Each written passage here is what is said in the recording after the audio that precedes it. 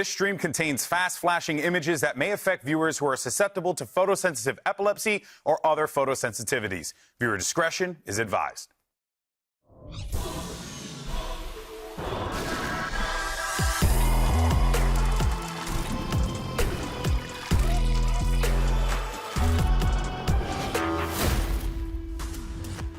It's put up or shut up. We got 4 teams that are going to be fighting for their lives and a shot at Masters Madrid. We're starting the day off with the Battle of Brazil, and then only one team will survive. It's going to be awesome, and we are excited. Hello, everyone, and welcome to VCT Americas Kickoff as we embark on yet another awesome day of Valorant. I'm Golden Boy alongside Mimi. We got Athena back again, and what a fun day yesterday was. Am I right? That was one match, but it was worth it. Yeah, it was a really good one. We got to see the debut of G2 winning a very close opening match there, and I think a revitalization for Crew.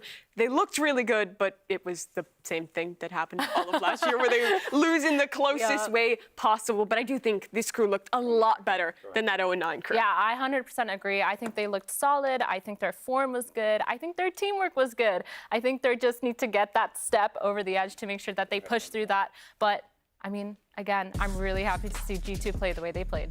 Yeah, I think the field looks pretty even. We've now seen all but one team debut here in Americas. That's Evil Geniuses, still waiting up against G2. But now we get to start with the elimination matches. Remember, this is a brutal tournament format. You lose 2 matches, you're out. You have no chance of going to Madrid. And it's do or die for these teams down below. Furia, MIBR, Sen, and 100 Thieves. Yep, and these matchups are going to be intense. We're very much looking forward to it, but you know, we've had 10 of our 11 teams play. We're still waiting for EG to take the stage, and I think we've seen quite a bit in this competition. We've seen everything, right? Would you agree? We've learned so much. I think we've learned everything we could learn about any team. I disagree. I've learned everything. That is the reason why we're going to do some hot takes. That's right. Whoa. We need hot takes in order to get the internet buzzing, because if there's one thing people like, it's clear, present, out there takes. So, Athena, you are first. Okay, so hear me out. All right. We saw Leviathan, right? I think that they're in their honeymoon period. I think this is going to be a first couple of good games, but after that, I think they're going to start dropping the ball. Ooh. Is that a hot take or is that a fact? Whoa. Wait, no. Okay, dropping the ball, like in what regard though? Like. I want an actual hot take. What's the win-loss of Leviathan at the end of the season? Oh my God, this is crazy. Do they make playoffs? That's a hot take, right? Give me that. What do you think? I don't think they make playoffs. That's okay, now that's... See, okay, that's saying heat. they're in a That's honeymoon heat. period, That's heat. not there. I think not making playoffs is crazy. I think Leviathan looked good in their debut. Yeah. I love how Calm was adding to this team. I think he's a great addition. And Ospas, if there's one player you kind of can't doubt to consistently perform at a top level, it's him. So that's very hot. I don't know. I just think they're going to have that little backlight. I think they're going to hit an obstacle and they're not going to be able to push past it as a team. But that's my own personal hot takes. It's called That's hot my takes. It's her hot take, so you own it, Mihal. Okay, so let's see the next one. Mimi, what do you got? My hot take is that in the playoffs of this tournament, there will be only one non-North American team. Loud's going to be the only one. Every other team from Latin and Brazil is getting grouped in this event. Oh, in this event. Okay. Yes. Wait a minute. Wait, but what are you counting Leviathan? You're counting Leviathan as like Latin American? Okay. Hey, you just They're in the middle. Wait a minute. This doesn't track. I just realized I forgot about Leviathan. But I have to stand by it now. No. I have to stand by it. Okay, you know what? I will give you. I mean, honestly, spicy. now I'll do pretty I think spicy. it's a pretty spicy. I'll do pretty spicy. But okay, so this was a terrible take because I only meant to say that MIBR and Furia and Crew weren't going to make, but I forgot about Leviathan. You forgot about Leviathan, the team that's actually pronounced with an accent. The team that you just countered my point with. You forgot about. So we actually didn't learn if my take was hot. We just learned I'm a fraud. Yeah, we don't have a fourth one that just says fraudulent take. Please say okay. My take is that today, 100 Thieves will 2-0 Sentinels. Is that hot? I feel like this match is boo. That's really? You don't think that's a hot take? Wait, so you think that? Okay, 2-0. I don't agree with it, but I think it's so early that we don't really know what these teams are going to do. Hot takes. It's mild. I mean, that's a hot. I mean, you did better than me. That at least you have a take you kind of believe. But listen, I went against Papa Com last time. I can't go against Mama Bucio. I feel like that's not a hot take. That's just like a fan take, you know? It's a fan take. Like you're a fanboy take. Wow. That's okay. 100 Thieves. That's mild. Your That hurts. That hurts. All right, guys. Well, let's go ahead and break down the matchups. Let us know what your takes as well. You guys actually gave us some pretty awesome takes on the internet, so hopefully we'll be diving into that throughout. Much better than ours, for sure. But all right, let's go ahead and break down this elimination match that we're going to see here today between Furia and MIBR, two fantastic teams that are trying to keep themselves in this competition here, both running into brick walls of respective North American teams that look really, really strong. But now, as they go off against each other, it's a familiar battle for these two because, well, I mean, they're two Brazilian teams that have encountered each other. These players know one another. Yeah, I mean, we have players that have been, on each other's teams. We've had players that are very familiar. They've been scrimming each other, and I feel like there's always that instance of, once you scrim a team that you've scrimmed before, especially one that's in your region, you kind of get used to their play style. And you get used to how they play. So I think innovation's going to be a really big thing coming into this because they have to start fresh. I think that these opening matches in Kickoff are especially important for our teams from Latin America and Brazil because you're coming halfway across the world, all the way up, moving to Los Angeles and making this big risk. If you come out and you disappoint right away, that's a lot of time sitting away from home, trying to get ready for that regular season. So I feel like there's actually extra pressure on these guys to make it through this round and get into playoffs. Yeah, for sure. They're not in their comfort zone at all. Like, they are here to play and prove themselves, and they are also like kind of supporting a whole region on their shoulders. But it's funny you say they're not in the comfort zone because in the games, they were pretty much in the comfort zone. They went with options and choices and compositions that felt familiar-ish to them. They were the ones when we were hyping up Gecko and Yoru and all these other things. They were like, Sky. And I respect that because they wanted to stick with what was comfortable for them. So I guess this team plays themselves some highly, competitive matches. I think Furia looked very good in their game. MIBR managed to take a map off of Cloud9 as well.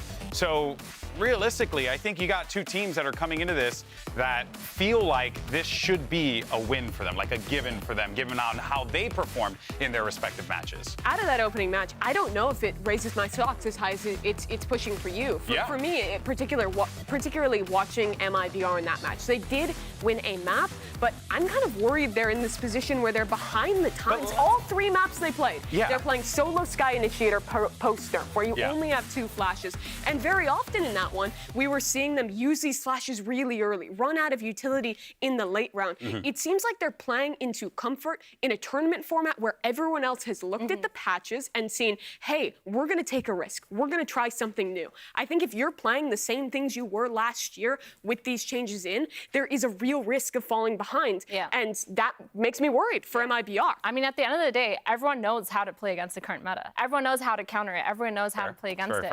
So with all these new changes, you expect some sort of new meta to be formed and some sort of creativity coming into it. And that's what I agree with you. Like, I worry a little bit because, they fundamentally are strong and they're comfortable, but to I what mean, they're point? not as strong as they used to be. Exactly. And I think that's the biggest point here. On the other side, though, Furia also ran old comps for the most part here. Familiarity. Right? But I'm not as worried about what we saw from them because, first of all, I think NRG was a much stronger opponent than what Cloud9 was. And secondly, I think these are maps where I'm not as disappointed in these comps. I think what they were running with was fine. I think your Bind, your Split, your Lotus, that's where we're expecting to see a lot more creativity versus Breeze and Ascent, where that meta hasn't needed to shift quite as much. So I don't have the same worry I have for MIBR for Furia. I just think it's interesting you guys aren't as big on MIBR, only because when you look back at that series, like, Oxy had like a highlight performance. I mean, he popped off, and that's very hard to stop a player who has that kind of impact potential. And I'm sure that they weren't factoring that in because you look at the score lines, right? I mean, we start off it's 13-10, 13-9 into an MIBR win, 13-10 for that MIBR loss. And Oxy popped off. So, I don't disagree, but I feel like MIBR stocks can be just a little bit higher than what they are right now, personally. Yeah, but I also feel like Furia was facing NRG. So, like, you're kind of forgetting that time. Like, for me, NRG is like one of the top 3 teams. You just mentioned that too. Like, I genuinely think NRG is like one of the teams to beat when you're coming to Americas like this. And so I think, they got a map off of C9. I feel like C9 definitely had some weaknesses as well of their own. I feel like from what I saw from MIBR, yes, they were solid on Split. I genuinely thought, like, okay, they're playing Split the way it's supposed to be played. They played it fundamentally correct. But at the same time, like, I still don't think the innovation needs to come out because you can just watch a VOD and then it's over. I agree. The reason it disappoints me too is because they have Bazooka and Fraud as the coaching staff, and with those guys' history, coaching Loud, the team that is always cutting ahead in the meta, coming up with new ideas ahead of the curve, as we saw from this new Loud even, I was expecting a little bit more. Instead, we saw them going back to comfort, to the same thing. And I think when everyone else is starting to innovate and take risks in this tournament, there is that risk of falling behind. I think MIBR was fine. I don't think they played poorly, but I don't think they impressed me anywhere near as much as Furia did in that close match against NRG. Yeah, and I think, you know, that is a completely valid perspective, especially considering, like, NRG's caliber of skill, right? But let's actually move over, though, to some of the more individual players who pop off. And I think when you talk about individuals in these two teams, one name that immediately, you know, comes to mind is going to be players like MW Zera, for example, who need to be impactful at all times. And look at the numbers that he is putting up. He's always been that guy, but the problem is he's always been that guy. And your boy needs some help out there. Yeah, I feel like for Furia, like they looked okay. Like, I think the MW Zera always putting up numbers is really good. But at the same time, you need a team that can go around that and have more firepower surrounding that. Like, you can be a star player, but if you don't have anyone else on you, you can't 1v5. Yeah. I mean, unless you're D1. But, like, that's different. That's a different situation altogether. Even he can sometimes. True. We saw that in matches because the rest of EG was strong around him. This guy is great. Don't get me wrong. He impressed me as he always does watching this stage. We always talk about him. But all I was really thinking watching this match, especially with them being reasonably close against NRG, was how I just wanted to see more from the rest of these players, especially Havoc, a guy that was so good in Tier 2 when I was watching him, not really showing up in his debut. It was the same place for Khalil.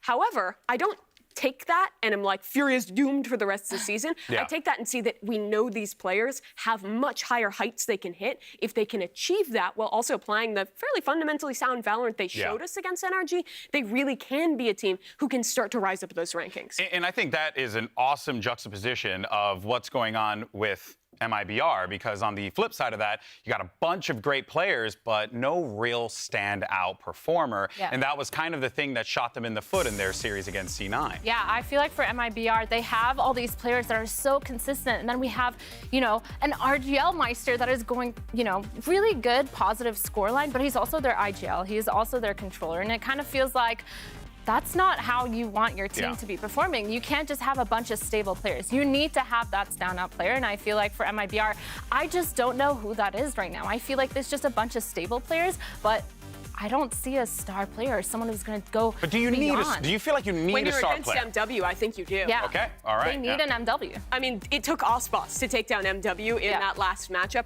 I think if they don't have a standout who can go out there, be getting them these opening picks, perform to the level of the individuals we know from Furia, it's going to be a very tough matchup for them today.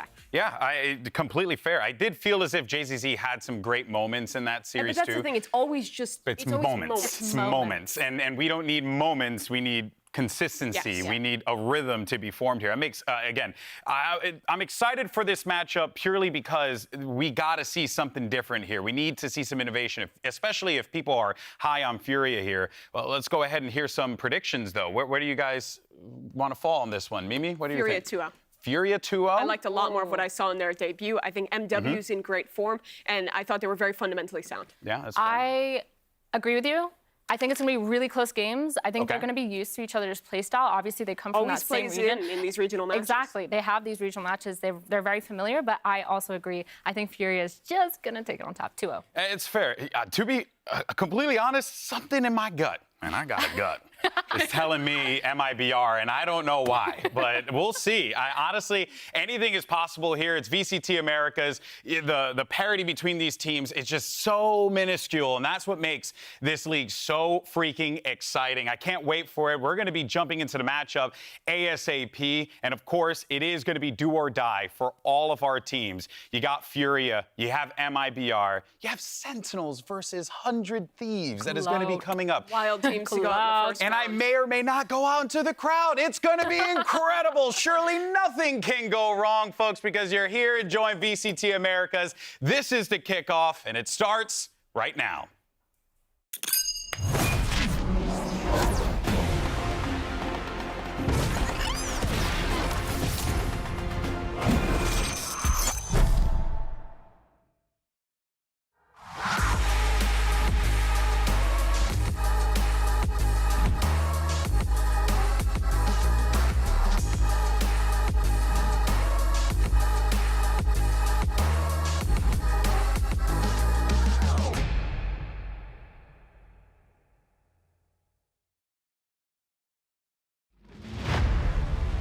Acho que a Fúria conseguiu mandar muito bem contra a NRG e eles vêm muito forte também para jogar contra nós o jogo. Acho que vai ser um jogão.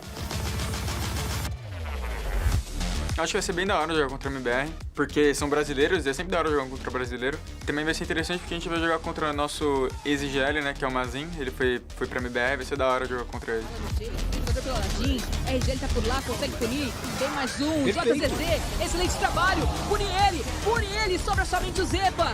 Somente ele eliminado pelo RGL. Mais um ponto brasileiro na nossa mesa, Niang.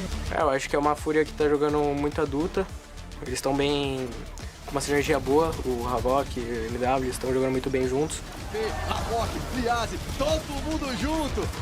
Foi no meio das pernas do parceiro e olha aí! Nossa Senhora!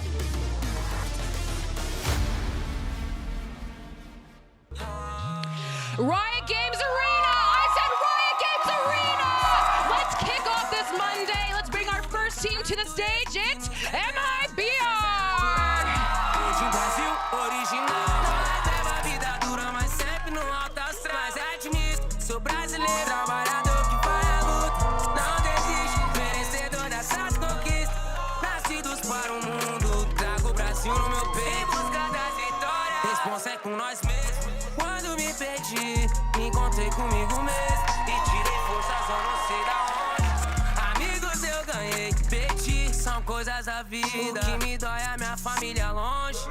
Torcedores vaiam, outros me motivam. Vou persistir nessa longa estrada da vida. Vencer é obrigação, derrota é uma lição.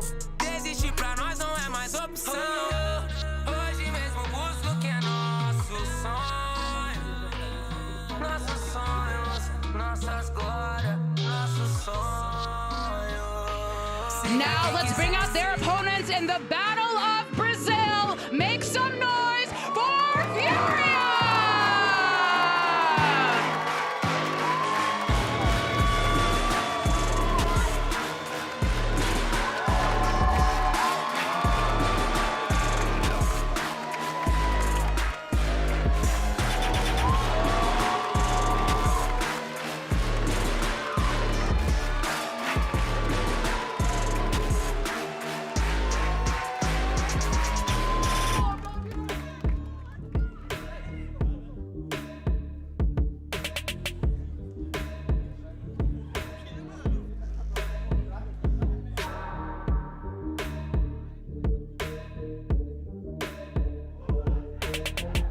It's the Battle of Brazil, and the question on our minds is who wants it more? MIBR and Furia ran into some brick walls in their opening bouts, but now they're here fighting a familiar opponent, and they have to end the run for their fellow countrymen here today. This is going to be a great battle between two teams who are hungry, and we just have to figure out who wants that more.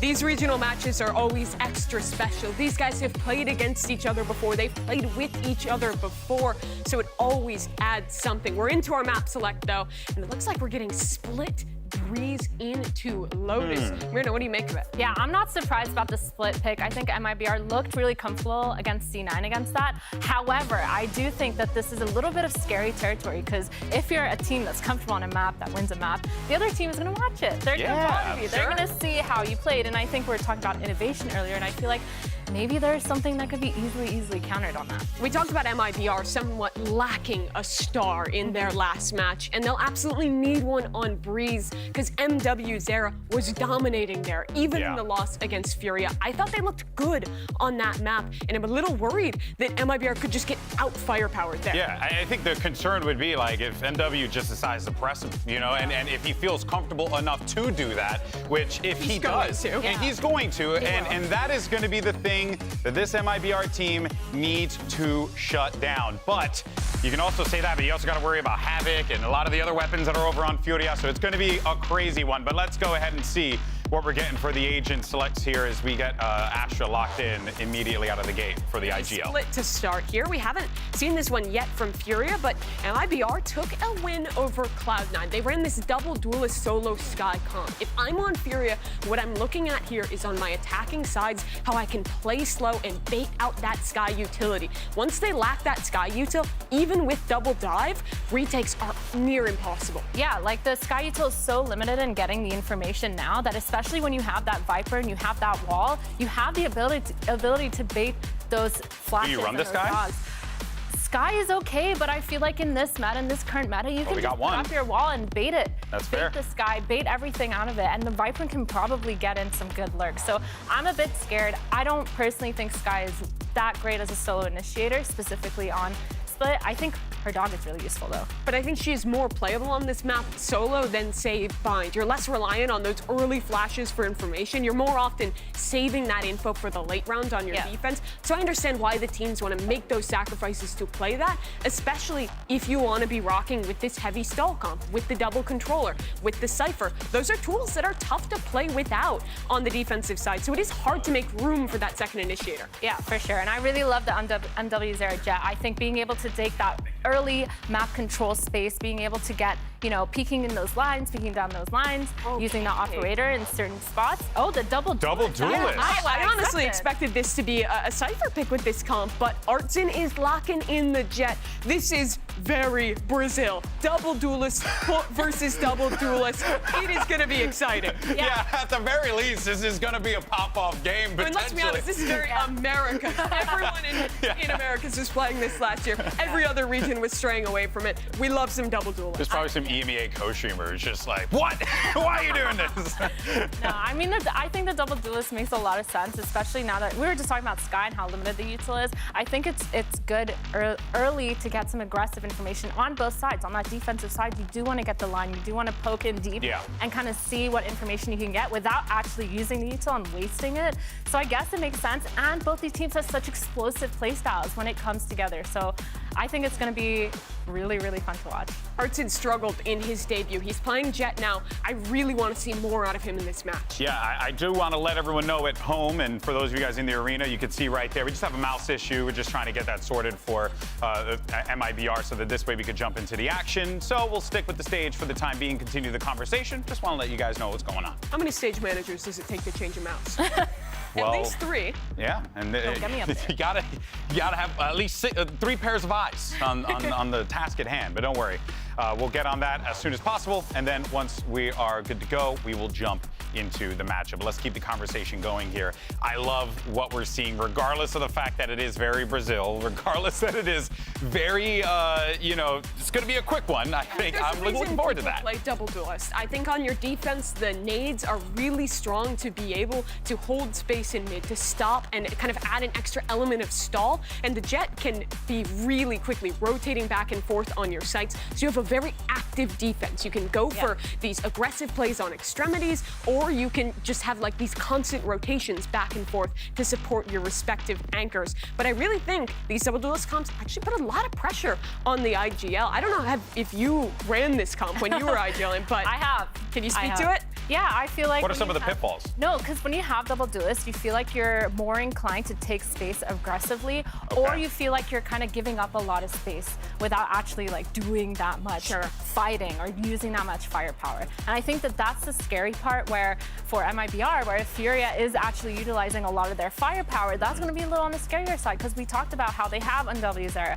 They have performers that are constantly taking those first picks. And I feel like on both sides, you need to have that ability to be able to go for it.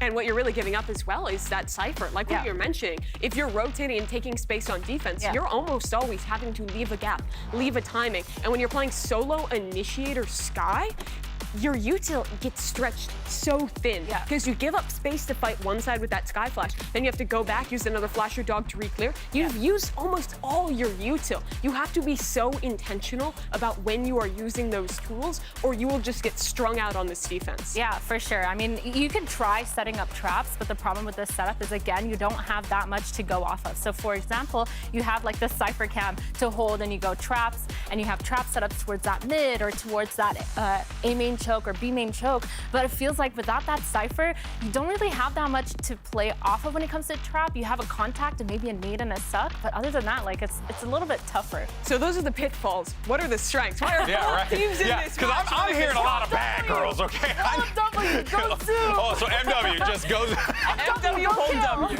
Okay, MW hold W, go play. Okay, I totally vibe with that. Hey, you know, that could very well be the difference maker here, as we have noted out time and time again, and we gotta stress that. They need to shut him down if MIBR want a chance. Another big strength of this comp is it can be hard to go for hard hits when you're playing on split without this kind of composition. When you have double dive, though, you can split up how your two dive agents are entering, be able to break crosshair placement, and kind of just send those two alone into the site while everyone else is stalled by util. Yeah. If you have players who are talented individually and can win those fights on the dive, then you can just take over games. Yeah. It's high risk, but it is very high reward. 100%. Like when you stop that second wave of util coming at you and you have two players already entering into that site, grabbing crosshairs, that is amazing. Those two movement agents being able to brute force their way into any situation can be a really, really good thing. And I think that it's something that both the teams kind of have the ability to do. And I think that that's the reason why I think this game is going to be so explosive going Yeah, into it. oh, for sure, for sure. Make sure if you guys are watching at home, let us know who you think's going to pick up the dub.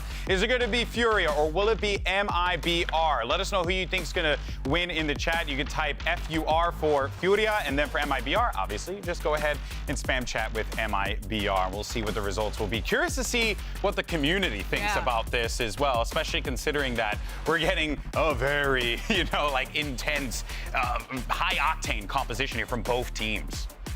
It's going to be interesting to see. In my mind, I feel like that Furia is a clear favorite here, but I think arguments can be made for MIBR. There were some good moments in their match versus Cloud9. Playing to this style with the double duelist is good for them. I think they played the comp quite well when they were rocking on split against Cloud9. Yeah, I think they understand the fundamentals of the comp. I think their rotations and the way that they play together makes sense. They understand the philosophy of like filling in the gaps and filling and rotating and all that. However, again, like we said, for me, when you have that double duelist comp, you need to be looking for that firepower, and I'm just so unsure. But, you know, consistency is key.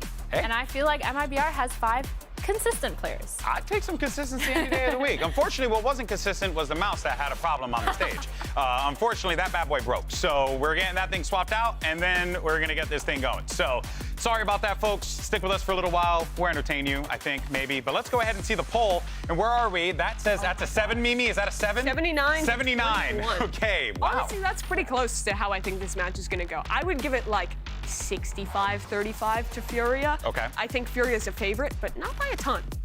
Yeah, because it's a hard one to predict for this. That's why I said before, like, I don't know, like my gut's just saying MIBR only because I liked to be an analyst Alex for a second. I liked what I saw from MIBR because of that consistency. I competed back in the Stone Age. And for me, that was always the most important thing was I don't care if you're a star player, I just need you to be consistent. That's paramount above everything else. But what if I were to tell you Furia has a star player who's consistently a star? And then in that instance, I would say, well, guys, it was a good run.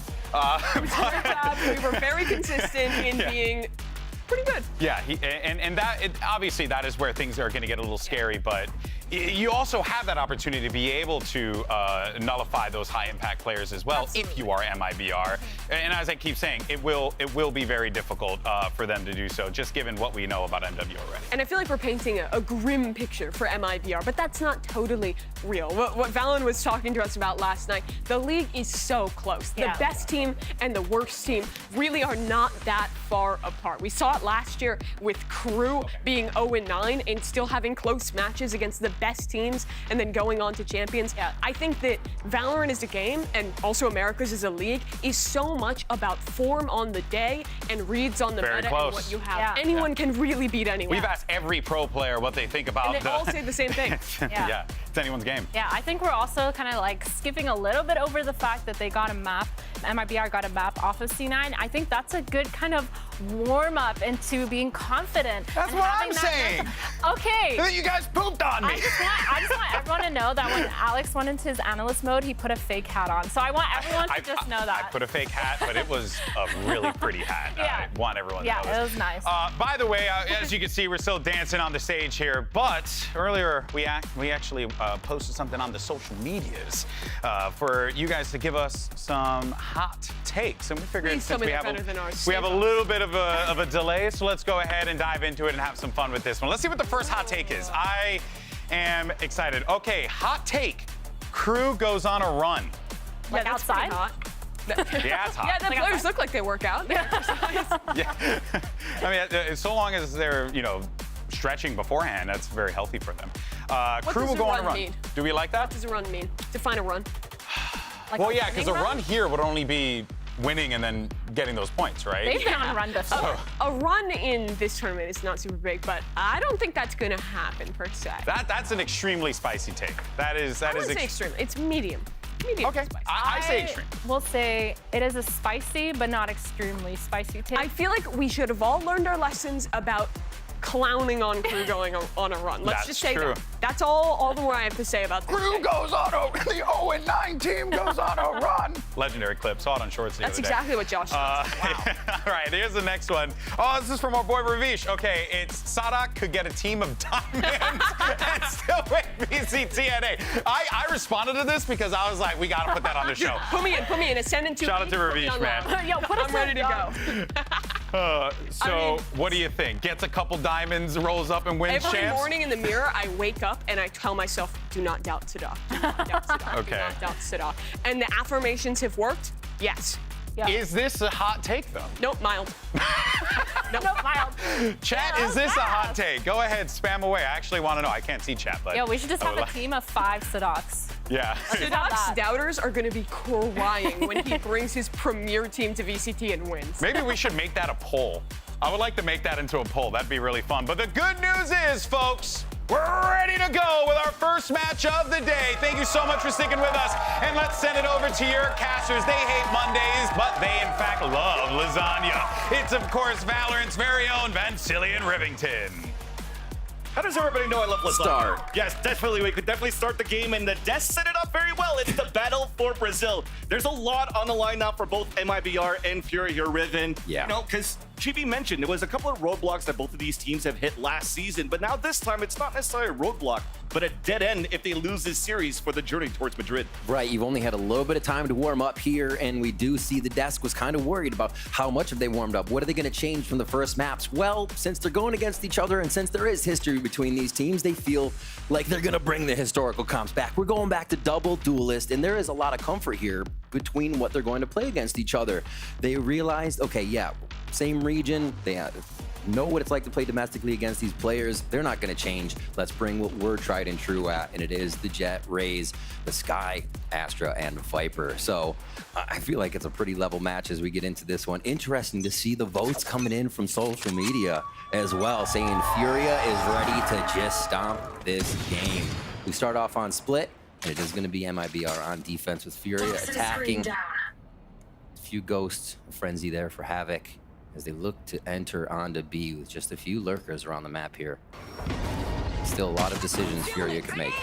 There's that first pressure. Double duelist coming in. First contact for JZZ with the second one into MW0. Pain Shells to push some players back. A great hold to start things off. And that's the beauty of it, of playing against familiar territory, familiar players. You know where you can pressure. You know who you can focus on. Yet this time they wanted to focus on JZZ, but he was ready for that.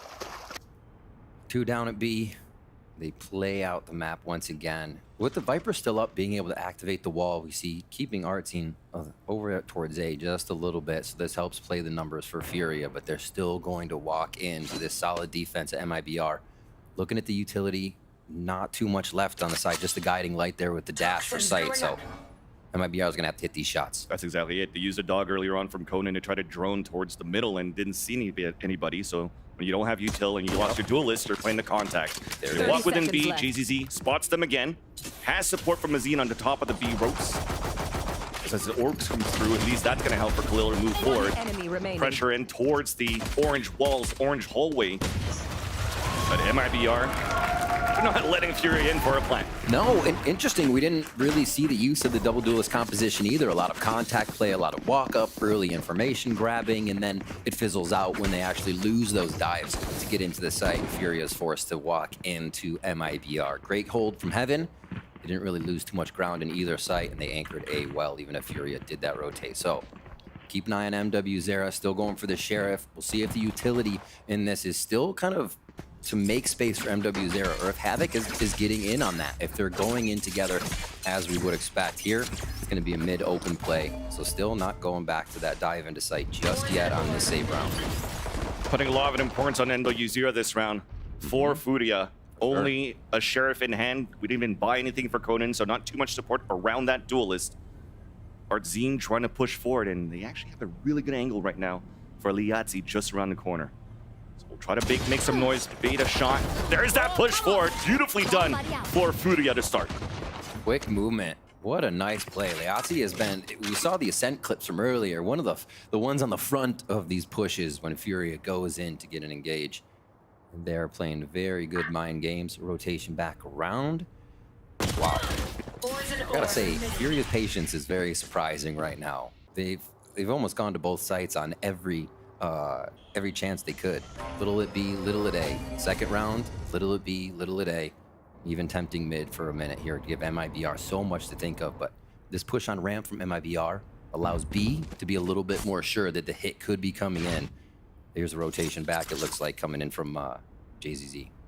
30 seconds left. Fuzzy's falling back there, thinking it's going to be a very big hit towards this B main, but Furia are playing contact. There you go, FRZ just around the corner, but the guns are too good. Already the flank came from behind from JZZ. One enemy remaining. It was an opportunity for timing there, but that window shut down right away. A lot of holding shift right now for Furia, seeing if they can fake out MIBR by cutting all noise, not giving any kind of intention to what they're going to do, or indication rather. And this little play, super cheeky, making sure to drop one. And finally, they find MIBR. Because of that push onto ramp, knowing that the rotation had to go to B, MIBR backs up to receive the rest of Furia. But now we're on to the guns round. The gun round here for Furia. Artzine has grabbed the operator. Recovering it. Yeah, so he might find that quick as they dismiss a star, and this will be one of the first times we see Furia kind of pressuring with that Viper wall towards A, truly. Dodge out pretty nicely on the guiding, or on the Trailblazer. But from that balcony, JZZ is just ready to rain down with the FAMAS and probably a nade if they do come in. Really good positioning by MIBR. Furia's left to find nothing on these peaks and on the utility. And that's the thing for MIBR. After using that dog, the one that's trying to find the most information, look at on that radar. Everybody's jiggle peeking, trying to jump spot, trying to find information as Furia, again, the beauty of that double duelist, are looking for a perfect timing to explode. Now all grouping up towards this A site, and with the orb coming up, there is that execution, and it's open on the A site. MIBR is ready to play the retake. They're in. Both duels, 3 in. Spawn nobody towards the hell, but Mazin does see MW Zera towards the back of the site. Gets the first blood, not given a chance for Furia to go for a plant. Couple players fall again, but the advantage is for MIBR. Spikes down out in the open, and the last 2 players of Furia are just stuck at the ramp behind the smoke. MIBR just taking each situation as it comes. Doesn't seem like they're flustered here. They have util every time to push back Furia. And now towards Heaven, Liazzi. Havoc will try to do what they can. Havoc's a few away from. A few kills here would be really nice to get the showstopper in to make one of these hits kind of push MIBR back. It does not seem like they're moving. Cemented in place on this defense. Gotta save. Oh my gosh. Not even having to play retake on these rounds. They're meeting Furia right on the hits to the site, and MIBR is coming out on top. It's actually quite nice because that's also something that MIBR has done quite well on Split yesterday against Cloud9, where when we first looked at the game, yes, double duelists, very good on the dives, and they were getting a couple of openings, but C9 was starting to read that. The strength that they had for MIBR was the actual positioning that they had on the defensive side to prevent C9 from really coming in and getting plants. And I thought MIBR on that last round was going to play that retake, but they flashed out of that smoke and really fought well against Furia to deny that type of position that Furia is trying to get. Furia's by here. They're pushing themselves through into this round. right down into the pockets. Getting a little bit of lint for this purchase as well, I think. Already a rotation. FRZ coming through. Might get caught on vents here. A big push up by Furia, and this time they're going to hold the space and see what information they can gain from behind enemy lines now. Thought could give a lot, denied right away by Snakebite on the ground, but FRZ decides to push forward. And that classic flash and dash that we had earlier allows MW0 to move forward. Only 8 HP though. The pinch comes in towards the A main. Works out as JCZ falls, and an opportunity for Furia to go for a plant up for A heaven as well. What a buy, and they're upgrading weapons as they come into MW again. Looks the wrong corner though. RGL with the backstab on the rotate from the spawn. Player disadvantage for MIBR as 2 players remain. Has a little bit of money to work with. They could do some damage. If they catch Furia off position, this might be an opportunity for a retake. But a nice smoke comes out, a flash to peek out. RGL's clearing the corners. But after seeing nobody, the discipline coming out from Furia at the pulse plant, you can definitely see the Siege coming out for MIBR, and Furia's going to be able to score first with a much lower buy in round number 4. What a hell of a buy, too. A few Vandals to still come out in the situation. They find the Stinger from MW0 to help pick up another one, and no, MIBR was not expecting that kind of arsenal as they re-cleared corners and they turned. They expected to, again, maybe be finding a slow-moving Furia with a lower buy than what they had. Really cool to buck the trend there. Furia pushes through on the buy, and they get the round of themselves. Can't even hide in the little spot. Yeah, MW0 finally going down here, but it was too little too late. What a great call to continue taking control of A and really putting this double duelist composition to a variety of ways, because we've really only seen the dive into sight once so far from Furia. All right, still guns around. MIBR has the money they need to buy again, but this is going to give us dueling operators from our jets. One shot from MW0 activates Blade Storm too. Glass cannon as well for him. Yeah. Now they know he's got it. That's even worse. So MIBR is going to hold on to those corners without peeking. Artzine's trying to do the same thing as MW0. Of course. That's what Furia likes to do. Just have MW0 try to walk out and get a pick. Now he doesn't get one. The rotate's perfect. And then there's that nice little bait jump from Khalil. Now as you see Furia, okay, the off is there towards the A site. Showstoppers to come out towards B main. Connects onto the Yahtzee. That smokes down. Great call. It's going to make it so much harder to get in. MW0 too, with the operator is shooting from afar, right? To dive in is going to be tough. Maybe switch up the gun. Teamwork here. Freeze the crowd as they start to make their way into sight. MW0, however, stays on ramp. I don't think they know it just yet. I mean, they're waiting the wall to come out so he can position themselves. The wall comes down but gets hit by a flash, so he can't get the angle. Arzine just saw one crossover for a plant. There's that peek, and he was ready for it. The 6th sense out of Arzine. As MW0 has to try to get something done with this op. The top of the dome of one crossing over, that was the cap of JZZ, and then wins that mirror matchup against Arzine. Also with that, becomes the last player standing as his teammate falls. Looking back up towards the window, misses that shot as well. Senses the push out from main, but it's the wall bang instead from MIBR as they have a clean retake. Yeah, they do. Nearly a flawless until those last few kills came in. So we see MIBR not being tricked the 2nd time in a row here as Furia comes in towards the A site with a purchase. A few good kills made it very tough for Furia to finalize the strat getting in. Blade Storm's ready. One of the rounds, though, Furia is able to plant. And we do have to have MIBR getting a retake. It wasn't just on the frags. So Furia making a little bit more ground. So it was the shots that baited out the showstopper too. So that default that they're trying to play here with for Furia was very well read by MIBR. It's a great call on smokes too, because in the way MIBR is playing, I mean, for the Yahtzee going down, because the way MIBR is playing, they're taking shots, they're not backing off, already getting Furia up the ramp here. Heaven's still held pretty strong. FRZ is slowly rotating across too to get to vents, and Furia are back to A. So while trying this, they're still setting a precedent. Trying to double push down at the middle. Havoc does get the contact onto FRZ, an early advantage. That could have been an early 4-on-4 as MW0 almost got picked off there as he got leg shotted by Arzine. Up dropping towards the A-side control. Nice flash, allowing MW0 to get the pick onto Mazine. Adding value to the Blade Storm, the lower buy that you have for the attack inside of Furia.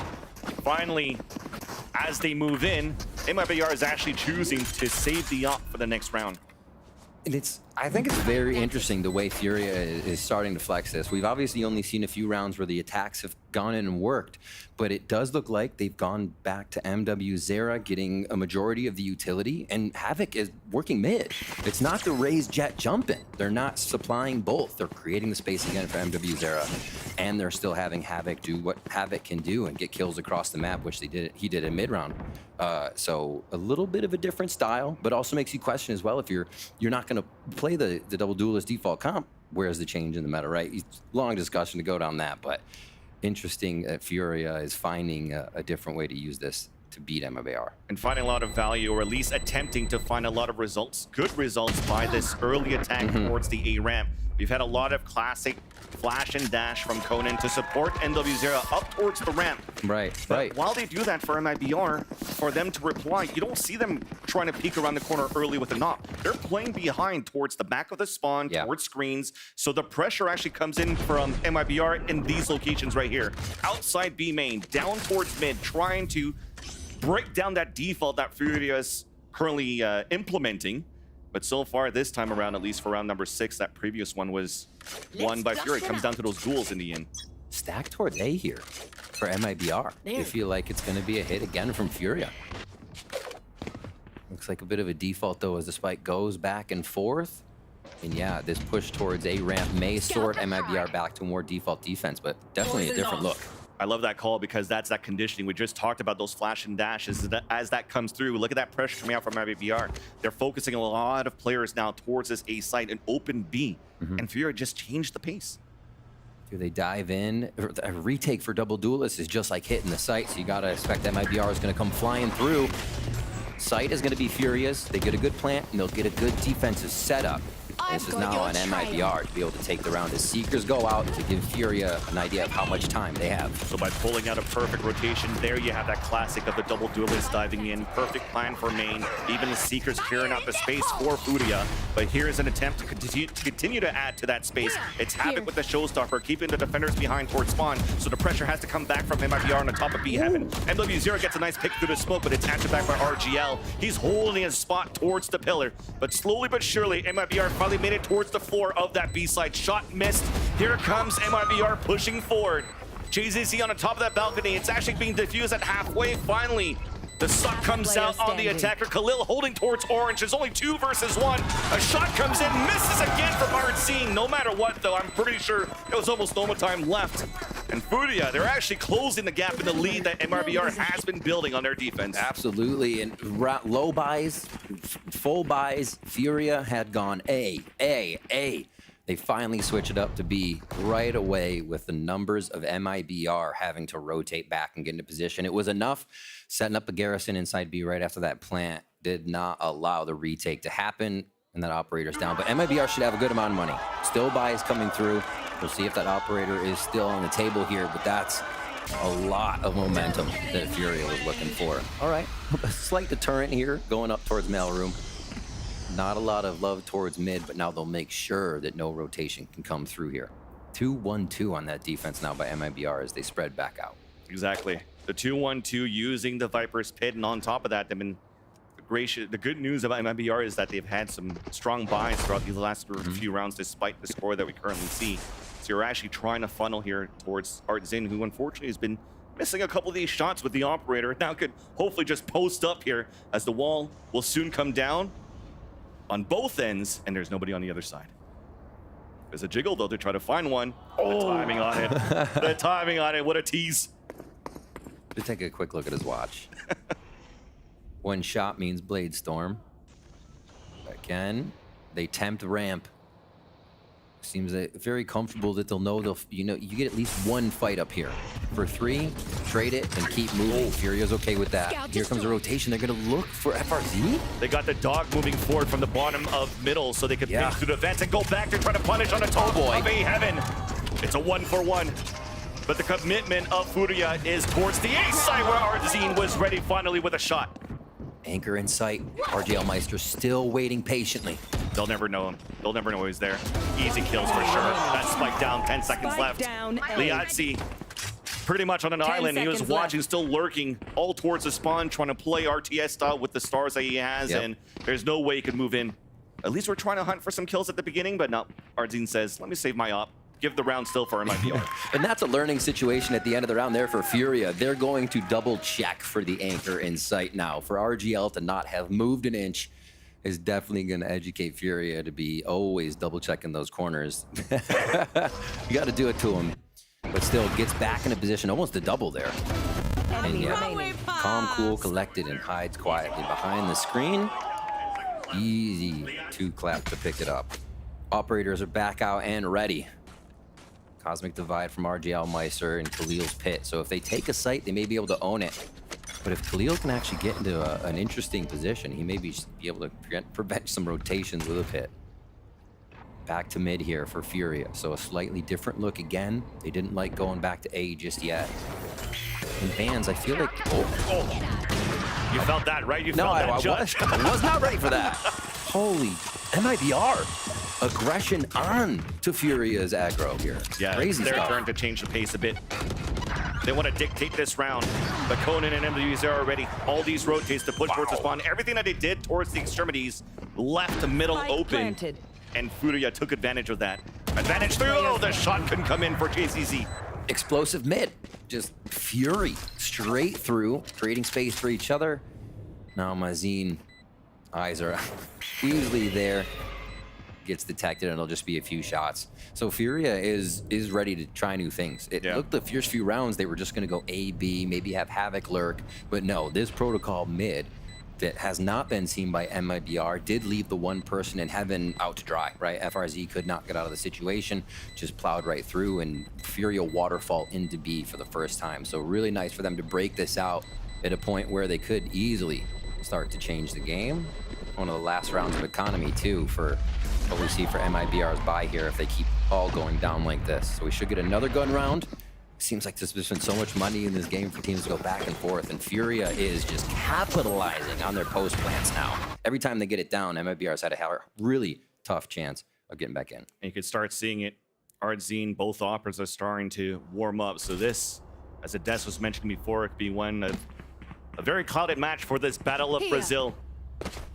For these two teams where, again, the comfort comes in for knowing how to play against each other. And sometimes you'll probably see like maybe the Paper X style of just hold W and fight. We love it. We'll take that all day. We'll take a few rounds still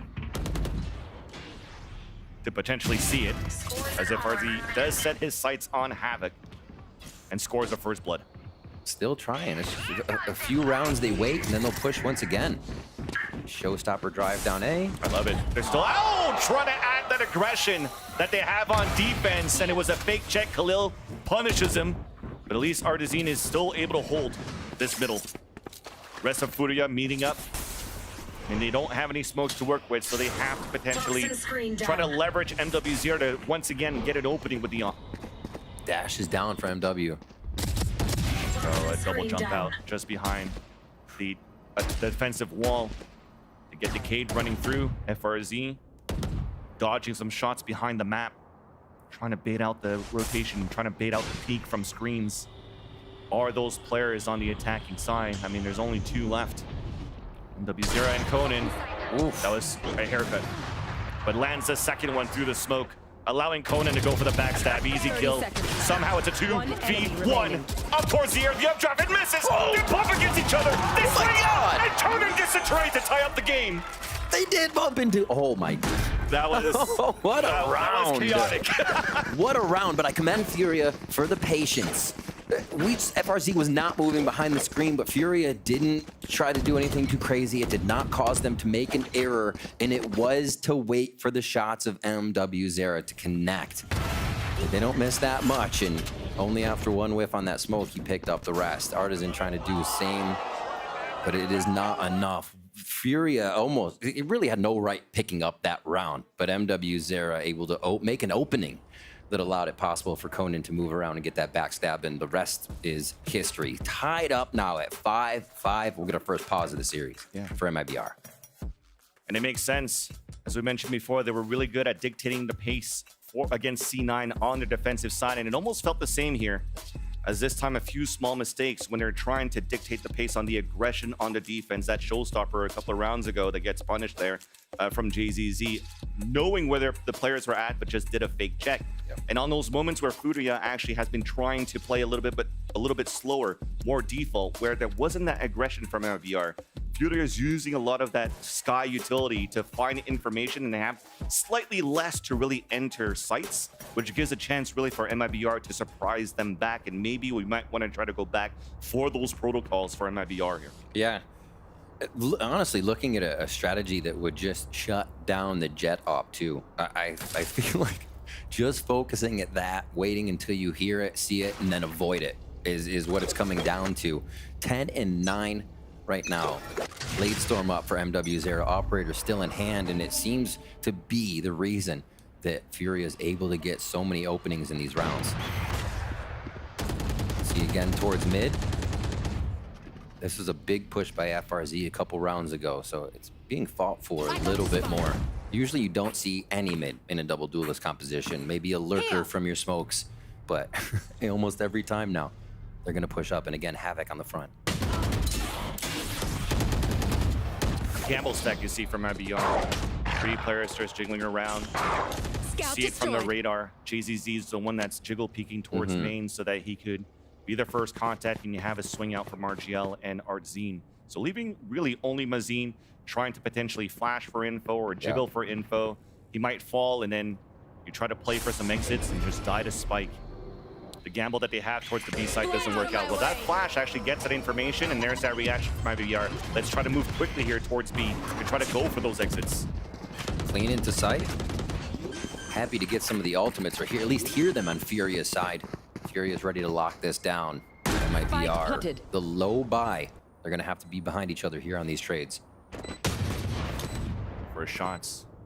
So Furia knows that MIBR is trying to close the gap, focusing on pressure at the 8 ramp. But that gets denied by a couple of utility on the attack. The pivot back towards A Heaven to try to drop down. RGL gets a nice shot onto Havoc. MW0 getting shot through the wall. Forced to reposition, and actually that's quite nice for MIBR. You're forcing out. Nice shot. Seekers, at least from Furia, as you have a lower buy. Wow. That is a great, I take that win actually for MIBR as I have that lower buy, because Seekers on the last round where they don't have it anymore for Furia, but we have money on the defense, and we have a op back out. That might be an opportunity to tie it up. Made Furia work for it, for sure. A lot of those ultimates were coming out. A few frags to go down, but we should have the buys we need for both teams here coming into this. Yeah, that came out so quick. It's just felt like a yeah, right? The headhunter pop. Exactly. Oh my. All right, see where this goes. Looks like, okay, so they were nading up on that balcony. Now we're gonna put a Viper fight up on the balcony when they hit the site so nobody can peek out. A lot of times, even if the smoke goes up there, you can still get retaliation. Here as the Trailblazer goes through. Again, the wall blocks vision. Double Duelist wants to fight though. Artzine activates the dash, but they both miss. Both Duelists do not get any value on that push. Both denied. Big flash. Mazine just trying to stay alive for a bit. Showstopper misses, but MW0 is on the other side. So the Double Duelist, at least on the attacking side of Furia, opens up the A site.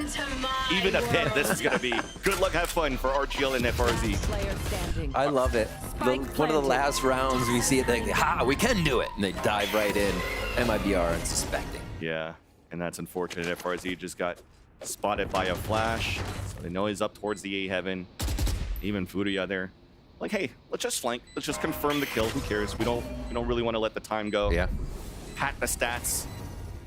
But definitely you've seen a nice little read and adaptation from Furia by playing a little bit more passively against MIBR's rounds, and they're just punishing MIBR.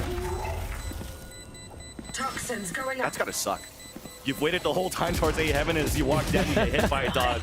That's the way, or you miss the trip and you just walk right into it. Yep. It caused so much time. 7-5. Wow. This round summed up for me, this half is the off talks, man.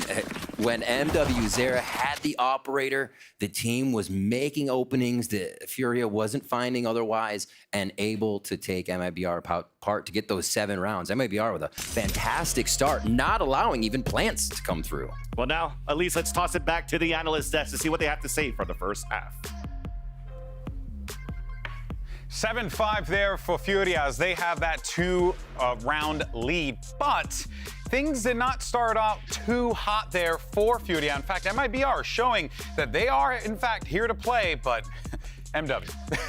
Yeah, they were showing some good stuff, but for me, what really stuck out about this half is the limitations of this solo Sky comp. Super agree. So many rounds. Mazin is dogging out into main towards B, trying to get information there, flashing out. And when they're playing these retakes, which you often have to give when you're playing against a double duelist, double dive comp, they had such limited utility and just could not get back in on these retakes. Yeah, it looked like they didn't even have a solid plan going into these retakes. I mean, this right here, solo flashing for yourself when your team isn't there yet. Like, you know, this is such a questionable play because you have a Jet right behind you. Yes, they're holding an operator, but you also could wait for the rest of your team. And then again, these dogs getting baited so early. I mean, 1:30 in the round, this dog is already broken. That's already such a limit on information. It felt like for a little bit, MIBR had a solid understanding of their early round protocols, but then the mid to late round, the retakes were just not there. And honestly, Furia, once they figured it out, they were just doing the same thing every round. Apply a little pressure on one side, you're gonna bait out those flashes. Late round, you hit a site with double dive, which especially when your opponent is opping and flashed off the line, it's really hard to hold on to and win out these post plants. The thing is though, this goes both ways. We also have a solo Sky. Well, I was going to ask because, you know, the tables turn, right? Because now it's going to be Furia's problem to solve here. And how do they do that? How do they figure it out? Conan has to be so careful about when he's using his utility and communicating with his team when he's flashing, what space they can take off of that, and needs to make sure he is being conservative in his use so they don't get ran over in these retakes as well. For viewers at home, pay attention to how that Sky can impact this one, especially in the retakes. We'll see how it pans out and send it back over to Vansili and Rivington. Thank you, GB, Mimi, and Athena. Yeah, indeed. I mean, that's a terrible stat for MIBR. 1 of 8 out of retakes, and I think they bring up a great point. The Sky. But maybe that's why you see that pressure out for MIBR on the defense. And we'll see if Fury is going to try to do the same thing because they know how little utility they would have on these retakes. Quick peek. Liazzi back with the stars down. The rotations are already coming over. Different, definitely for MIBR. Death ball out towards the B side, but all the util comes out. I mean, you haven't baited it out at the beginning, and then you're just meaning it all as you try to funnel through. I think one of those satchels missed, so we had a great suck coming out from Liazzi, but everybody just instantly got dropped by MIBR. FRZ's like, no, I'm coming, guys. Don't worry. I'm almost there. Oh, my. They went down quick. But, yeah, you're right. The instant hit, but prepared. Furia was prepared for the instant hit from MIBR there. Expecting this double duelist to explode immediately, and Furia now take a pistol round of their own. So we've traded 1-to-1 now on those. Furia was able to come up with the rounds last half. So, I mean, look at this positioning as well, right? Even if MW0 got picked off there by Artzine, the idea was there. We saw those double dive style of MIBR going towards this orange area. You had players being placed behind where that distance would be if you actually double dash through towards the pillar. So they were able to minimize the space here that MIBR could take. Oh. Quick peeks. Wonder if they got a question mark on the mini map. Stars are heavily going down. There's a good lean towards B here for the side of Furia to defend. Keep a track of what FRZ does on this right side of the map, though. Yeah. He starts lurking up. He's just lurking while we're trying to get some pot shots from MW0, who did get a bit of contact. Havoc, the one trying to find information. Got him. As that single initiator's posted at the A site for the defensive side, and does get the contact, as you mentioned, onto FRZ on that lurk. Giving it up. You see how safely Conan is playing. You say, fine, we'll let him take heaven. We'll play the retake here. Don't want to catch a shorty or something crazy in the face on the low buy of MIBR. Yeah. Oh! There you go. Delivered, crowd. And now, with 40 seconds left, I mean, the call is, do we want to go through vents or not? But everybody's really focused on taking the A-rank classic kills from FRZ. That's absurd. How does this happen? That's absurd. 30 seconds left. And now within the ropes, the Marshall drops a right-click classics again. FRZ, 3 in the round, single-handedly opens the A site. And yeah, I think we're seeing a lot of errors here and there throughout this matchup. It gets chaotic.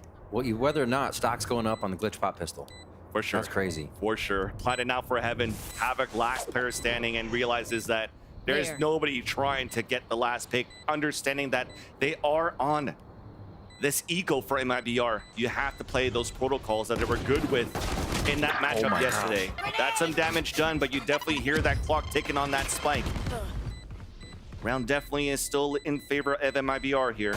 Havoc just trying to potentially even build up to a showstopper sooner than later, but gets denied there by RGL. What a classic round for FRZ. Wild that they're able to take that back. 3 on it, and then a headshot as well to take the armor off of Havoc, and an absurd amount of damage being done with a classic in 1 round. Yeah. The pistols are on fire today for both sides, it seems. And yeah, that's one of those I wish I didn't situations. As RGL comes up with the last one. Nicely done. They flipped the script on how the economy's working here. A Marshall there still for Liazzi on defense, though, so they may be able to get a little bit of armor chip. Furia feels good about this round. Looks like it might be a B hit on the end with just that lurk from FRZ still. He avoids this one. You got Marshall for pop shots, 101 damage. You have 3 players with shares, which would then mean 1 shots. But MW0 is trying to play the off angle out inside the garage. It's 9 right away. And sometimes you don't need a Marshall to help. You get a headshot from Havoc on FRZ. Conan running outside the smoke with another one. Marshall trying to do some damage. Liazzi trying to dance around. Support from hell. Denied both of them by MIBR. Does Havoc upgraded a rifle and has a showstopper? Does he want to do this? They call potentially the HP remaining on the rest. They're definitely on an eco. Try to do some damage, a little bit more damage if you can. And Havoc definitely seeming more comfortable in his play and his positioning. See if he can get this last one. As he just trolls back and forth to see how many angles he has to check. The game sense. He knows where all 3 players are at pretty much, but Mazin goes for the drive-by. There was an opportunity there. If he actually got that pick up to Mazin, he knows that the showstopper is going to get RGL towards that back, and you're left with the 1v1. The potential of that round was huge. As soon as Havoc got that frag, you wonder, now they know the lurk is gone. The whole team can just focus in onto what's happening at B. However, Furia realized they needed to act fast as well with Havoc coming around. Or, I'm sorry, not Havoc, JZZ coming around, so. Very interesting stuff. Both teams reacting well and adapting to the speed they're putting up for each other. Maybe towards A. Double duelist hit first time for MIBR here. But it's just going to be towards ramp. Gaining control. Satchels instead of a dash, so the Rays taking control up towards A Heaven. Meanwhile, the rest of MIBR dashing in somehow a shot from Havoc outside the window. There wasn't a smoke for the Heaven side. MIBR wanted to challenge this. As they do so, 3 players up the top. Plan is forced to be safe. A push towards the spawn decides otherwise. Zardazine is just trying to reposition. They're waiting. It's like, can MW get one more peek? That might be the activation. Otherwise, it's as soon as they get down ramp. Just heard a snake bite come out. I'm pretty sure that was one being thrown towards the main, slowing the pace as if they heard a flash. There's that peek towards the spawn, a double peek to see the Opper. Mazin getting to 2 shots with the wall bang out towards screens. Now they have a perfect position for MIBR on the pulse plan. MW0 cannot move in with his teammates, forced to fall back, and save is up. MIBR, after winning that Thrifty on that eco, ties up the game. Wow. One of their main goals, I think, of win conditions is to figure out how to shut down MW0, right? You have a guy who's basically glass cannoning whenever they can and is a reason that these rounds get completely shut down. So the faster they get into sight, the faster they set up, the less work MW0 can actually do. Because that's exactly what an op wants to be able to hold the forward angles. It shuts down fast pressure play. Somebody comes flying around the corner, 1 shot. That's not what MIBR is allowing on their hits, though. Good smokes, good control, and Fury is going to be calling a timeout here to see how they can right this, get it back in their favor. Yeah, I mean, they have that showstopper just before we saw this screen here available for Havoc. Do they want to try to do some sort of trap play here? If you could funnel, if you could put MW0 in a good spot, and actually he lands some shots and adds that pressure, onto MIBR, there's an opportunity to actually have them funnel within an ultimate that could become a huge swing round here for Fury on a defense.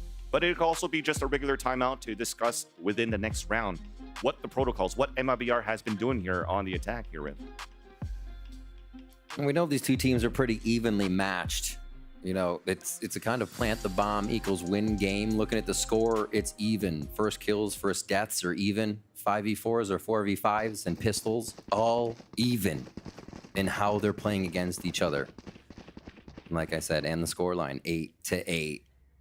The only thing that's different here basically is the buys. The economy is switching up a little bit. Let's see what they can do as we now get into round 17. This is just the first of this series. Neither team wants to go home on this one. And look at this. So they have NW0 playing solo with that off, so they do want to try to go for this funnel potential. Absolutely. Look at that stack you have. A safe spot from Havoc out towards the elbow where he could be the final call with the showstopper. So this is an important shot to land right here. Gets blinded by a flash. All that plan's gone. Scrambling just to get some positioning. Look how fast the rotations come over. There's going to be a lurk for FRZ. Could be a nail in the coffin if he can get behind enemy lines. Dog is going to see one side though, but this off to go from GZZ on the other end. Shot by NW0, an opportunity to come through. There's the showstopper coming out, but it gets denied right away. Oh, flash out huge here from Azine to try to get a spot, but cannot get the shots. Stars coming down, a flank from the back. FRZ does connect onto Liazzi as the players are slowly falling down from Furia. They realize this, potentially just try to save and protect NW0, have the other two do some damage. It works out at least onto FRZ. Hope is back down for Furia to attempt to go for a retake if they want to, and it starts off with a jump spot on the attack, spotting one, the double drop, the wall banger to Mazine. RGL at least is able to save that. Up versus up, RGL from the pillar. You're going to take that for Fury on that buy. That came down to the 1v1 at the end. Honestly, the MW was trying to get out of there, but when I saw 4 players of Furia huddling in towards Sands, ready to pile through there, and they caught Mazine's guiding light in the face, that is one of the oh no moments. They finally spread out and get into a situation, but MIBR acted so incredibly fast on this round.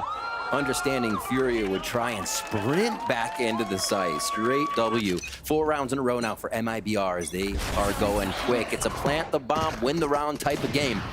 Who can get back in and get the retake? It's up to Furia now. Holy moly. One for RGL Meister. Operator was with him last round. Now it's back to Mazine. And no operator now for the side of Furia. It has been such a focal point to get that weapon in the mix. That's a great call from Azine with the operator because of MIBR's comfort to go for the double dive. And when you have a Sky in the back trying to run all that util first, you get a plant for example, B main where they're inching towards. He could actually play the op on the post plant. So MIBR needs to waste this utility that's being posted up towards his B site. But it's a slow default. They're trying to have Furia make the first mistake. Get out of my way! There's the blades. So I think that means they're looking to dive mid here. Ooh, MW0 at least stops JZZ. It's going to foil the first step of the attempt of map control towards heaven. A dash across the smoke, trying to catch one behind the staircase. Arzine sees nobody there. Now Cloudburst sees 2. Couldn't get the contact onto Liadzi. 8 HP remaining. Snake by now to still cover the staircase. Up towards the B. Have a nice shot to open things up towards B main though. RGL in contact against Liadzi. Still at the 8 HP. Being a pivotal point as an anchor. There's only 12 seconds left. Have to move quickly to pick up the spike. FRZ does so. And he does have a pit. So a plant will potentially bring out a pit, which will give it timing here for Conan to potentially come out, but they have no flashes to work with, so that's going to be difficult to walk through. Trying to pinch towards the back of the spawn. Mazine's moving forward. Conan senses it, but still loses the fight. Out to MW0. Blade Storm still available, not popped yet. Has a Vandal in hand. Both the players of FRZ and Mazine holding together, trying to keep this pit up, keep the pit alive. There's that tap. Trying to find a timing to walk forward. And it's Mazine to try to bid it out first, just to keep the pit up. There's that first kill, but the push comes out from FRZ in the end. Wow. MIBR able to still get through on that round. It almost looked like it got way too chaotic and overcooked. We had JZZ go down, and then Artazine was just, I'm in. I'm going, oh, I'm by myself. Let me try to fight everybody. And you were just like, wait, team's still in mid. But no, they recoup. They understand what needs to be done mid-round and are able to find those frags. Bringing it down to 1 again, MW0 trying to clutch it. FRZ gets that frag. And FRZ, to point out, we had the lurk last round, helped put the nail in the coffin on the retake coming in from Furia, and a lot of other rounds that he's doing great lurking, being able to get the audio comms in the transition of when Furia is moving, and it is helping MIBR stay on top of these plays. Is that Psycho? But a timeout, the last one being called out by Furia.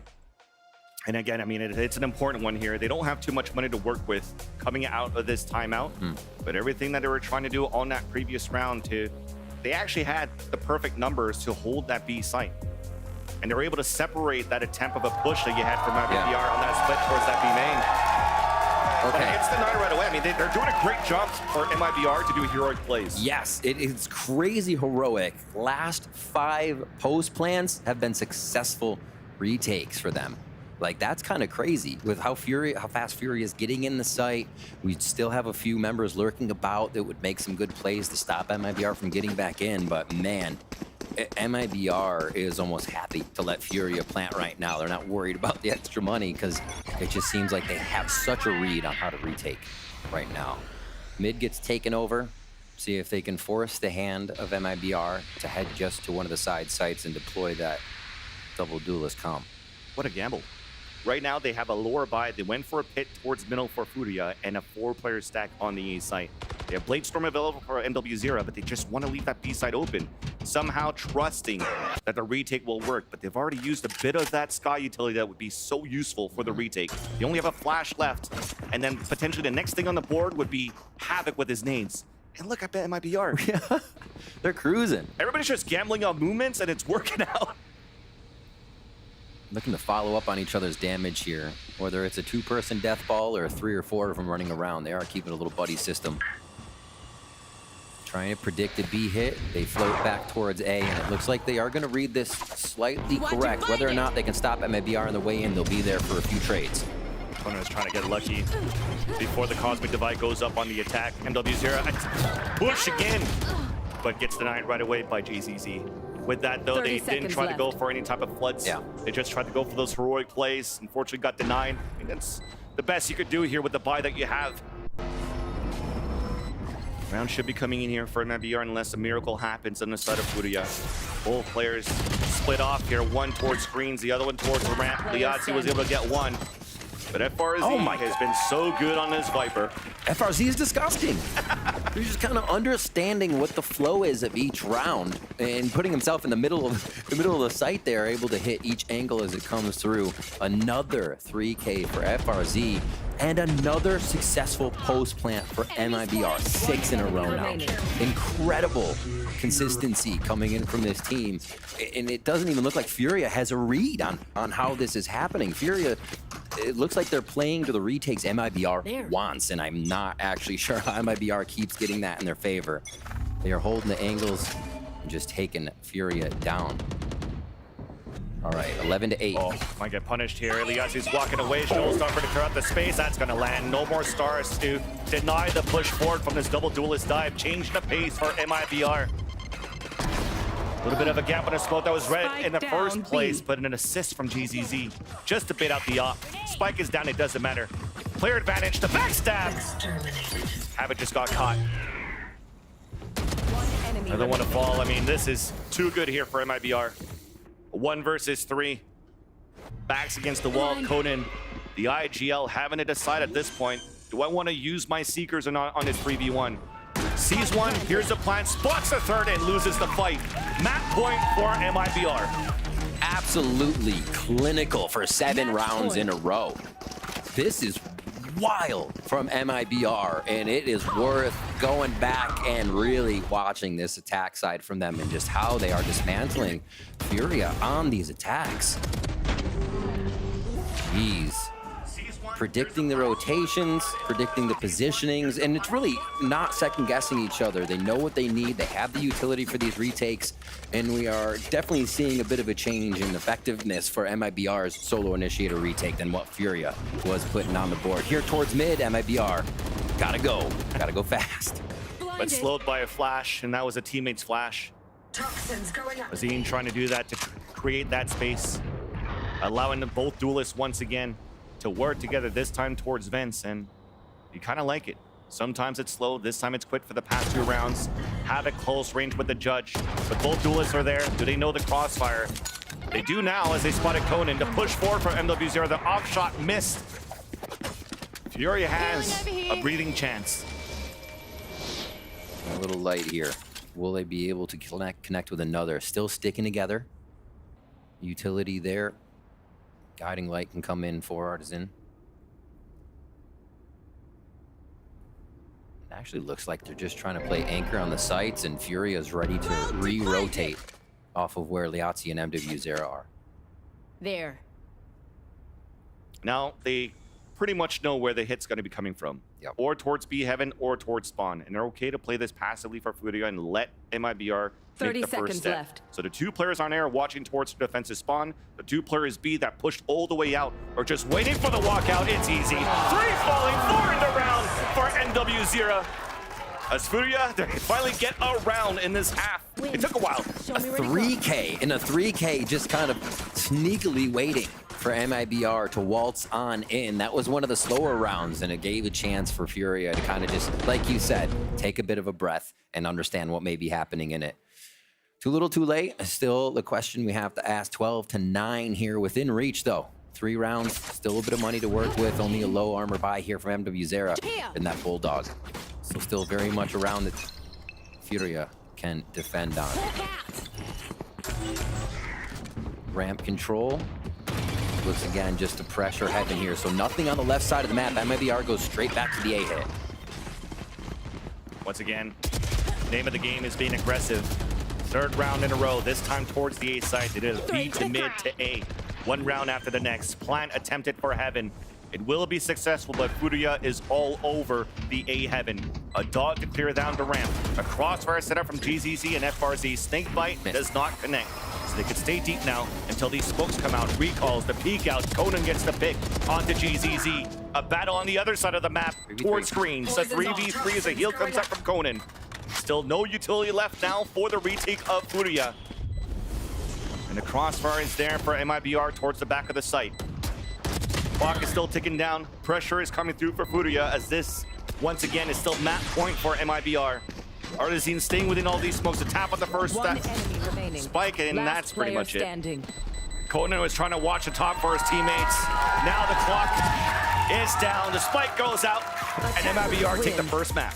Who else but FRZ as well to connect with the last kill? It spells a very, very apparent story of how they play with FRZ on Viper on Split. How many times was he the last alive, ensuring that the walls would be up, ensuring they have more control over the quadrants they want to fight, but also, holy moly, FRZ. Beautiful frags coming out. Again, MIBR with an amazing second half on attack. Their post plans almost 100% success until Furia was able to find a few rounds in there. But what a commanding game on Split by MIBR. Definitely for MIBR, despite when you're seeing how the game kind of started there. A couple of shots being missed by Artzine, but he definitely didn't always need Artzine on the board. There was a lot of players pushing through. You mentioned FRZ at this point. And on the other end for Furia, it's still the MW0 show, waiting for the rest of the team to come with them. And hopefully they could do this on their map pick, which is going to be Breeze, coming up after the break.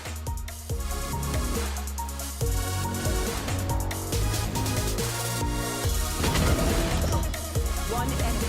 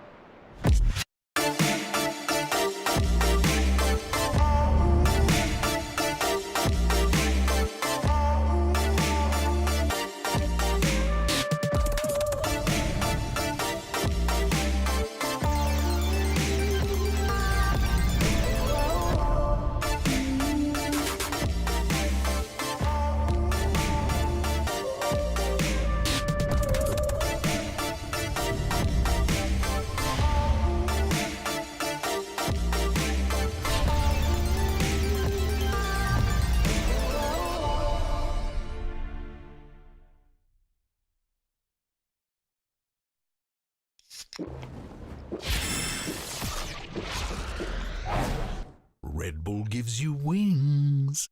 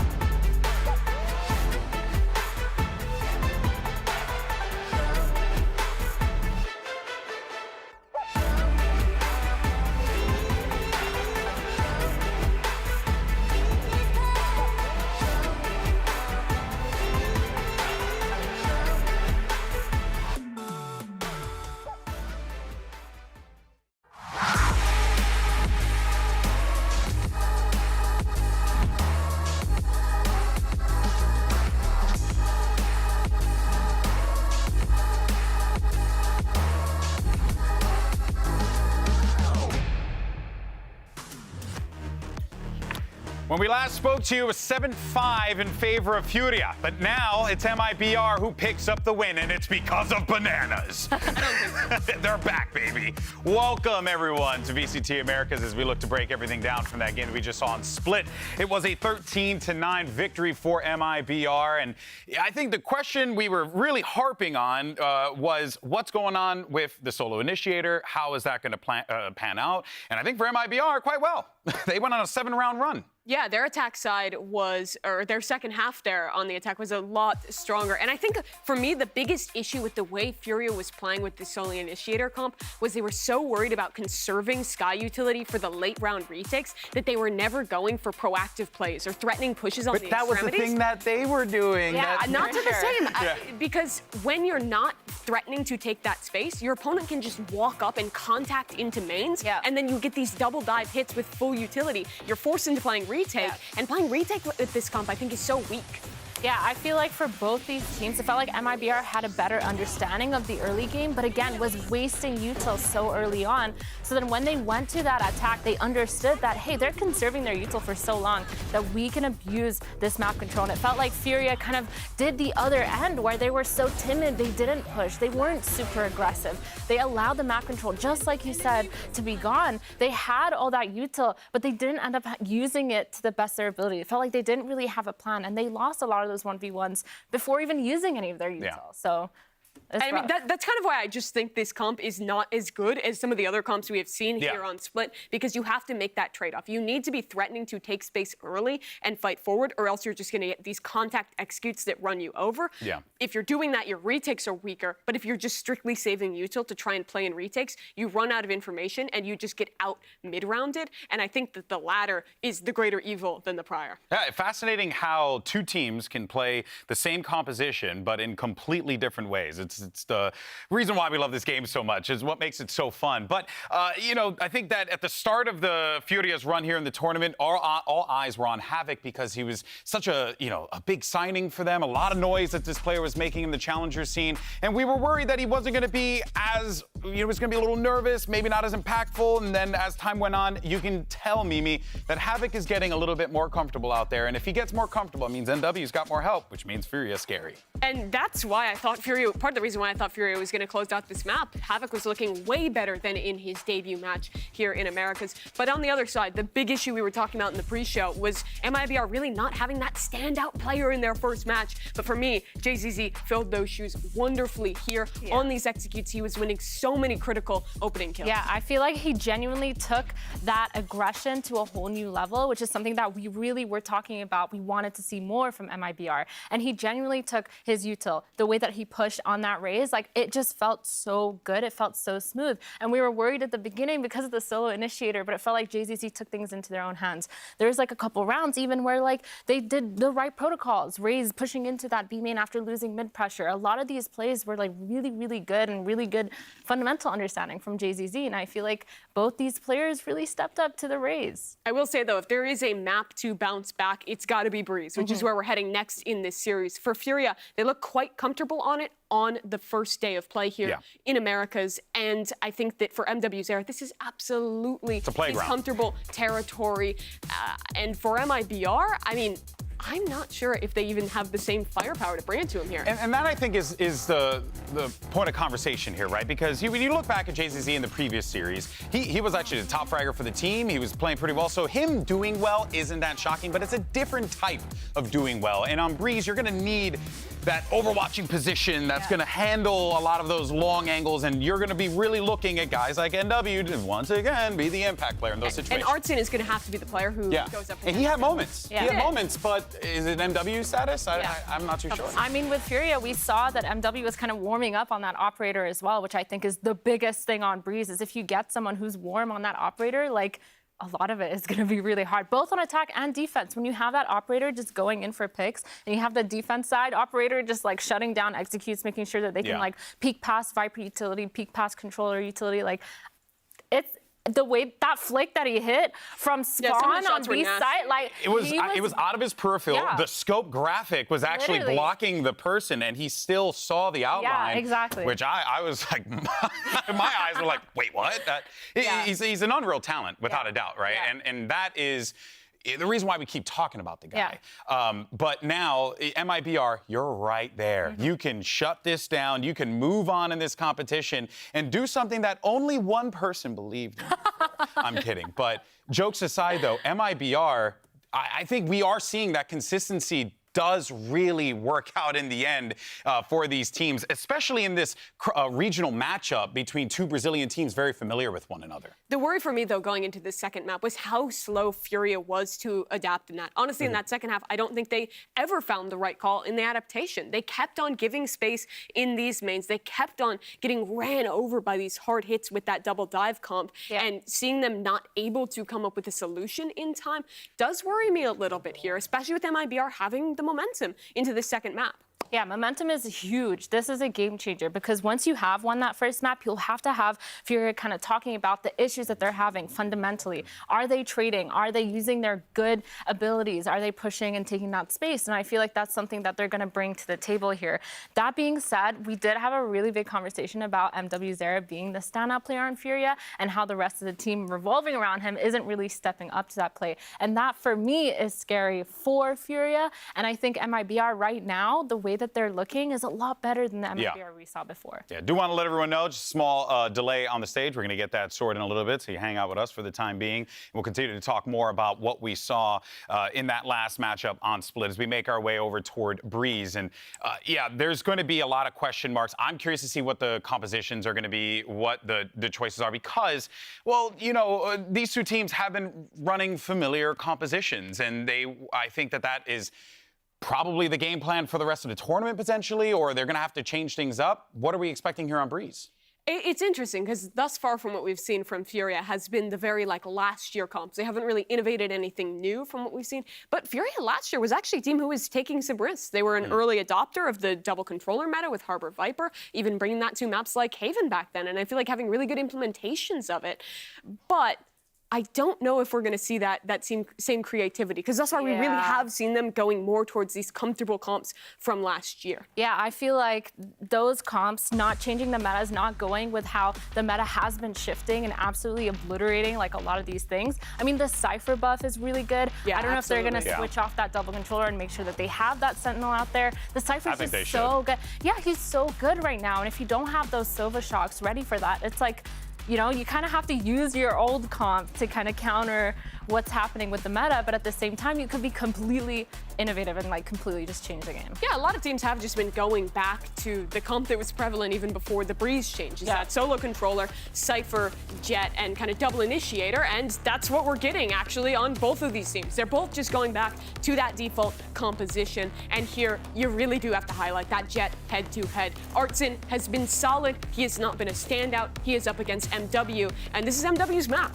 Yeah, it's going to be a tough battle for Artson, without a doubt. We saw a few moments where they were scrapping together, but MW Zera is feeling it, and that will be a point of contention there for MIBR to have to handle anything that's catching your eye there, Athena. Yeah, I feel for right now, since Furia is starting on that defense side, if they do want to shift the momentum to their own, they need to establish some sort of early round aggression.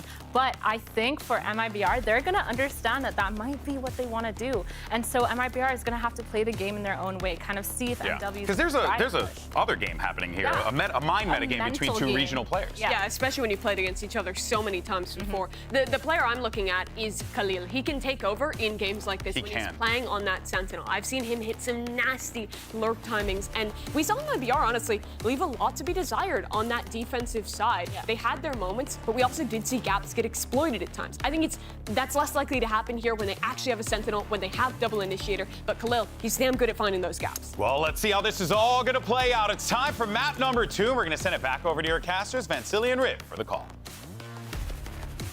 Continuing to play our comfort picks. This time, Furia, they are playing on Breeze. They played a lot during the offseason. They had the opener versus NRG. Although Mimi did mention that if you're looking on, let's say, stats websites or whatnot, it looked like it was a close game. But there's one player that I want to focus on at this point here for Furia that I feel wasn't as warmed up on his debut, and that was Havoc on the KO. Did a lot better in their first map, at least of this series. But when he played against NRG yesterday, they were hitting him hard because they knew he wasn't hitting the shots and he wasn't getting his positioning right.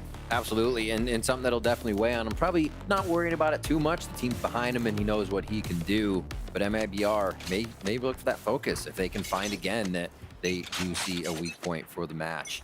Furia versus MIBR, with Furia starting on defense now. We're on to Breeze. MIBR goes for the attack, fully spread out, but Furia is pushing up to get to that line of scrimmage and push it forward even more. Classic MW to walk down in the middle. No util to help him out, only his own dash.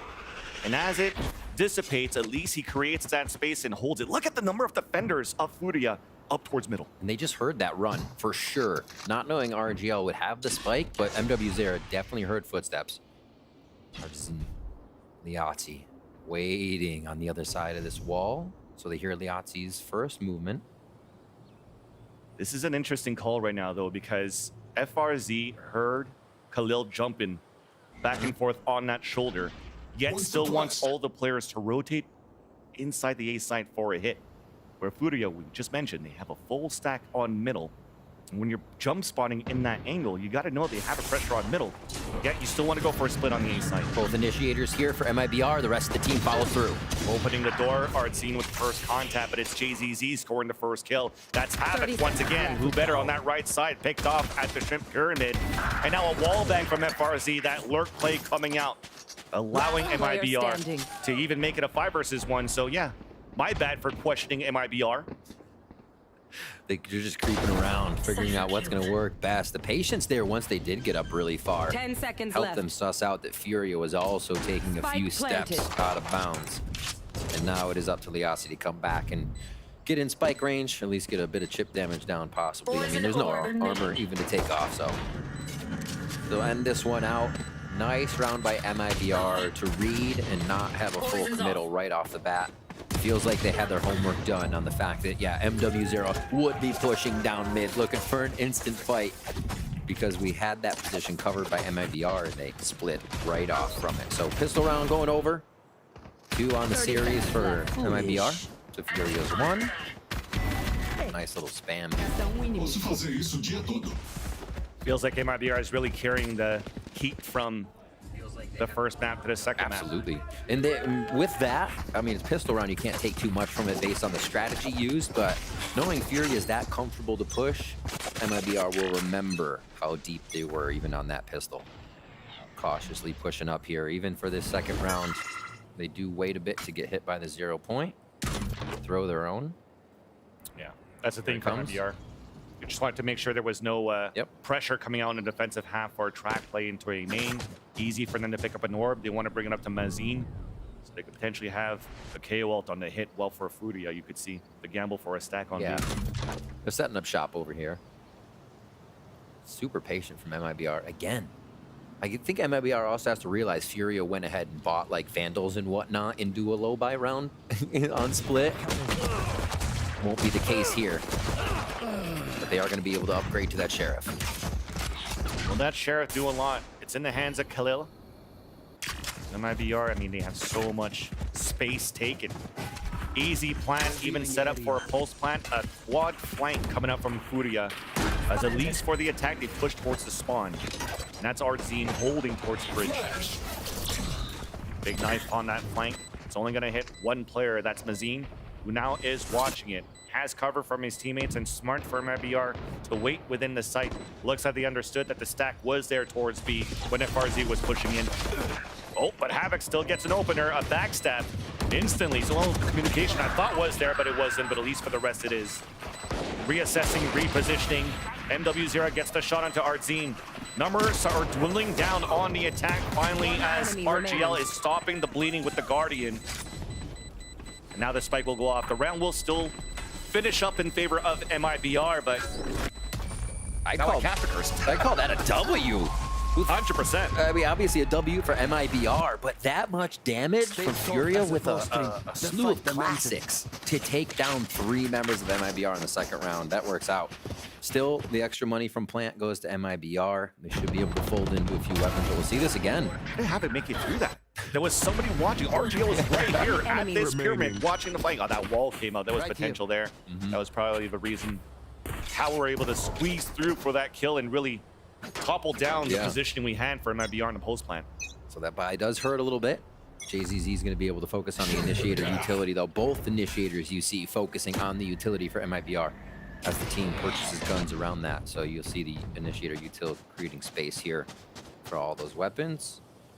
But Fury is happy to set up D. 2-3 split. Now they have a push for MW0 and Halls to kind of get some audio cues.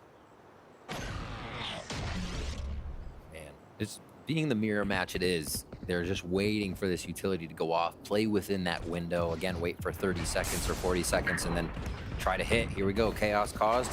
Artzine in. MW has a great timing on the flank. So as we're planning for the pulse plant once again on default, FRZ is pushing forward towards the staircase. The scan, spotting the second one, the flash too late. There's MW0 on that flank, updraft. Mazin falls, advantage for Furia. spike planted as FRZ and JZZ are trying to play the lurks, the flanks, denied by Khalil. JZZ alone wins the duel against the duelist.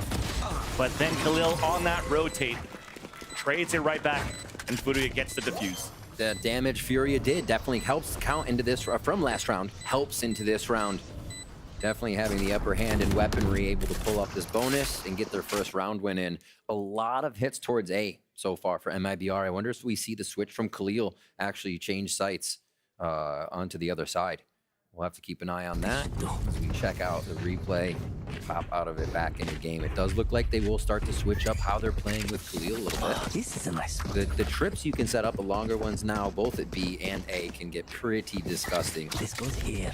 If you start setting up little things, it'll catch the feet right here in front. Almost can see one of them. All right, towards A again. MIBR very much starting together and relying on the utility from FRZ to keep their backs something they don't have to worry about. Gonna go fast.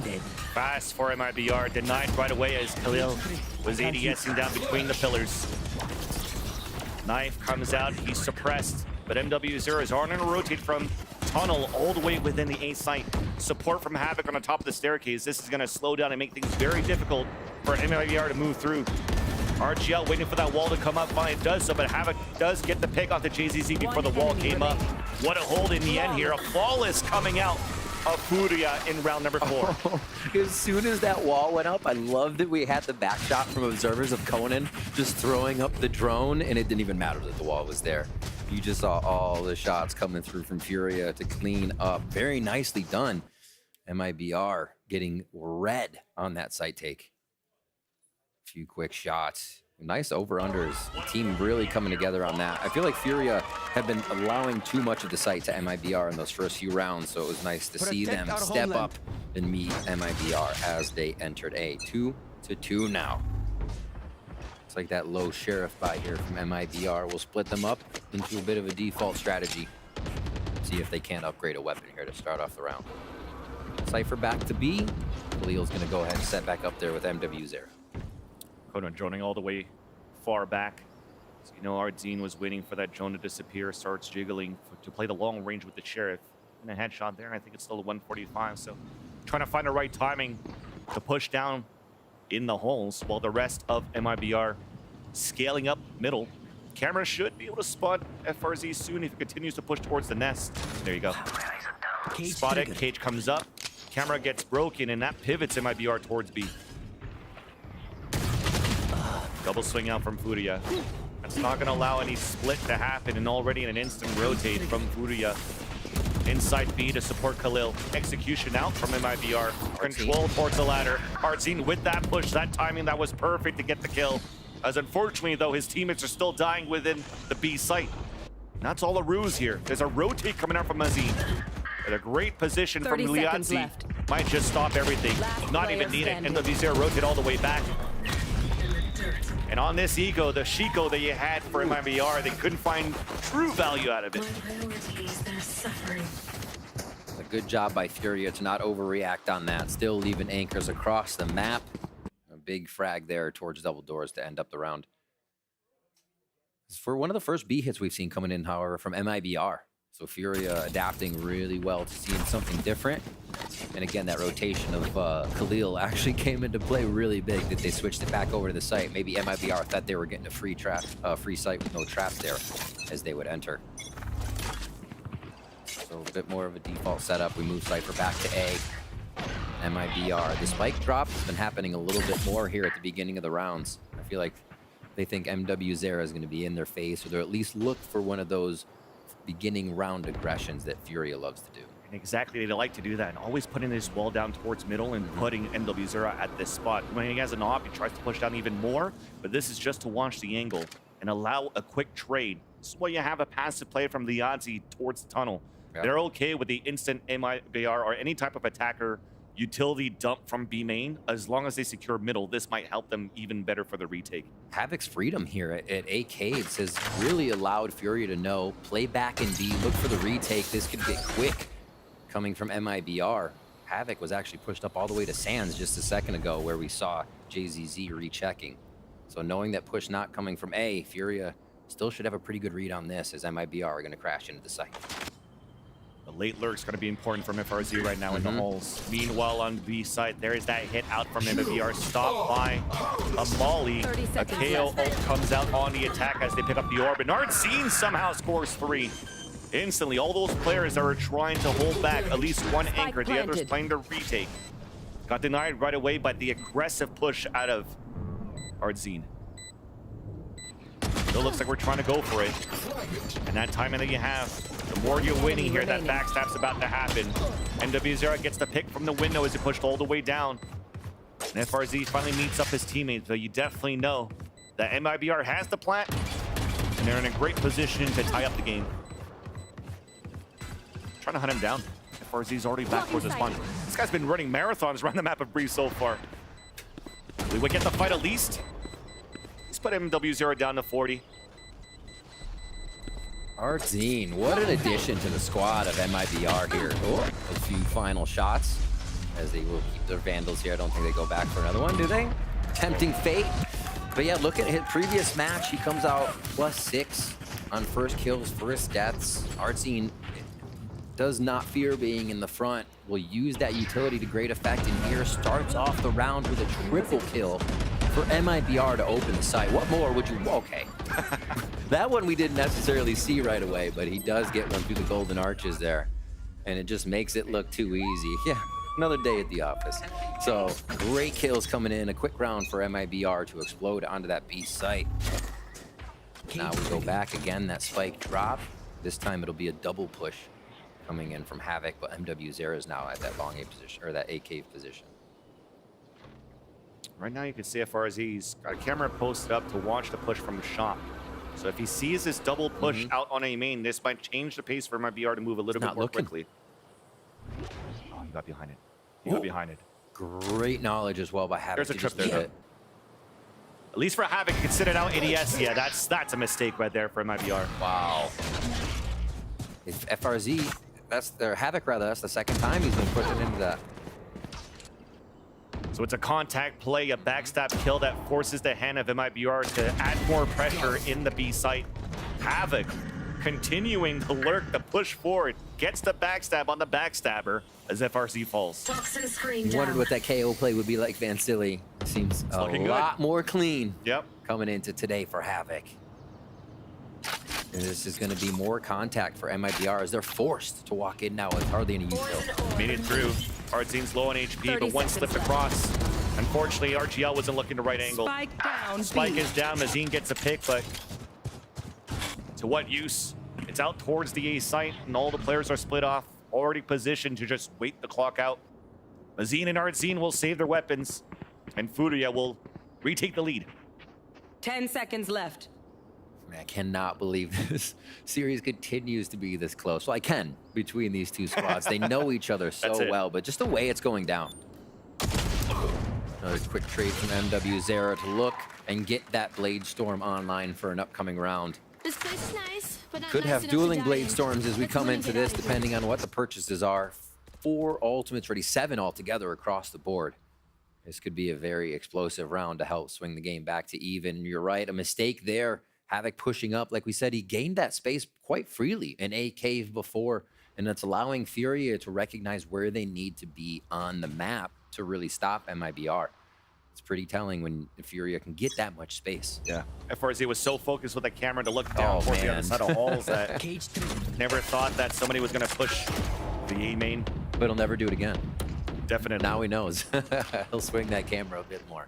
See, that's going to be the important round that decides the fate here of MIBR for the second map, to see if Furia can push this to a third. And Havoc was continuing to find that confidence. You say he's not going to do it again? Well, at first he's not going to do it again to watch the camera, but Havoc thought that he could do it again for the backstab and gets denied. Exactly. Good read, though. Furia finally picking up on that and able to get a free kill right off the bat. Pushing back. Ardzine already had the Blade Storm up, but they're able to get the uplink onto this. Double ping going out onto the side of Furia. It's going to be a nice hit here coming in from MIBR to set up the defense. With that hat that spots the Cypher in the back of the spawn, that's a beautiful knife being thrown with Mazine. continuing to deny that utility that was set behind by Khalil in the back of the site. It allows here for MIBR to be positioned. No trigger discipline, and because of that gets punished right away. Ardzine falls, there's only one player, then the pit. The hat comes back out. And RGL has to stay alive now behind the walls. Second ping's gonna come out, but he's not sprayed. Stays alive for a bit, tapped down to 51. FRZ supporting him on the lurk to get Khalil down. Advantage for MIBR. Hunter's Fury out on the attack, all the way back towards cannons. They'll get some pings, some information. NW0 is down to 30. RGL in the pit. Holds it down. There's no time for the defuse. Last few players of Furia already running back towards the archers, but MIBR are hunting him down. Conan trying to stay alive, but here's FRZ to cut the rotate. Let's look at the kill feed. Oh, he ran back. Stays alive. Wow, I actually thought that was gonna get really hairy for the side of MIBR. Once they put the Viper ultimate down, I almost thought Furia was just going to encompass the ultimate and come in from every side, but somehow RGL finds a spot to hide. Nobody can ever find him. It leaves Furia wanting the whole time and not being able to find a single frag, and they come up only losing RGL for having a great hold on the site. Really cool play coming from MIBR there with the Viper's Pit. And we are now 4-4.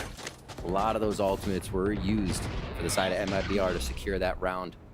Now a slew of them for Furia to fight back with.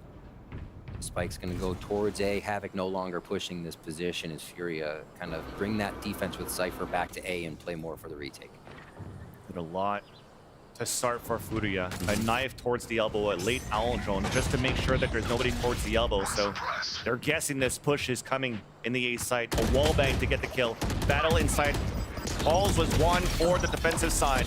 Havoc anchoring the A side, now alone. Two players pinching on the left side at Crab. The wall comes down, the timing on that one still wins that fight. 3 in the round, only 1 left alive for MIBR. That is RGL in a clutch attempt against 3. Snake bite towards the back of the orange. Havoc low on HP, trying to go for some pre-shots, underhand flash. And now all they could do here is wait the time, move together, and wait for RGL to peek out. There's the high-low waiting for him. RGL's counting the bullets down the chamber, peeks out, and both of them run away. At this point, though, it's going to get very difficult here. 30 seconds left. RGL, can he pull it off as a heroic play for MIBR? There's only 24 seconds left. There's that first shot. The high-low continues, but it's good for Furia. 5 on the round. And Furia don't even play the retake. The quick shots from Havoc, the traps, or the trips coming up from Khalil allow them to stand their ground. And MIBR shut down on the take. Only a few more members required even after that to close out the round. Really strong stuff coming in from Havoc right now. Just immovable in these situations, even with utility flying over his head left and right. Crazy stuff. Good cleanup by Liazzi and the rest of the team there as RGL Meister did his damnedest to keep that situation in their favor. Operator for MW0 now. They've been looking to get alone for that one throughout the game, and he finally has one in his hands. It's going to be a B hit with a Viper's Pit up. Good call on the pit, trying to read that early. Not allowing the Outlaw to get anything done for MIBR on the attack lure buy that they have. We dashed over it. Liazzi keeps the pit up, gets a snake bite kill into RGL. There's the backstab. Pushing towards the spawn. Wow. MIBR only gets 1 out of that half buy that they've gotten. Doesn't really matter on the armor that they've damaged because Furia is looking pretty good on the money. They are. And that momentum MIBR had coming in here has not affected Furia that much. Still able to find a way into these sites, not even being deterred here by the Viper's Pit. As they rush back through, figure out a way to get this, or not being deterred to go back through, rather, knowing MIBR was going to rush it. 11. Round 11 now is Furia finally broken away and giving themselves some padding. We were going almost tied game starting this first half off. Now what 2 rounds can MIBR, what can they do with that? Knowing there's an operator now for MW0, a key win condition for the side of Furia, and Breeze being such a long range map, MIBR is going to have their utility to push MW0 off when they hit the site. And this time out, I want to take the opportunity to give a shout out to how good Havoc's been looking anchoring this A site. We mentioned it before we started off this game. He went, I think at 11 pretty much on the attack side and only 2 kills on defense. And this time around for MIBR to still want to choose Breeze as their map pick, the conversation probably overnight was like, hey, we have what it takes. You're comfortable with it now. You understand the protocols on the big stage here at the VCT Americas. Now you can play your game. And now he's currently on the top of the board, 10 kills and 7. Yeah. Doing his job and allowing here enough delay for Furia to go for these retakes, and even his utility from the back of those staircases to really deny the pushes up from MIBR. His game's on point right now. And it's exactly the kind of recovery you want to see from a player, right? And as a Furia player, as a Furia fan. And I'm sure Havoc is very happy with himself too, to be able to come out here and play this way the second time around. See if they can keep it up. Pressure's only gonna grow here. Furia tries to push us to a third map in the series. How passive they are for Furia and B, just because they have the op posted up on a tight angle in the shop. Middle's all the way open because of that, and if any type of contact, the wall will come up. MW0 got that pick from that tight angle, as we mentioned before. Like how deep that was. That's wall down. It's gonna be so hard for MIBR to hit a site, so they have to focus now on the pushing in halls. Different look too here after MIBR's timeout. Like you were saying with the Cypher traps, the more passive play. Ooh. Havoc though to start us off. Once more with another headshot, another headshot. And they're clean. Oh yeah. The last two guys, I mean, there's 44 seconds left. Everybody died from whatever play, and losing that Viper so early for MIBR. This has to be a call to save for last. Wild. You know, he is wearing his spectacles today. I don't believe Havoc was wearing 30 them seconds. this time around. He was just able to see through the game, figure out what they want to do. MIBR slowly getting hunted down here. Mazine showing, and MW0 is just going to hold this with the op now. A lot of alts yet to come up. I'll have to see what happens for MIBR. 10 seconds This left. is important pushes. You have so much good money for Furia as JZZ finally gets stopped by who other than Havoc. At this point, I mean, look at that economy you have on that right side of your screen. There's nothing left for MIBR. Well, for Furia, you could have a full gun round here. People are trying to say, hey, I'm going over it. 6,600 for Havoc right now. Forced to buy. They may even start dropping themselves Odin upon other guns. And yeah, like you said, clean with these shots.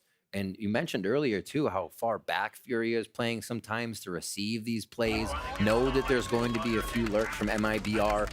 After MIBR does their rush rounds, you may see a round where we get Artscene or FRZ lurking around. So Furia's been adapting so well to which style MIBR brings to the round. Final one here for the first half. In and chaos as Artscene tries to break the crosshairs. That's an ult out from Azine. Trying to push in for a plant. Gonna use the one with the ult in case he gets spammed through walls. You potentially get res, you're wasting bullets. For Furia, they have their own null command and a Hunter's Fury. Starts off already activated by Havoc. A super late lurk by FRZ. Beautiful shock dart rather with a Stink Bite combo, allowing Furia to push in. There's that Hunter's Fury to clear out even more space. It gets the ping on the first. The kill up to JZZ. Where's his backstab finally comes in with a Spectre long range, a lineup, but we're sticking that defuse. It's going to hit onto the fuse. Wow. Round one for Furia as they end the half 8-4. A strong half as well. Havoc on top, and a big reason at that. What a showing here coming in on the KO this time around to really solidify multiple multi-kill rounds and keep MIBR at bay. Yeah, definitely a night and day performance out of Havoc so far. If you could continue this right now in the second half, this could potentially be the swing map for Furia, where it looked very one-sided for MIBR to start. But then if Furia is able to close this is going to be a very good third map to see. But we have to wait for that to happen. We have to wait for the second half to happen. So let's wait here and throw it to Elizabeth, who's standing by with Furia's co-streamer, Otsuka. Hello, everyone. I'm here with Furia's Otsuka. Yeah, give it up for Otsuka, everyone. Give it up. Otsuka has been co-streaming and has been talking to chat and has been here. I'm gonna ask you, how are you feeling right now? How do you feel like the game's going? I'm feeling very quite okay, because I was a little bit nervous at the beginning, but I saw, oh, it's a MIBR, it's okay. I swear to God, every time I'm up here. Oh my God. So when you say it's just MIBR, I'm gonna need you to go a little bit more into that, because if you said it, you gotta dive into it now. Yeah, because I watched them play the off-season in Brazil. We watched the Meg was the off-season champions and quite of champions, yeah. And they lost for Brazilian tire too, so that's okay. It's just MIBR. That's it. Just MIBR. Are there any MIBR fans who disagree with that in the audience? That was not convincing. That was dead silence for like 3 seconds. All right, but I have to ask you, you joined Furia in October 2023. How has it been being a part of the Furia family? That's huge, because when you join this kind of huge org, you see that their job is amazing. Everything's amazing. They participate from the Americas. It's huge to be here. It's huge to be co-streaming here again. And let's go Furia, yeah? It's just a MIBR, guys. Just MIBR, let's go Furia. Now, I have to ask you, if you were in Furia's ear right now, like you could talk to them, what would you say to them right now? Just pick FRZ, guys. Just pick FRZ. It's just a MIBR, guys. Just do it, man. Just do it, guys. Come on. All right, everyone. Second day at work. Great work. I'm just going to toss it back to the distinguished gentleman at the casting desk. Boys, please take it away. Thank you, Liz and Liz, rather. And yeah, okay, let's see if that's going to be the gameplay for Furia as we're about to start the second half. It's simply MIBR. Just peek FRZ. He's currently set up right now in the A site as MIBR is holding the defensive side. FRZ is definitely one to peek. You look for the lurk, he might be there. I like it. It's a win condition we'll keep track of for Furia here. And yep, definitely forward for MW0. Well, looks like they're listening to Otsuka so far and dash forward, but oops. Maybe it's not just MIBR. They score first, a 5-on-3. Liatzi, Conan, and Khalil trying to work together. Camera is up there for FRZ. Smile as you take the dart away. The plant down, at least for Furia. His lurk. It's heard, it's spotted, and it's a bait the whole time. Turns around to get the kill. Another player falls down. There's only light damage being done against MIBR so far. And Conan's now last player standing within the pillars. Gets dropped. It's FRZ. They got it. The defuse here. So a focus to RGL. I think due to frags, already had 2. They give a 3rd point to the Viper just in terms of gaining ultimate and those orbs. So good focus. I see MIBR control around with the Viper's pick coming up soon here. So defuse post-plant success. 1-1 MIBR second half. Keep track. What's next? You're gonna have Havoc with the Sheriff, MW0 with the Ghost, just a little more utility and safety there. And we are gonna get the Outlaw. Outlaw Bulldogs, okay? Still pretty decent buy from MIBR to keep some firepower in their hands, but not be too afraid if they lose any of that arsenal. Little lurk here from Khalil as a hit comes in from Furia. The timing. I think all he did was wait for the audio cue of the flash to get that shot out and land it onto MW0. Jump spot from Mazine, forced to reload. That's going to take a long time, but GCC does get the pick onto Khalil, who's trying to lurk up towards middle. Arzine continue to push forward, easy one onto Havoc, and that really is going to foil the plans of a attempt to surprise the defensive side of MIBR in the A site. Enemy remaining. Arzine actually banking up to that operator if you really want to think about it right now. Good economy for him. Also the Blade Storm to come out as Liatzi. Saw him kind of just hanging out in mid last time where RGL found him. And RGL, considering that again, I saw him in mid last time. Be ready for the lurk. Looks like JZZ will catch him off guard here if they Let himself getting pinged, and there you go. Easy tap. Converting the piss around. MIBR already has an answer back as they're moving in their bonus round and only losing 1 player in the process. That's... I thought it was off the sound of the flash. He actually saw the player. That's reaction time. I'm old like GV at this point. Oh, man. Bonus. Now, Outlaw stays.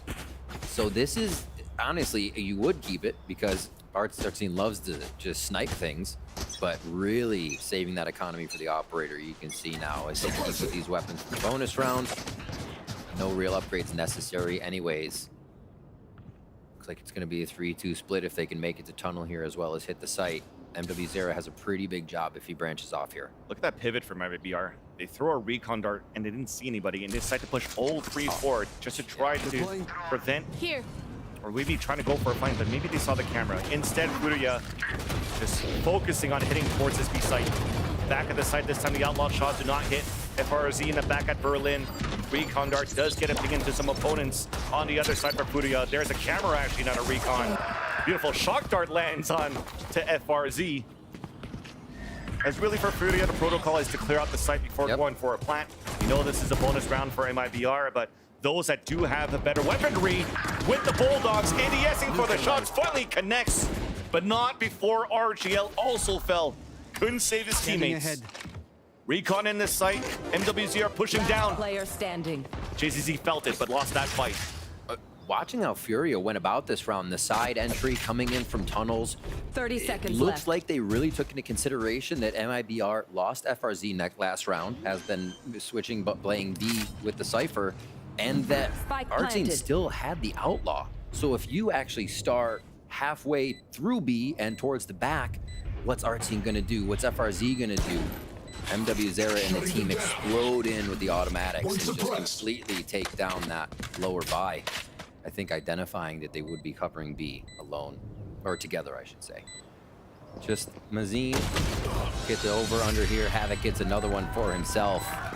And 9-6 now for Furia as we move through our second half. That's going to be their bonus round, and there it is, the operator for our team after saving that outlaw, or keeping that outlaw for so long. And for an IGL like Conan over here at Furia, you definitely probably know that the op is coming if you're going to pull out an outlaw that early. So what's the protocol coming back in this round? Round number 16 underway, trying to flush out where the op could be. And you see they're grouped up, trying to potentially get a knife out towards main, get an Allen drone, trying to see if the op's going to be somewhere close. Recon on the defense at least, and look at how pushed up. Our team's playing just like MWZera here, but as the knife doesn't see the op, they're pushing in for an A-plant. Yeah, straight forward. How much cover can they get though? The great 0 point back. It was actually decayed there. Vulnerable by a snake bite, easy kill for RGL. So we have a 4-on-4 flank attempt. It's being watched by everybody. I mean, he almost missed a couple of shots there, but still manages to get that pick. So he's set up for a pulse plant easy. They should confirm it here for MIBR because they have good position. Gonna be halfway. Shock dart misses. Revealing area. So there's that second one. So you know at least there was no support coming out from Martin. He's really trying to save his op. Second shock dart. Oh wait, he's sticking it. He's got it. No. The shock dart put him down to 6 HP. The assumption is that the Viper's bites are going to vulnerable. The shock dart's always going to clear. It doesn't happen though. Slightly disjointed on those shock darts on that. And Furia had played it well. They have to keep 2 alive. You can't really have the Aussie stand in the open and do that. So both were back there at a fire. And we'll see this one. Let's just watch this again.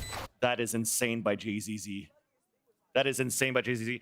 But, and then you look at the protocol. How come after the shock darts that came out here from the attack side of Conan, why didn't we just push just to make sure towards A main? And that is definitely another mistake in this game on Breeze that will potentially not happen again. Now for Furia, we're using that momentum for MIBR. Artzine's already pushing down with the operator and drops the first. Khalil the fall, MWZera out the window to answer right back. They do not want to give that momentum to MIBR. No, they don't. Backing up all the way. Other side of the site, no rotation in just yet from Conan. Still calling the shots that they have positioning, and Havoc able to hear the movements just towards the back of the site. Luckily, RGL on that hold shift right now, so has not really made a noise. They do hear the camera, though, activating at the back of the hallway. Here we go. Underhand flash. Yeah, we'll drop flash. It really is just to keep the players at bay. There was nobody really dashing out from that moment. Usually where you see a KO in that holes, there's a jet that comes out towards orange. Instead, MWZera is pushing with the rest of his team towards the A main so they can play that pulse plant. And they learned their lesson. Look, they're just staying towards A main this time and keeping Liazi in the sight. Still have some shock darts. Hunter's Fury as well. They're going to use it right now for the retake. Yeah, that was a lineup. Okay. They threw a knife, and then the Hunter's Fury in that spot doesn't get the ping, so that's wasted. An opportunity for Fury to play the pulse plan. Havoc gets the pick up to Mazin. Everybody's dropping so far from IBR. Advantage for Furia still, as JZZ's trying to move in. His teammates right next to him. A tap on the spike. There's the attackers, Hunter's Fury. This time, again, they do not want to make the same mistake twice. We're just using everything we can to confirm the round, as Furia will score 10. Collecting that one. Like you said, not making a mistake again. Able to come up. They don't go and grab the op. They don't have to venture for that. It seems like they just want to keep playing this aggressive style. You put an op in the hands of MW0, and he's less likely to want to dive in here. So they just keep going with this flow behind each other, and now securing the post plants is really what they needed to shore up. Switching right back over, resets that economy again. It's going to hurt for MIBR now. You see FRZ with the Phantom, just a few sheriffs across on the rest. RGL Meister's kind of on deck, 2 points away from the ultimate. They have to start grabbing some rounds now. 3 more, and Furia is going to bring us to a 3rd map. Your rifle for FRZ here with the Phantom, the rest with Cheris, and you see the trap plays being set up. Chips already getting broken. The tag on the first. Aldro moves out on the attack. That's spiked down. FRZ with that hero rifle back in the camp. Sees a couple of players, throws the hat out. Big information, and all 4 players out towards A main. Liazzi, though, gets to respray through the cage. FRZ falls, and that's a big rifle down. An opportunity to pull it back for Furia, but Artzine still has knives. I was wondering if they were going to use the ultimate. Doesn't give them much room, though. They had to use it far back without being able to get into the site. So what does this really do for them? This is precarious. This is really weird right now. And I think MIBR is like, okay, let it hang out. And somehow spraying through all of this, they drop that pit. A classic long range onto MW0. Only 2 players left. Spike down out in the open. How are you still alive for so long? But JZZ's there to pick up the last few. And MIBR, they scored the thrifty. Just throw my arms up on that round. Very interesting style there from Furia. They couldn't get in just close enough. Liazzi was hoping that it gave him a little bit of a touch onto the pillar so they couldn't get a plant. Oh man, and there's being able to fire in there without having any ground. It's like MIBR knew Furia would just kind of be milling about right at the entrance of the cave. Shots connected. Into the unknown. It's going to be a very missorted buy here for Furia. Guardians, Marshall, Classic, and their Blade Storm is up after the orb grab. Also, that was a thrifty, by the way, our last round. Yeah. So, and that breaks the economy currently of Furia. They have to try to play a little bit of contact havoc. Unfortunately, we couldn't really set up MW0 with the Blade Storm out. Artzine still finding great positions with this glass cannon. JZZ, Sussy vents away. Turns around the corner at the double doors, and Khalil was greeting him. And now it's the turn for Furia to throw out the hat. To get information with the 4 players are after they lost Khalil in the process. And Conan's trying to win a 1v1.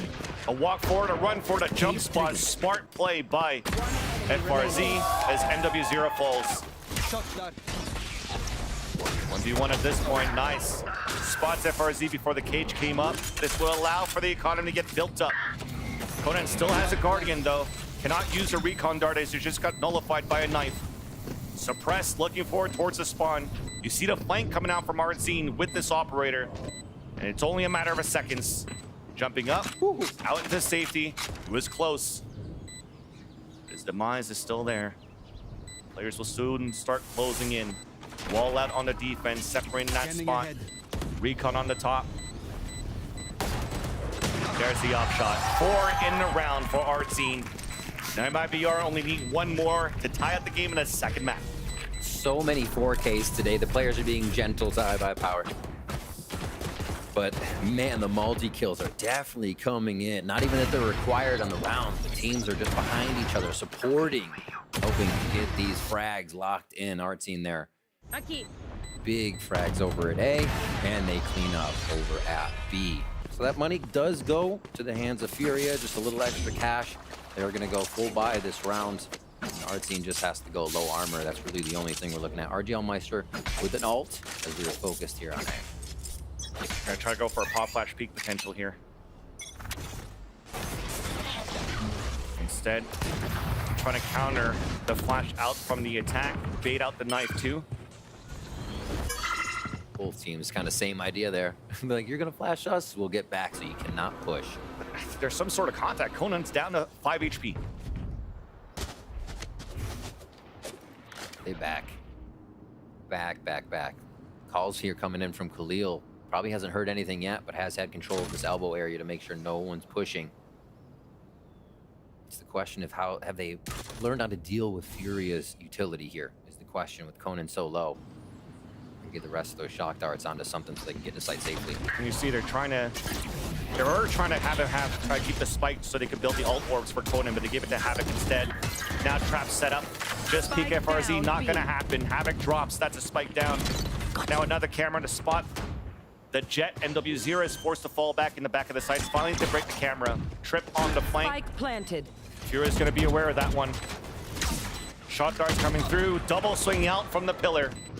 Furia takes the advantage. Double swing again at the pillar, but this time FRZ still ready with Mazines on the support. NW0 looking for a play, but can't find anybody yet. Finally, here comes the late flank. The shots are missing. It's saved for a bit of trade-off as NW0 is now the last player standing. Vandal picked up on the other end by Artzine. It's a 1v1. There's that big one, a flick by Artzine. NW0 falls as MIBR tie up the game. How did he hit that shot? He was looking in a different zip code. Holy crap! Artzine coming up with an amazing shot. Also a swap of the op to a Vandal mid-run into the site so he could get a close fight with the automatic weapon. Instant processing of the situation to be able to come out on top.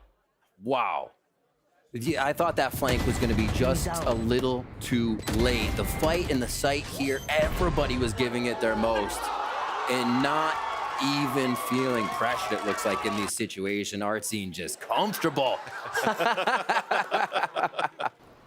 The explosion from Bazooka, of course. 10-10 now. 3 there, and the retake again, as you see it on your scoreboard, 2 defuses the past 2 rounds for MIBR to bring it back to even.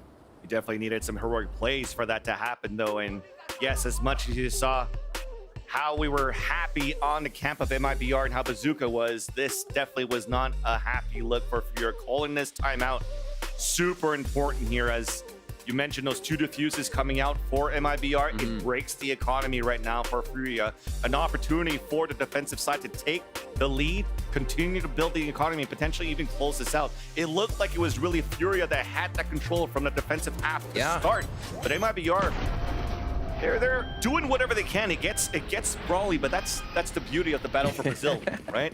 At some point, you just know when to swing and know how to fight, and you get this type of scoreline. Furia, again, sorting out another buy where they have a bit, but also can buy next round. They're just trying to get as much damage as they can, along with securing some kills if possible. MIBR, these last few rounds, just fierce play. Seems like they are unafraid of what is happening. Artzine, they talked about it on the desk. Give him time to warm up, and then now you could see him pop off, and this is what, a clutch situation you saw in that previous round. A couple of multi-kills that he's gone, this time a collat. And on Furia's camp, you definitely do not want to see this happen this late in the game. And this is a mid-round pressure call for them, right? What do we do now? We actually lost our entry and a bit of our initiation. Still have Sova, so how do they roll out of this? Looks like they are still comfortable to go towards mid, but they have to work together. Spotting Mazine. Trying to delay a bit now. Molly being thrown on the ground. Snakebite trying to push him out. Mazine gets picked, but RGL still towards A main to support. Backstab. Execution onto the Yahtzee. Now hat being thrown towards B main. That gives the information of where the last 2 players are at. So you can't really stick the plant yet. They were afraid of that spray through the smoke. 30 seconds left. At least to get the economy out for Furia. Oh, nice shot by Khalil. Right off the rip, right off the plant. Important battle here towards the back of the spawn. But JZC wins that 1v1. Mirror matchup won by MIBR. Khalil trying to trade it back. There's that run up on the ramp. Guardian left, tap on the spike. It's not planted for him, even though he planted it himself. Has to go for the white swing. FRZ is there. And just like the story is supposed to happen, just like the script was supposed to happen on the lower buy that you have for Furia, MIBR take the lead. MIBR take the lead. 3 quick diffuses there. Starts to even round 18. Getting through that defensive site to get back into the planet. Oh my gosh. Wait, how does a pointing elbow turn into a collateral? That's the thing, is that the millisecond that passed was the final step that required both of them to line up. So he's firing that fast, almost pre-firing, honestly, but still finding them both in a situation where they were trying to double peek short and wide swing.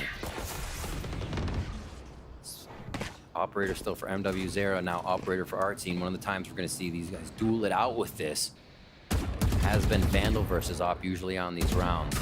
So expect MIBR to stay in their positions until Artscene hits a shot.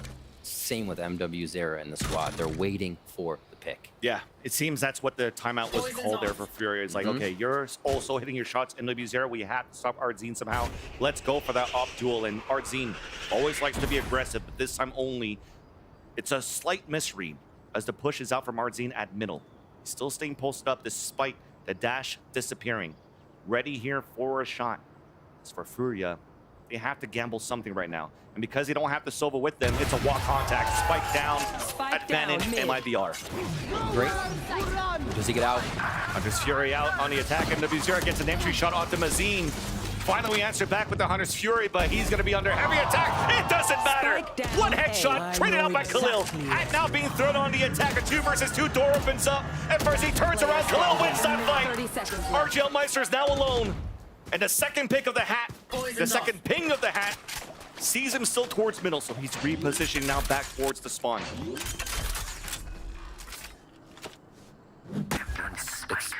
Explosive action on this round. Seeing how Furia acted as soon as MIBR actually got their first kill. It was Furia, I think, playing towards contact, but also playing, if anything happens, we go.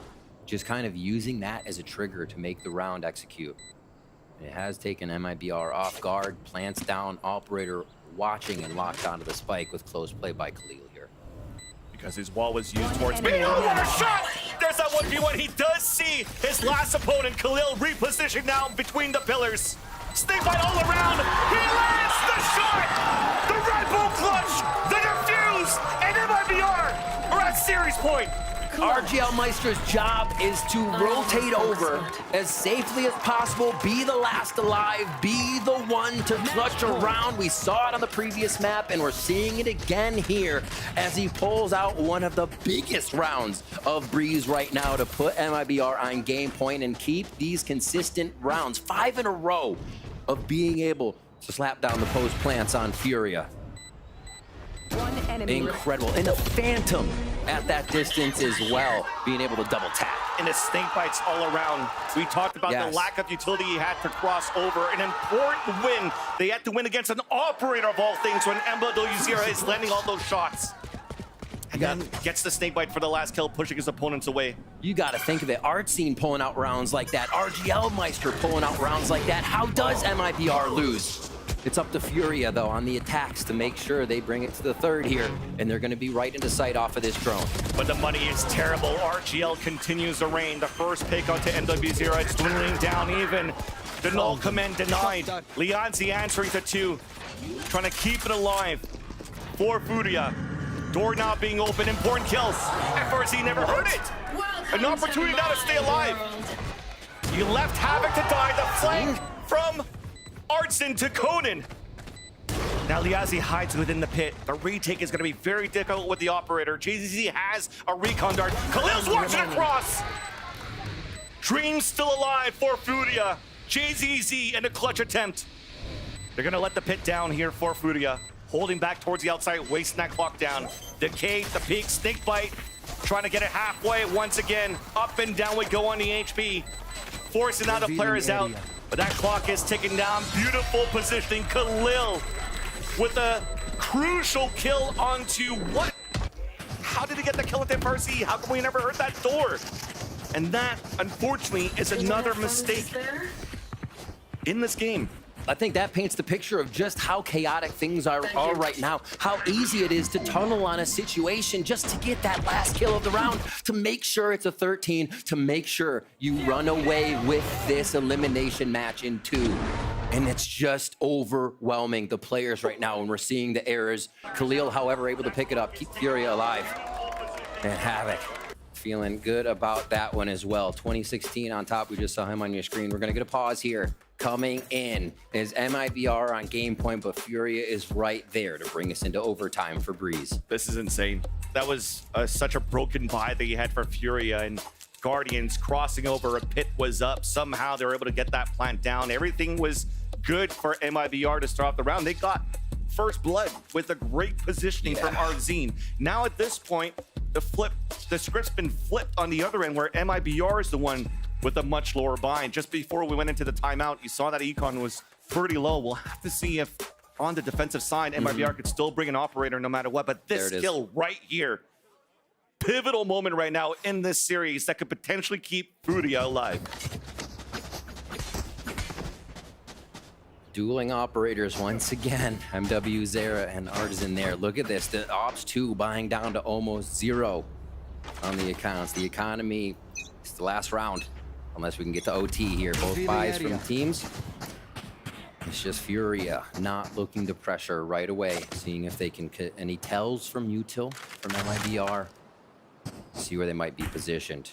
And it's the mind games we talked about for Furia's side. Will an operator come out from Arzine? Will they try to go for an op towards middle? Look at that instant util that came out towards the middle to start things off on the attack, to see if MIBR is going to try to push for that control. Instead, we're playing extremities for the defensive side. Furia, they still have to try to create something, some sort of opportunity here to get a sight. But for both of these teams, I think you're starting to see a little bit of fear, a little bit of hesitation. There's not too much of that pressure and that confidence in round number 24.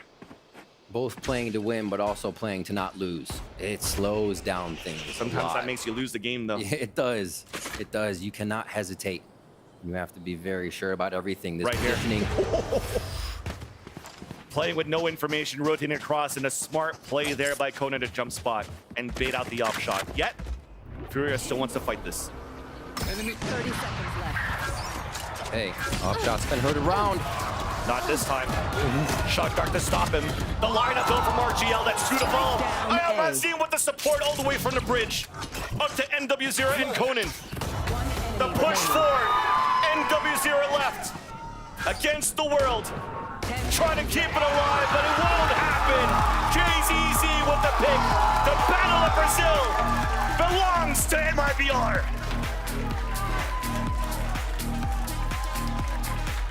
An incredible 2-map series from both teams, showing adaptation, showing a few new strats, and we'll leave the adaptation to the strategies in game because we do see them still running the same compositions as before, but to comfortability. If it's comfort, that's how they're gonna find the win, and MIBR had comfort in plays. You have to shout out Arzine. You have to shout out RGL Meister. FRC on the flanks. Absolutely incredible play around the board to make sure this was a 2-game victory.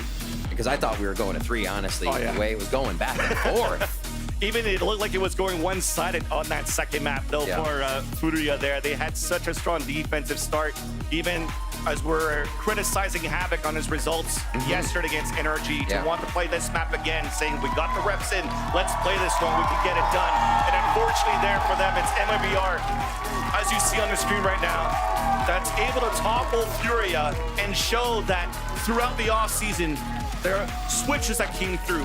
Now that you have more players coming in, new IGL and Mazine, and Arzine, with the way that he's shooting with the operator, that they have a recipe for success to go deep in the Americas this year. And that's a great point. A big shout out to Mazine to come into a new team, have the calls that really work with this squad to help them excel in the positions they need to be in, because the players aren't going to be in the right spot unless they're getting those mid-round calls, unless they're ready to be in position on the lurks that we see come into fruition in the W column here for the side of MIBR. And one more time, when Ades was mentioning you're playing against each other for such a long time, a regional battle between MIBR and Furia, like those moments where you would think, okay, there's no utility being used on the attack, there's nothing left. When they go for these rotates, they go for the jump peaks to bait out the shots, they know exactly both of these teams how they're playing, how they play against each other, which is why we see such a close series and close results on the first 2 maps. because it becomes a mind game. It's almost, you don't really care about the compositions and the maps that you're playing. When you're playing at this style against two teams that really know each other, it's as if you're playing Ascent every map. Right, absolutely. and looking at how they've been playing, we do still have to say goodbye to Furia as they exit the Kickoff tournament at this point. Yeah. Unfortunate there for Furia, but at least the road ends for Madrid, but there's still, I see some flash in the pan, right? Absolutely. Havoc finally finding his groove here on the second matchup against MIBR. I can't wait to see what they can bring here. I mean, they have now, what, another month and a half to start prepping for April, but now it's time to toss to the floor with Elizabeth for the Verizon post-match interview. Thank you so much, boys. I ask every time, give it up for RGL Meister. What an insane performance. Parabéns, parabéns. Obrigado. The first thing I have to ask you is, what is your mentality in an elimination match like this, going into it? Parabéns pela vitória. Qual é que é a mentalidade? Como é que você encara isso, essa coisa da eliminação?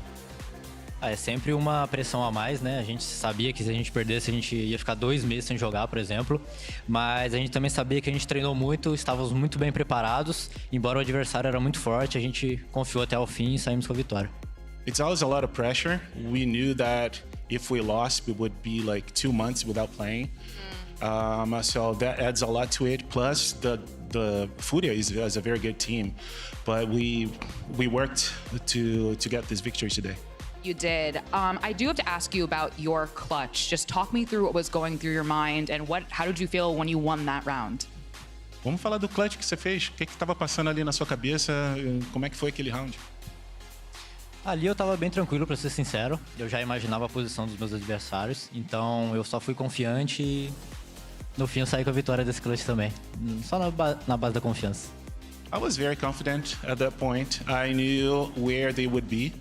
So I was just doing my thing, and I was very confident from the beginning.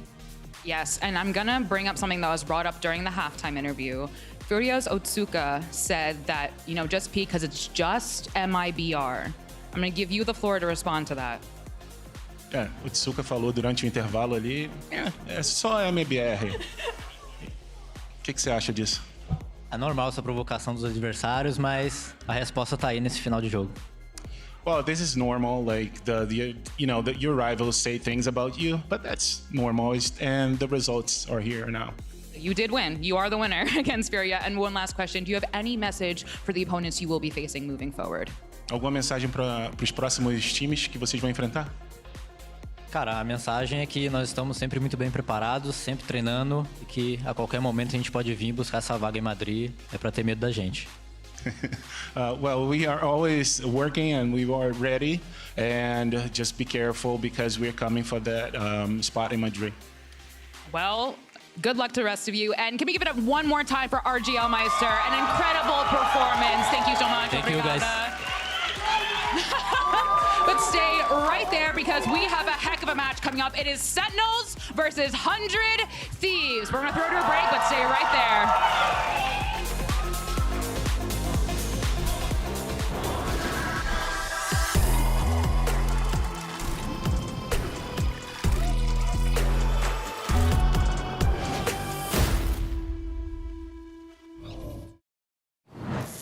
Rachel, you okay? No. I live with a broken phone. I can't trade in. Okay, that's dramatic. Better plan's Verizon. Everyone can trade in their old phone and get the new Samsung Galaxy S24 Plus with AI on them. A new phone? Yeah. Oh, yeah. Let's go. Wait, I'm on Verizon. Can I still get it? Yeah. I gotta trade this in, right? New and existing customers can trade in any Samsung phone for a new Galaxy S24 Plus watch and tablet, all on us. That's up to $1,800 in value, only on Verizon. Red Bull gives you wings.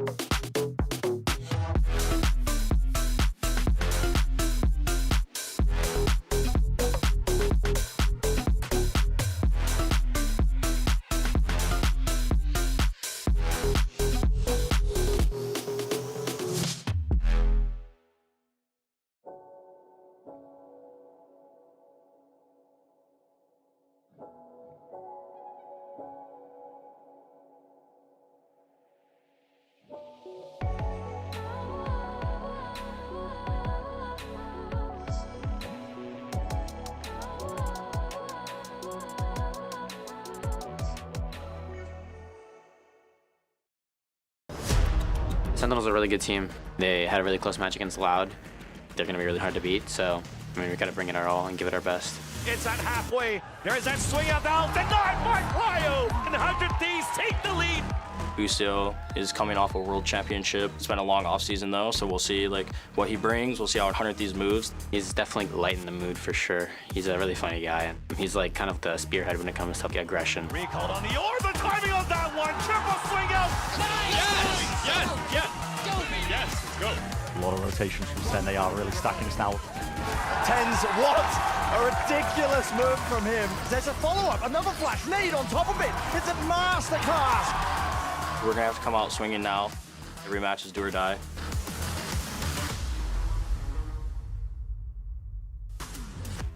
Welcome back to day 4 of VCT Americas Kickoff. Golden Boy here once again alongside Mimi and Athena. Almost blanked out on that one because, well, look, the only reason why I'm just going to be up front, I told you so. Just going to say it. But that's a conversation for another day. All eyes, though, are going to be focused on the matchup at hand, as it is going to be another clout battle. It's Sentinels versus 100 Thieves. And this is going to be a really fun match, and it probably is going to be a nightmare for social media managers, maybe a dream, depending on how you look at it. Either way, we're going to have fun. Last time they played, match of the century. This time, match of the millennium. The millennium. It is match of the classic North American matchup between these two guys, and it is so important today because it is an elimination game. We just heard it in that interview. You lose here, you have quite a while to sit at home and watch teams play in Madrid before you get your chance to kick off the season. Yeah, it's a definitely a heartbreaker for sure if you are out of the tournament here. And we had to say goodbye to Furia, but there's one more team today that we're going to have to say goodbye to, and it's either going to be Sentinels or 100 Thieves. Let's go ahead, though, and dive into this matchup. And the matchup history. Now, these teams, the players on the team, you know, different, but the organizations, very familiar with one another. And some of these players have also clashed against one another as they're representatives of these orgs as well. Yeah, for sure. I think coming off of this offseason and knowing that all these players have played against each other together, they've seen each other in the server many, many times. Similar to the Brazilian matchup, it feels like this is going to be the North American matchup. They've faced each other multiple times. It's been very back and forth, and everything has just been kind of, you know, interesting to watch. And of course, both these teams, crazy clout around them, and I think that's super important too. And last year, both times, Sentinels got the better of 100 Thieves. Those two matches were critical junctures in 100 Thieves season, kind of ending in the disappointment disappointment that it did for 2023. But both these squads have really reinvented themselves. Whole new picking up look. a world champion in IGL, 400 Thieves, Sentinels, also picking up new players, really affirming their identity with John QT now as an IGL. But both these teams lost very close matches against great teams, but they both lost, and only one of them can continue in this lower bracket. This group is brutal.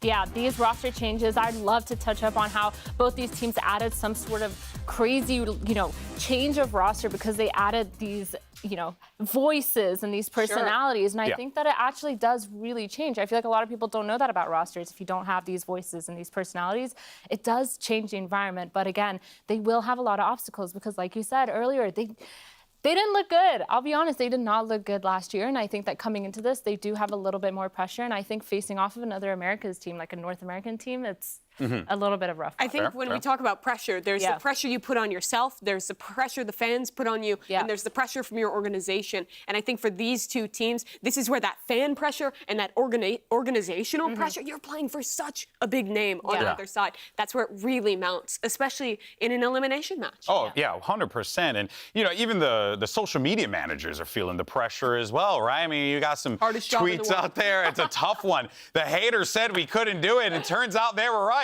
Good call from the haters. I mean, yeah.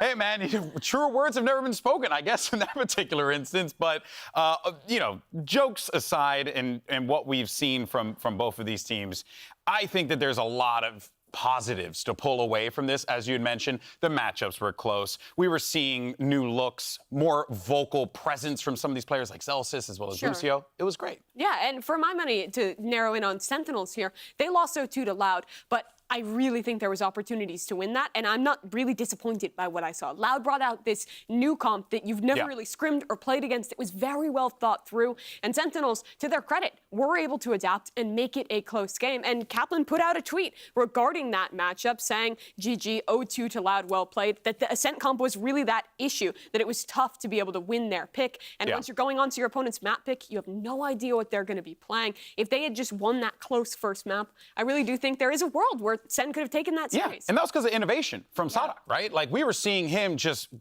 go out there and cook up something really unique. I don't know if you're necessarily going to get the same thing here potentially, but, stranger things have happened. I feel like the adaptation time that it took for them to get back into that is definitely what affected their series. So I 100% agree. I feel like if it went to a third map, it could have been a different series. And so I'm excited to see how they play and kind of how they learn to adapt. But moving on to that, I think 100 Thieves did pretty well too. I don't know. It's hard. It's hard. I don't want to be like a North American fangirl right now, but do it. Do it. It's your one opportunity. I genuinely feel like both these teams had close games. They had it right under their fingertips. They were ready to kind of take these. And obviously we've had a lot of these changes and we've had a lot of these issues where they're just facing new comps. It was just an adaptation period that they couldn't figure out. And I feel like if it just came down to same comp versus same comp, maybe there would have been something. I think that looking at the opening matches, Lev and Loud, I'm rating them as both top 3 teams in the league. Both these teams had very tough opening matches, and they both lost to innovation in the offseason. I do think that's the name of the game in this tournament, coming up with new gimmicky cops, catching your opponent off guard, and that's exactly what happened to both these squads. But their ability to still stay in those games and adapt and keep it relatively close is enough for me to have confidence that, honestly, whichever one of these teams continues on could really have a chance in that rematch. Yeah, I think we are 100% looking at contenders here. It goes without saying, but wait a minute. Hold on. Okay, actually, it's been 15 minutes, and we have to talk about tens. So it's Tens Watch. Yeah! We don't have to talk about him every time, just because he's a popular player. Mimi, we made a graphic, okay? His face is here. We have to talk about him. That is Tens. All right? He paid for this space. He did not, by the way. I just want to get that right away. All right. Jokes aside, though, serious tone while we see Tens' giant face behind us. Yeah, I mean, the biggest thing we need to talk about is how he's changed his role. Mimi is just entranced by this. But yeah, Tens, changing his role, I think it was a big deal. I love this guy. I like his glasses. Get away from the screen. You're going to affect your eyes. Get away. He's so good. He's playing Omen now, and he's still good. He's still good. Don't you love that? I do, actually. actually. I've been a big fan of this because I think, like, for a professional player, oftentimes you see them kind of just, like, take what's the phrase, like a square peg into a round hole, right? You just force the issue. Whereas here, though, I think it's Tens being wise enough to be like, hey, let me drop back because there's more value that I can give you elsewhere. Yeah, I mean, I feel like he's taken that role and kind of run with it because when you're in that controller role, you get like the duality of being able to play for yourself. You can play aggressively, you can play passively, you can kind of make sure that you're holding down sides. I'm sorry, this zoom in is hilarious. I feel like he's just staring me down as I'm talking about it. He is. He's watching you. He's all knowing. I just want to say, your omen is great. Like, I think you're doing great. Yeah, talk to him. Yeah, Tens, I really like your omen. I think that it makes more sense for you because the dive role, I think he's always struggled with on attacking side, getting the entries. Letting Zekken have that role instead, I think is great for him. And the flexibility, the team has really shown to enable him to still be a great individual player on this. We're moving on. Anyway, he's perfect.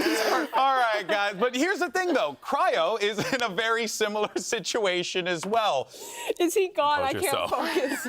Oh, he's gone. You're good. You're good. Cryo's in a very similar situation as well, Yeah. right? Where he's also stepping into a different role. He was the ace player for his teams in the past, right? We know about his amazing run back on like XSET, and then they brought him onto 100 Thieves to be that high-impact player. Yeah. Didn't quite get that output from him throughout the season, kind of, sort of. And now he decides, let's make some moves here. And I think this is also another great decision as well. Yeah, I mean, now he's on that controller role, and he still has the duality to play that Jet when needed. And I think on both, as Brimstone, as Jet, as Astra, he managed The flexibility. to put up numbers. He really showed that he was as flexible of a player and as strong as a player as he is on Duelist. And just look at these numbers.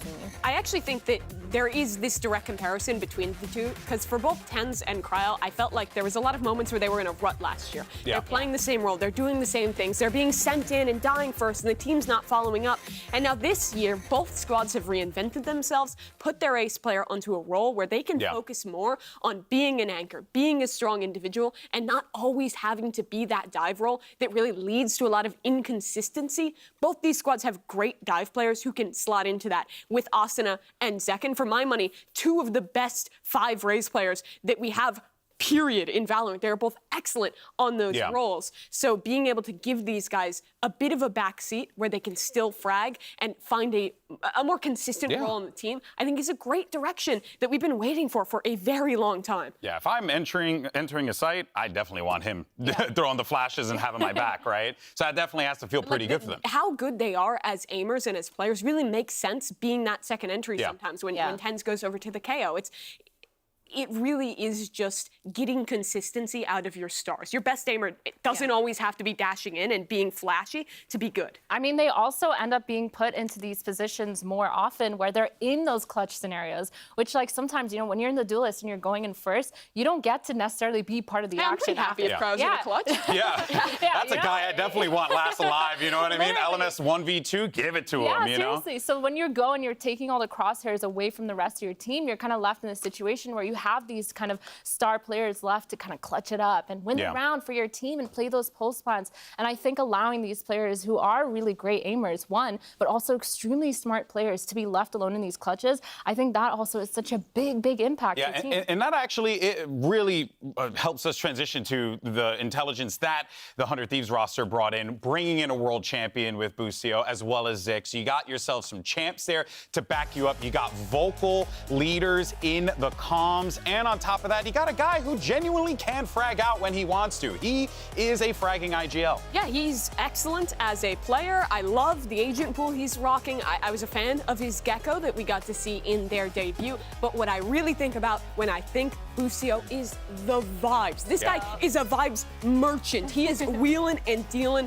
for everyone. And if there was one issue with 100 Thieves last year, they were a stagnant swamp. I mean, and this guy, they looked stressed out last year. And this time around, around. Boosie's out there smiling, chilling, vibing out, playing with his gut. Look at his hair. Look at his hair. This He guy literally takes the is Gecko. spotlight. He is Gecko. And I think the way that he is playing and the way that he's allowing this team to kind of thrive around him. I mean, look at this. Clip is so Looking funny. at his picture, making a joke like, in "Is the that middle me?" matches. Yeah, he's like, damn. It really reminds me of Zelsis on the other Yeah. side. Both these teams Yeah. have players who are such strong emotional leaders. And Zelsis isn't the IGL, but he does in that way fill a very similar role to Boostio. I feel like the comparisons between these teams are never ending. You have Tenzin Cryo, you have the two vibiest players in the league, you have orgs with high expectations, which makes it crazy that one of them is getting eliminated this early on. Yeah, I mean, we knew that this group was just hell, right? It was a tough group. This was the circumstances that they find themselves in here. But boy, oh boy, are we in for a treat. Now, earlier on, we did speak with Boostio about the transition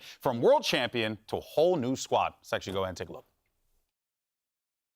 Yeah, definitely bittersweet to leave the EG team. Winning a world championship is like, there's been 15 players in all of Valorant's 4-year history that got to do that. So being among those 15 is absolutely incredible. I get goosebumps to this day thinking about it. And I just hope for the future that I can do something like that, if it's at a Masters, a Champs, a regular season championship. I just hope I can bring it to 100T to make the fans proud, to make my teammates proud. And I just want to be regarded as just one of the best players of all time. Really early on in my career still, so I'm going to strive for that every season to just win another championship. He's just a guy that wants to be regarded as one of the greatest players of all time. That's it. It's a simple thing to ask for. Casual ask. But we do want to let everyone know at home, by the way, that we do have a mouse issue on the stage, so we are going to get that sorted, and hopefully we'll be into the game quickly. But we thank you for being patient with us.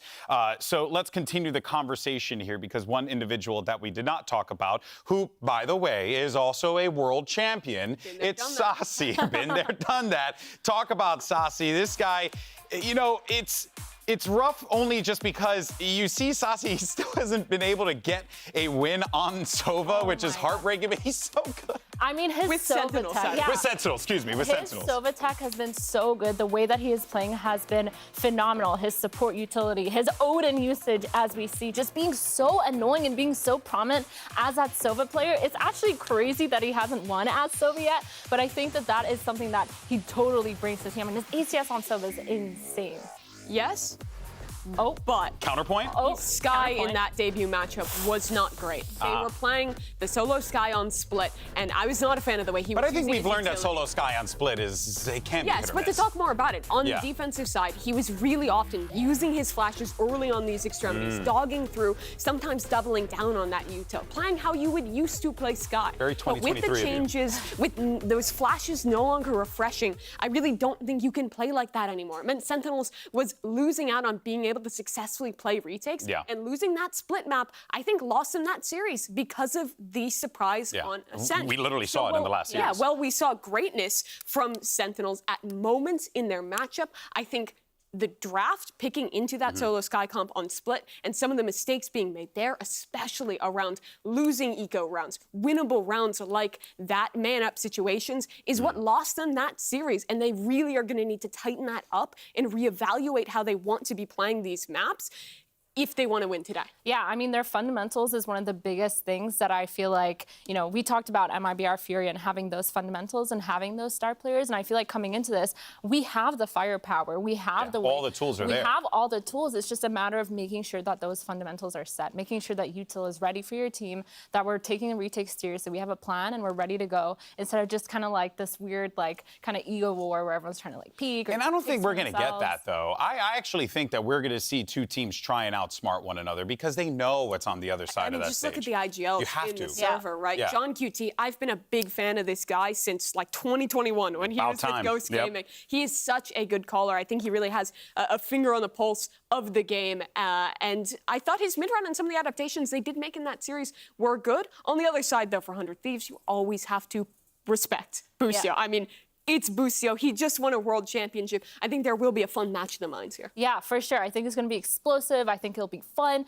I think we'll see a lot more defaulting for them to kind of pick apart and like understand how the other team is playing, and then finally ending towards what they want to do. However, I do want to say that I feel like both these teams have fully understood that they need to be ready for every situation, because coming off of those first games where they had those weird comps that they couldn't really adapt to, it's like I wonder if they're going to be ready, prepared mentally to kind of go into a game ready to adapt, or if they're kind of taking this game as like, oh, it's Sentinels, oh, it's 100 Thieves, we played against them before, like we know how they play. Absolutely, but I don't think you can know how 100 Thieves play. They had some interesting ideas in their debut matchup, locking in the Gecko Fade on 2 different maps, and I think really committing into the Gecko, the kind of double initiator, the changes to the meta coming into this year. We have to see it today. I think it's good, and I want to see more of that. I think Zix and Busio are a duo that is going to be really creative, coming up with these ideas for new compositions to test out. So Sentinels, just like it was against Loud, I think this is really going to be a test today about adaptation. You play against a surprising comp, you play against something you didn't expect. How do you bounce back from that and find the call in the middle of the round? Only thing, and it just something to stew on that I think just, I remember from, I think it was when we saw 100 Thieves play was, I think it was Cryo who said, Busio and Zix have a very specific way of how they think about the game. So long, I think, as everyone else is on board with that specific way, this 100 Thieves team can very well be cooking in this series, but it's going to be awesome either way. Now, the thing is, folks, is that here at VCT Americas, we are not afraid to ask the tough, hard-hitting questions. Questions like, how do you eat a kiwi? Right? Like an apple. That's a tough one. What? Just go to the video. Hide it. Unbelievable.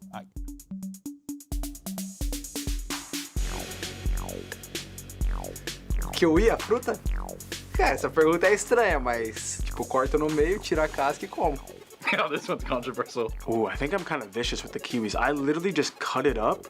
I eat a kiwi. I don't eat kiwi, so I don't know. I'm gonna be honest. Yo no como kiwi. I don't even know. I don't even remember what a kiwi looks like, I'm gonna be honest. I think you cut it in half and use a spoon to scoop out the insides. I'm not sure. I'll cut it into fourths, pick it up by like the skin side. Probably just bite it. I don't eat that much fruit. I also don't drink water. I don't know how I'm alive though. So when I eat kiwi, I eat the fuzz as well. It has fiber. I just eat it like an apple. And then bite it like an orange, you know what I mean? Your lips close on it, and then you leave the peel, and then you throw away the peel. Yo me lo comía con todo ahí, a las topes. Me lo comía con los pelos, con todo. All I learned is onto that something. people just need to eat their damn fruits. Because it's so good at the game. Why do you think it is? Because he eats kiwis like that. Why do you eat? You don't eat a kiwi like an apple, Mimi. Stop eating the fur. It's tasty. It's texture. It's a new experience. Take the sticker off at least? Yes. Overall, it's concerning. It's concerning. All right, guys. Well, listen, our coaches are ready to go. We have our map picks and bans. So let's go ahead and see where we're going for this epic confrontation between 100 Thieves and Sentinels. Sentinels, Thieves, welcome to the map pick ban. We're gonna coin toss to pick Team A or Team B. If it's this side, Thieves will be Team A and Sentinels will be Team B. If it's this side, Sentinels will be A and Thieves will be B, okay? All right, so that means Thieves gonna be A and Sentinels gonna be B. Yep. Thieves, you have the first map ban. Sunset. Sunset. Sentinels, you have map ban. Icebox. Icebox. And your map pick? Lotus. Lotus. And your side? Pick attack. Attack. And your map pick? Pick bind. Bind. Thieves, your side pick? Attack. Attack, okay. And Thieves, you have a map ban? Breeze. Breeze. Sentinels, you have a map ban? Ban Ascent, go to split. Yep, sounds good. And your side? 100 Thieves? Defense. Defense? For split, right? Yeah. Yeah, for split. Okay, let's run again. So Thieves ban Sunset, Sentinels ban Icebox. Thieves pick Lotus with Sentinels on attack. Sentinels ban Bind, or sorry, pick Bind and Thieves on attack. Thieves ban Breeze, Sentinels ban Ascent, and the default map is split with Thieves on defense. Good luck, guys. Good luck. Thanks. Good luck, guys. Okay, bye, Keldon.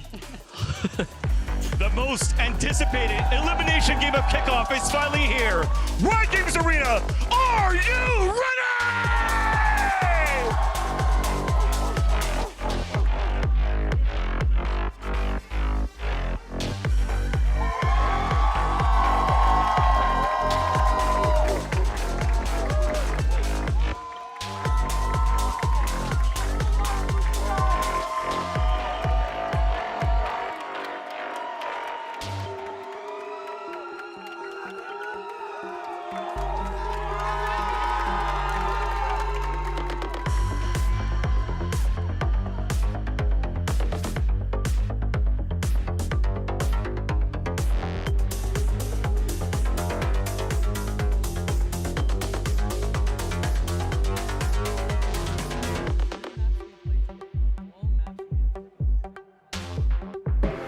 We know Sin City is always the loudest city. Give it up for your Sentinels!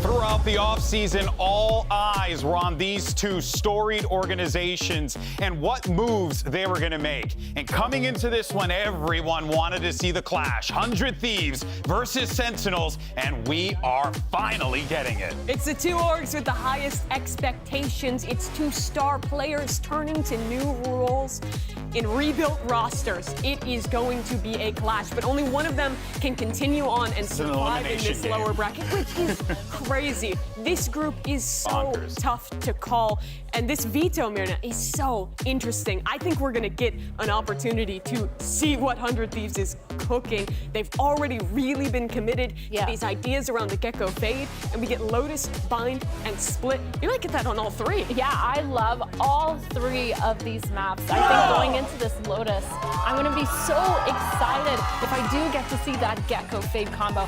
Only because if I see another solo Sky, I'm gonna lose it. I think especially on Lotus with these new changes, the Sky changes, the flashing, it's impossible to have a solo Sky. What would be the alternative to running that? That's what I'm saying. I love the idea of having Gecko Fade. I love the idea of having double initiator.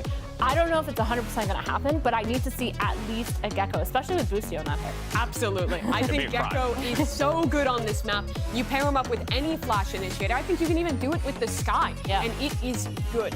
Most teams will probably still consider that double controller composition. Teams love running Viper. It really helps you out at late re-clearing A. But we have seen some squads in the offseason willing to sacrifice that for the double initiator just because the Gecko initiator combo is so strong right now. And I see a chamber. There's a chamber there? Who is it? Chamber? No Who Gecko? is it? It's Cryo. He's back, baby. Oh my. Both teams running a no flash comp other than Omen. And but Boosie, no flash. Boosie dyed his hair and everything. This is just the Fnatic comp of last year that Sentinels is running. It is a time-proven composition that still very much works on this map, but we're giving up the Killjoy to lock in the chamber for Cryo.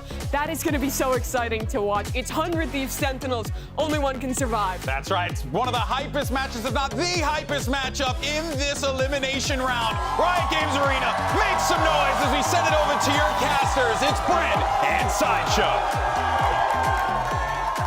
Everybody's been waiting for a match like this for quite some time. Elimination here between these two teams. One match to decide whether you continue to fight for Madrid or you're going to be waiting on the bench on the sidelines for over a month, watching everyone else have fun. Last year, we were kind of bookended by 100 Thieves Sentinels games. In week 1 and then in LCQ, both are like really big matches. The one in LCQ and an elimination game similar to this.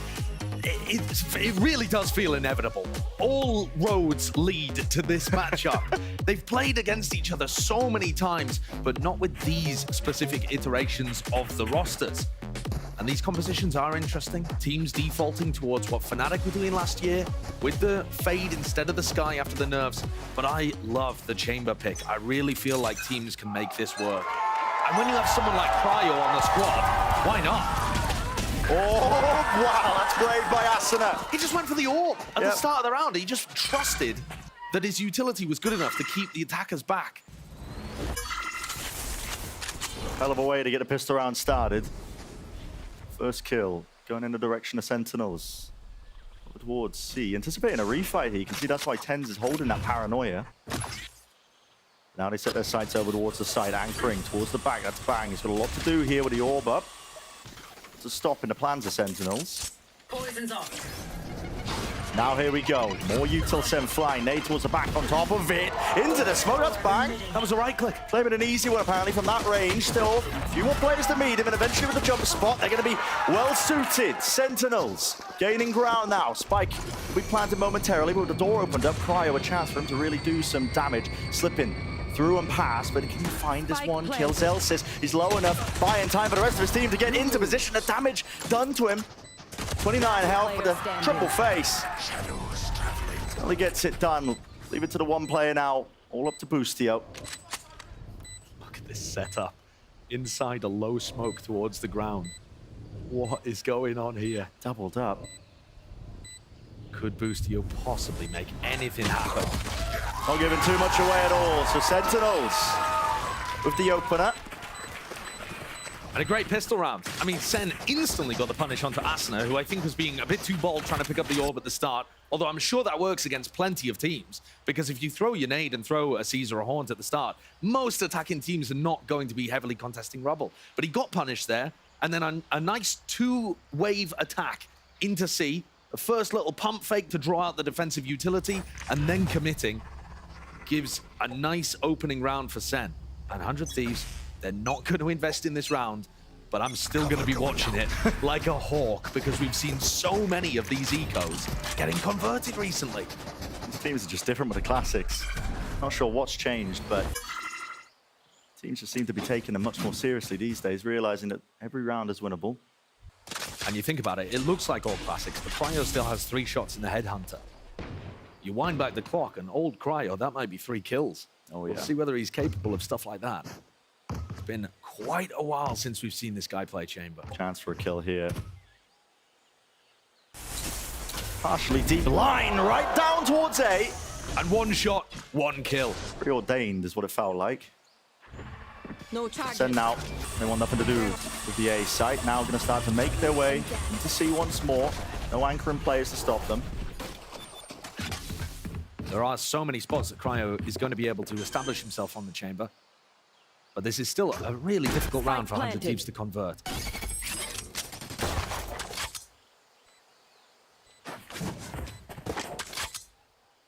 Diligence there with a jump spot, but with the alarm bot broken, players, reinforcements arriving towards Mound here. Celsius and Zekken holding together. Great paranoia, but that's why Zekken's there, just to help him out, just in case. And real, no danger at the end of the day. Navigated it really nicely. And I think Sentinels are going to be the team that's having to adapt and react quite a lot in this series overall. 100 Thieves were having their success against Leviathan by bunching up and brawling, really trying to almost team fight in Valorant, an unusual style. But I think partly inspired by Boostio just trying to get confidence injected back into this squad who looked so lackluster in 2023. And Sen themselves, their style has been more to try and slow and control the game down, find the right mid-round call. Might see a clash of 2 very different approaches to these 3 maps we've potentially got coming out. 2 teams have been trying to reinvent themselves into 2024, but a healthy bonus round now for Sentinels to take it straight through into B. Molly at your feet, but there's the blind. Holy, what a setup. It's returned though with the fire. Asuna's there with the door rotating. They've got themselves into B main control, but they want to pivot over towards A. What a call. And look at it, it's completely empty. They picked up Bang with a beautiful setup, driving straight through his vulnerable, and now they've got the plant down. Zekken is pretty far forwards here. 3 players committed into the back section of the site. You don't really expect this into the post plan. Look at the others, though, holding that angle. And John Cutie's going to be taking a bit of contact and distracting to make sure that they can't just isolate Zekken. Not really planted for them. It's the one section of the box. They're still worried about Rubble. Up to Heaven, Asuna. An important kill. Zekken finds his. Earns some way to the showstopper. Just jiggling as well, rebounding off of it with the tap there. Boostio lucky to get it, but instantly you can see the players, the positioning is Sentinels. It's perfect. Tons of coordination from Sen. And I think these first few rounds look like they're demonstrating the extra time that Sen has had during the offseason to really work and refine their play. Because set plays like this, anticipating somebody to be playing in that area, and then both of the post plans where things got a little dodgy, they've had very nice ideas of how to neutralize 100 Thieves, and they're playing tight and coordinated. Remember, 100 Thieves have had significantly less practice than Sentinels over the course of this offseason. So that could be a difference maker. Down to the Sheriffs, the Pistols, the half buy. Weaker money. Doubled up. Approach with the Prowler. Oh my! Just deeping across there, and they are just going to be finding these cheap and easy kills. A little bit of extra money granted with the door opened up. Asuna distracted, doesn't know which way to face. Only one player left. That's a beautiful textbook protocol of how to clear an aggressive mount control there by Sentinel. Taking B control, you saw Boostio looking towards B, as if they were thinking about opening the door, fighting them on B. I think 100 Thieves had the idea there that it was just going to be a big B exec. And they didn't realize that Sen were actually wrapping around to pinch the mount players from both sides. Yeah. Got a bit of time to talk as well with Bang. I mean, he's going to make his way over to the spike, to be honest. Take out a gun or two, but he will be going down. It's a round loss. And not just that. Sen are now going to be up into the next round, a rifle round, where the economy of 100 Thieves is on edge. And look at the ults they have to play with. I mean, Showstopper, Nightfall, you can combo this into anything you wish. Especially considering they had a set round for the bonus, a set plan to try to punish Bang. I could see them cooking up something similar again. A lot of these teams are going to have scripted beginnings to maps. Assuming things go well for us. Good job, bud. Let's go. We have good odds. We could do the A thing. Getting some hints there. Yeah. Although it looks like potentially might have been counter-called, unless they're going to take C control and then go back into A, which also extremely viable kind of thing to do. Brown now with the operator. He's going to be walking down that deep A angle towards Rubble. His team's cleared it with the util, but meanwhile, Sen towards C mound. I just look to explode as well onto the side with the showstopper if they really like what they see. Nightfall, any sort of connections, that might be the trigger. Yet there it is, go button sent. It's a 1-for-1, Bang's good for it still. TP forwards 10, who's vulnerable up. But it's equalized, 3 versus 3. Do they still want to commit into this one straight through? Vulnerable into the back, EU's got to respect that. The util laid down at his feet, so the plant's still going to get off here for Sentinels. And this is going to be a tough retake. EU doesn't have very much utility, just used his last Prowler, and Cryo is coming around on the flank with an op. Now, assuming Zelsis does not die, Cryo is going to find it difficult to close the gap. It's an important fight. A vital one at that. Zelsis peeks it out, though. So he falls, double face on the high-low. John Cutie just trying to drop down and survive, and now he realizes we're being threatened from multiple angles. Asuna, don't know where to peek from. EU, though, removing it, and lovely movement at the end of the day. Finally a round on the board here for 100 Thieves. That battle over towards Mount, so important to allow Cryo to get that pick and get back in. You saw Sentinels on the attack side. There were definitely challenges there, but this paranoia, keeping the rest of the team back from Boostio and baiting out the teleport play from TenZ, created that player advantage situation that then would, enabled a 3v3 retake to happen.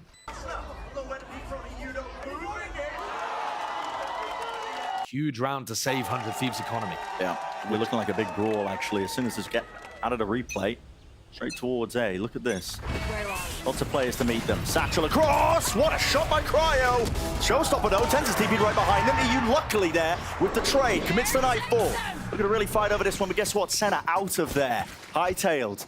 Straight back. Front section of Mount. How are they going to fight over this one? Doubled up, and players low enough that it's short work, quick work for Bang. Toxin screen down.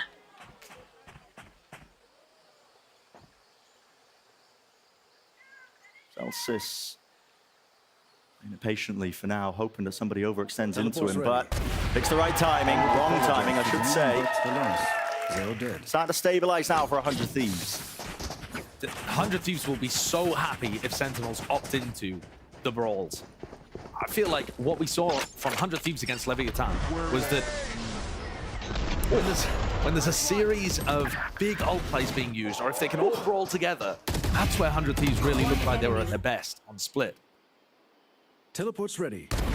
Definitely what they were trying to lean into. A lot more of the, you know, like you said, the big team fight play style. 100 Thieves, though, did burn some really big ultimates there to try to keep back Sen. And that teleport play from Tenz almost worked. Here's another look, somewhat similar to the set play from before. Tenz actually Omen ulting into sight. Would have been a distraction for Zekken to peek off had it been cancelled or punished. It's entirely given up to them. Door, open, cryo. Again, hunting for a pick-off just to make it a little bit more even. Paranoia sent flying, clears Zekken out of that little cubby now, and he repositions a little bit deeper towards the back of the site. They're anticipating a refight from that direction, and EU, he's wondering whether he should commit. Lockdown now, a little bit later, being delayed, but this can still be broken by the players who are still sitting here into main, potentially, if they choose to fight. Over, across into the site, that's 100 Thieves, and look at that. The timing's excellent from EU. Asuna is going to be sticking this one with a lockdown defuse as well. There's really no coverage. Anybody to break this? No! Asuna just sticks it all the way through, and that's a third round gain. Now, granted, every player falling, but the round win is what they were going after. That round was so chaotic. Sassy went for a flank all the way through Waterfall, trying to backstab the C players, assuming that they would try to swarm and kill the lockdown. And look, Bang's ready for it. So Sassy ends up giving his life fairly early. These other players from Sentinels can't get in to block the defuse. And on a nice edge, that one. Yeah. The economy's in a strange spot, but both teams can buy. And Sen, again, seed control over Rubble, trying to push anybody away from fighting Mound at the start of these rounds. Opening the door here is going to push Cryo off the angle. He pushes forward. Surely. He's got a rendezvous at his back still, I believe. He can force himself to play aggressive. Angled opened up. As soon as the door opens, you gotta leave. That's a mad play. That is mad. But another sign, perhaps, that 100 Thieves have not quite had the time to really refine those protocols in the same way that Sen has. Doesn't necessarily mean that Sen are gonna win off the back of that. What a potential play by Bang. He backs up. A little bit too deep there, there's Prowler. Now the nade as well. Snake bite towards your feet. What a shot by Bang. EU still holding close to the pillar. Never cool to cancel. Sen are so reactive with this one. Almost like the bait and switch you expect them to be in that scenario. 40 seconds left. What is the decision? They flip the switch, and it does pull players away from C. What a call in the moment. Yeah, Sen going for the freeze in the round. 100 Thieves, super reactive. 30 seconds trying left. to find Sentinels. Face your Putting the fear! Nightfall now. 0 tags onto this one. They only have to worry about the back of the site. That's going to get cleared by the ice. They realize it's C. Open for the take. We have seen 3v3 retakes work for 100 Thieves. They're going to open the door really early on. Viper's fit with his plan for John QT. But they don't have very much space here, do they? And 100 Thieves are already in. Look at this. Already in. Boostio, he's not wasting any time forward here with an aid to push them into the angles. Appropriate maybe, but they're just walking right into the pit. And not favored at that position. EU, he's got to pray now. Maybe a few stray bullets connecting, but he's realizing it. Got to give it up in a 1v3 with a pit down. That is unwinnable. So Sentinels, another round gained. Big one to put on the board. Couple of things going on there that are really interesting. The first is that these execs from Sen have Tenz committing extremely deep with Zekken. They're not trying to bait out defensive utility as much and keep the whole of the team tight to Zekken. They send Zekken in like a cannon, and then Tenz teleports in with him. And that hasn't really been working for them so far. Tenz got picked off by Boostio in one of the previous rounds on C. That time, Tenz got picked off by EU. So it's an interesting style, but it's not actually getting results at the moment.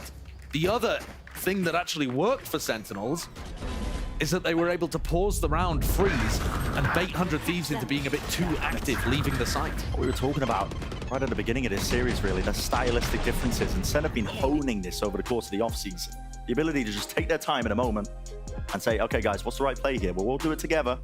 And And they tend to make the right moves a lot. I mean, these mid-round calls, I don't know if it's John QT or what, they have a lot of vocal callers in Sen, but typically it's what's been paving the way to a lot of their victories. And yet, at the beginning of the season, we find both of these teams in elimination matches. And I think that speaks to the caliber of the teams in Americas, but also how difficult this group is. We knew it would be absolutely brutal. But frankly, I think both of these teams have been playing at a pretty good level so far. Yeah. 100 Thieves in particular exceeding expectations, considering that they haven't been able to play with Boostio for an extended portion of the offseason. Man was trapped in jail. Key thrown away. Yeah. To the very last moments. But after they busted him out and were able to do a bit of practice, they've certainly been cooking. And they've got decent team coordination too. Chances for 100 Thieves still obviously abound. And the economy isn't that bad. Cryo's still able to get an op online. There's a judge for Boostio, which can seriously do damage in plenty of different spots. It's Asuna who's got the low weaponry.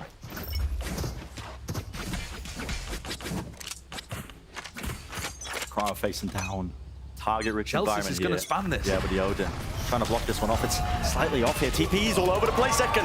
Just on top of the mound there, revealed. Asuna close to the corner. Does this get cleared behind the box? Everybody running right past him. Great chance, a great opportunity. Zekken returns it straight back to him. There's the equalization. Showstopper earned, fired. And another one claimed. 2 players left standing for 100 Thieves. And with the judge in hand for Boostio, he's going to be finding it quite difficult. But there's the upgrade ever so slightly. But it's only a stinger. Side grade, if anything, isn't it? Yeah. He's trying to make his way over to the rifle. He's got to suspect this Celsius is still here. Look at him trying to clear this one out. The flank timing, though. Bang! Spots it! 2 versus 2. Ducked into the site now. How do Sentinels want to play this one? Smoke was laid down a little bit higher. Ice and flying straight forward. Pushes them out into the open. Leave it just to the one. No more sound cues. That's like Utah from Sassy, but he's just poking his head out, and Tens rips it clean off the shoulders. No mammoth clutch today from Bang, at least not yet. But he's doing all right. The whole of Sen, though, they're finding their opportunities early on in this round. I was excited to see the cryo operator come out, especially considering he's on chamber. That was the role that he's known for. But this is now twice where he's been punished at the start of these rounds for just being a bit too aggressive, for stepping forwards, trying to find that timing where he's going to be able to get a pick, and instead getting punished by Sentinels. There was that round over on C where they opened the B door. No, it's fine. I literally will just kill him. Trust. The round's already started here. Opening seconds. The exchange of util here, but this is, of course, just the eco kill. Stinger, though, still some danger towards it. Tens returns, though. And it sounds like that's Sentinels trying to just get a bit of a handle on Tens. Like, dude, can you just play the percentage play? And he's like, no, I'm actually feeling it, and I'm just going to go run around and kill everybody. Plant the spike. 1 enemy remaining. Boostio blind as a bat. So a win versus the half by. And I think one of the downsides of the way that 100 Thieves are playing is that they're opting so much into these early round fights that even if they trade and go 3 for 3 or 2 for 2 or whatever it is, they're opening up space for the attack side, right? And so if you're in a 5v5, you can actually control most of the map on defense. But if you're in a 3v3 and Sentinels know that there's no players A, now the defense is at a big disadvantage. Yeah. So going even in these fights does not favor 100 Thieves. Going out. They need to be decisively winning them. Standard util being used, making sure that they can't push up from section of C. I thought Tens was going to take the orb there to play for his ultimate. I thought they'd got something mad cooked up. It's not going to be the case.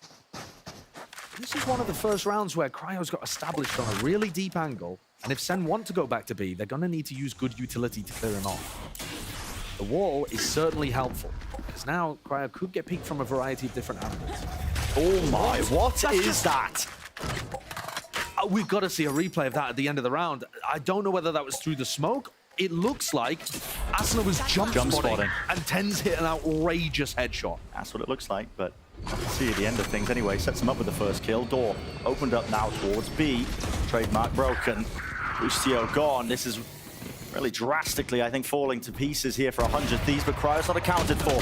Off round to the corner. That's Secondo returning with the trade. Confirmation kills all over the bloody place. Turns to do have the spike. What's the call now? 30 seconds left. Run over to A. Realizing that Bang has been playing over towards C. Good awareness from Zekken. Doesn't win his fight out, though. So Bang, there's chances here. John QT is weak. Bang's got a little smile on his face as he shoots Zekken's body. Just letting him know in the 1v4. It definitely feels like Sen are pulling away with this one now. Center's play for Bang. It hurts, but saving the gun has to be it with only 350 credits to your name. It's actually tough too, because he'd love to get another kill, or even die if he could keep the rifle in some way, because that would get him the ult orb to be able to get up his Viper's Pit in the next. But this has just been a snowball for Sentinels. They've found the right play, and especially been able to find the first pick in a lot of these crucially important rounds. Sentinels are currently 7-4 on first kills, and they've won every round where they've got the first kill. Last round. Some of those have been unforced errors from 100 Thieves. And some of them... Oh, you, man! Oh my god! That's disgusting. Yeah, okay. Last year, we were talking about the level of quality, the on-paper ability of this Sentinels team. Oh, we were talking about it all the time. But this year, it's really showing itself. Now that they've got the foundation. Cryo, by the way, has gone for a glass cannon Vandal. No armor. State of the economy. Asuna does have a showstopper here. Doesn't remove the first layer of the util. And Nana Swarm just dropped down, but does do so for the eye. Information going to be called out here by Sassy. Knowing that there's players there. Popping up, top of the ankle. There's a gap. Just there with a wall to jump spot. Bang. Does not want to dance with death. Not quite. I'm backing away. Sentinels, they don't really like what they see here. The door was opened up towards mid-B. There's going to be a fight to be taking place if they choose to really collide into each other. But no, just parting ways once more. And I'm not sure that 100 Thieves even got the read that Sen are that close on B.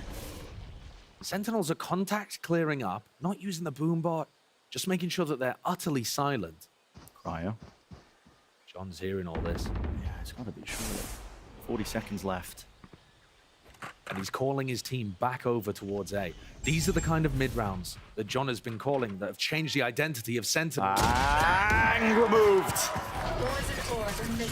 30 seconds left. What the hell? Look at this, no armor. Running into the orb. Cryo, he wants to be a playmaker, and this is the time to do it. Second. Taken out, guess what? Sentinels out towards B. Paranoia now, flying out through them. Players into heaven, they need to clear this one. Showstopper, this could be the winner, no! Straight into the wall! Plants down, though. It's 2 versus 2 and 1 through main. Satchel, preventing the repeat. Dropping down now, playing together. 100 Thieves, gotta be really disciplined. But it's just EU. 7 bullets of John QT into the pits. And what a micro-adjustment. Excellent shooting, excellent calling, but there was a lot of pressure there, and 100 Thieves flubbed it. And Asuna's been having a dire performance here, it's got to be said. Really not finding it. Beefed the satchel movement and was unable to find the rocket. I think he just launched it into the door frame. Did the C's have any impact? I'm not sure it did. Brutal. Hard to know there. Yeah. Either way, this is Sentinels absolutely outclassing 100 Thieves. It really is. It looked somewhat even at the beginning, but they've just pulled ahead to unfathomable difference. Now, I'm surprised that I'm saying this, but let's send this down to Golden Boy, who's standing by in our audience. What could possibly go wrong this time? Let's try this again, shall we? How you feeling, Riot Games Arena? I love it. I love it. All right, all right. Are we feeling 100 Thieves? What about the Sentinels? Santissimo, that was loud. All right, well, I'm going to go to the crowd again. Surely we'll be fine this time. Okay, you seem like a sane person. Okay, here we go. Hello, what's your name? Where are you from? My name's Jackie. I'm from Anaheim. Okay, Anaheim, shout out. Anyone else from Anaheim in the house? Okay, we got about 5 of you. Okay, what sign? What sign do you have here? I'm curious. Oh, It's John QT with Absolute Cinema. Absolute Cinema. Love it. Thank you so much. That was an awesome sign. All right, let's see. Okay, we got these 2 young ladies over here. Hello, hello. What's your name? Where are you from? I'm Leslie. I'm from Orange, California. Orange, California. I'm Kiana, and I'm also from Orange, California. Okay, so we got 2 people from Orange. Anyone else from Orange in the house? Yeah, right behind. Okay, that's what's up. All right, what signs do we have here? Celsius, just one chance, please. I'm begging. Half Moon Leslie, Instagram, Twitter, please. Just one, just once, just once. Shoot your shot, Queen. I appreciate that. Okay, so are you guys friends here? You also cheering for Sentinels? You're sisters. Okay, and you're cheering for Sentinels too? I'm cheering for 100 Thieves. I have a Let's Go 100 Thieves sign. And then brought to you by Bang's mom and dad. Yeah! You know what? I love this. Good, clean, wholesome signs. That's what we like to see here at VCT. Guys, give it up one more time for these amazing people. Give it up for yourself. And let's get ready to send it back over to 2 casters who have it contractually obligated to commentate every Sentinels game for the Vibes and the Cloud. It's Brennan Sideshow. Yeah, desperate needed the followers, of course. Auto included. Had the lawyers drafted up. That was a much better attempt at that segment compared to yesterday. It certainly was. Say. I mean, you know. Okay. All right, reset. Okay, pistol round. 9-3. Sen in the lead here, this time on the defense. This is a really important one for 100 Thieves. And now the pressure's going to be on Asuna again, because he's got the job of trying to open up these sites. Blast open choke points.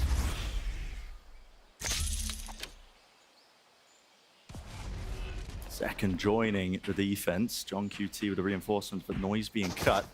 Trying to have second doubts about this one because 100 Thieves in a way over towards A now. They've inserted Cryo in this spot. He's got his Ghost. Going to be looking for a pick.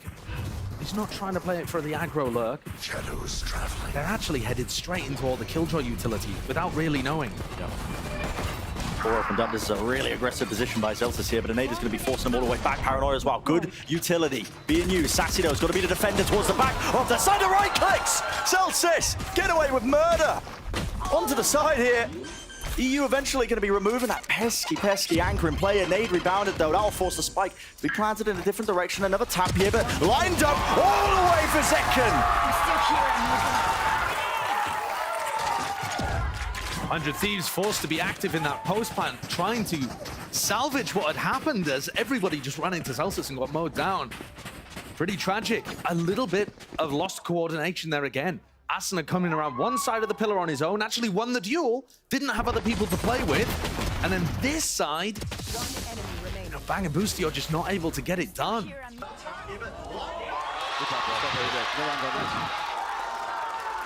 Surely for 100 Thieves now. Considering it, yeah. Committing to it, the force. You have to at this point. The map's getting away from you.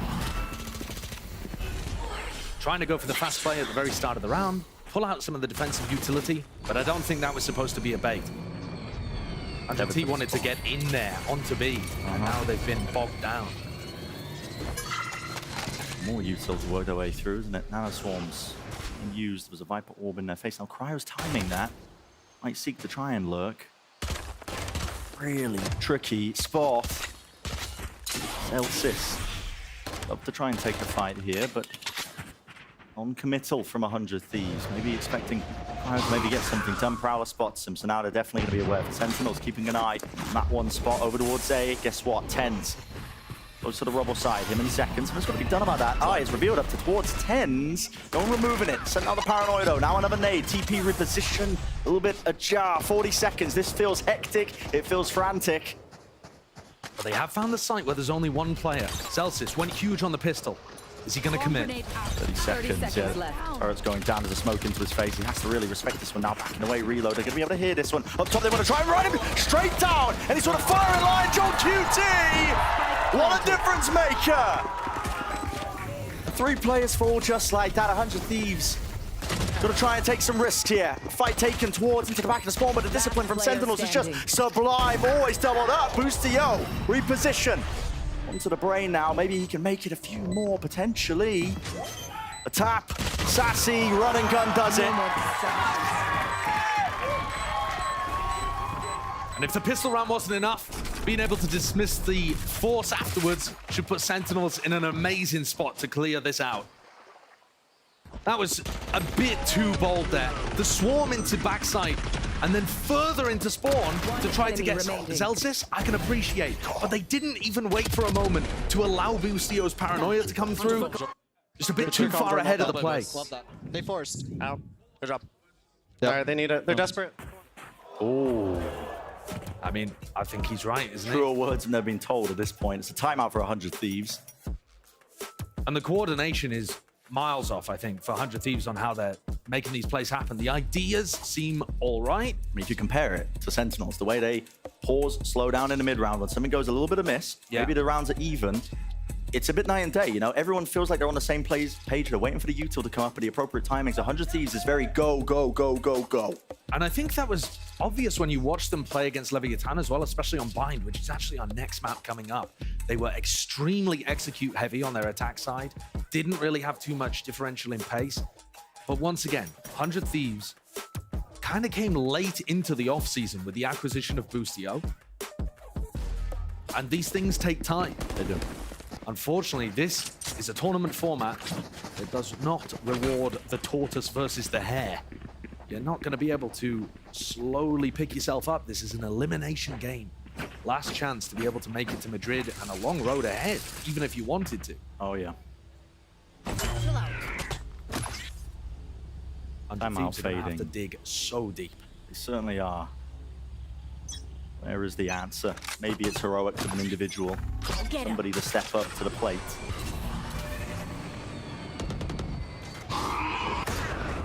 Question all over the front section. B and C, 100 Thieves. Cryo, in each of these 3 rounds, has been trying to get a lurk pick towards B. In the pistol, he got denied by Tens. In the second round, denied by Sassy's utility. And it looks like he's going to try to make something happen again. Forward on the angle here. Now Zekken, when he got the Guardian, he's going to have to be precise and surgical when this hit starts to come through, especially Tens remove. Bang! Critical shots to be hit there. Cryo's going to be hearing the rotations abound as well. And what is the call to be made? Middle? Into A, perhaps. 100 Thieves get those 2 picks, but no, they break the door now, make their way into B, because Cryo has got that space. Creep forwards. Now Heaven needs to be covered. And it is going to be ever so slightly, no kill to be turned and returned there. Sassy backs away. 10 health, still alive. You can tell it wasn't Boostio there with the mid-round call because he used both of his smokes on A. Didn't have anything to obscure that sight line. Asuna might have just bailed him out there with that kill on Celsius. That's huge. Yeah. Big kills to shut down any danger of a retake coming through. 100 Thieves destined to get up to 4. One with the rifle knows better than to contest that one, so this will be round win for 100 Thieves, like you said. I think if 100 Thieves picked this map because they thought that the Cryo Chamber was going to have enormous impact, they probably need to find a different role for him on the attack side. Because he's having to play off the distraction of his team rather than being able to actually initiate anything himself. And in a round like this, he just ended up being the backstab lure, and this fight in Rubble defined whether or not really the round was successful. 1 enemy remaining.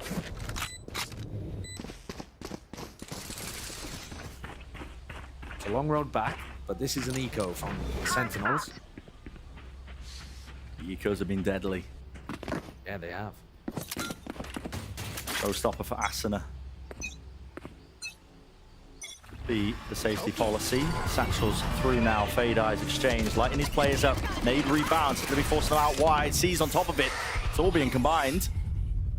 Scared of a collapse from Sentinels, Asuna uses his ult already. That's an enormous tool for them to try to get into the site. And to burn it so early on in the round. There. On an anti-eco as well. Yeah. Not what 100 Thieves will have been looking for. Door broken. Cryo sees the shoulder, but I think so does Zelsis. Same spot again from Cryo. Every single round on the attack side. So not very much variety. Now he's starting to move his way over towards C.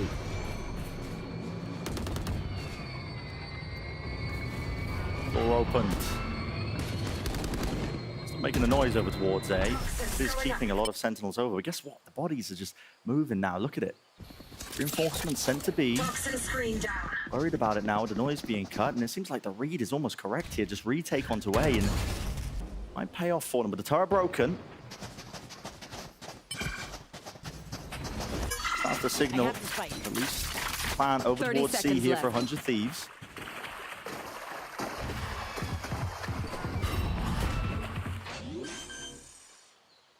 No major flank coming through. No pressure onto these mountain players, and that's where the plant is for.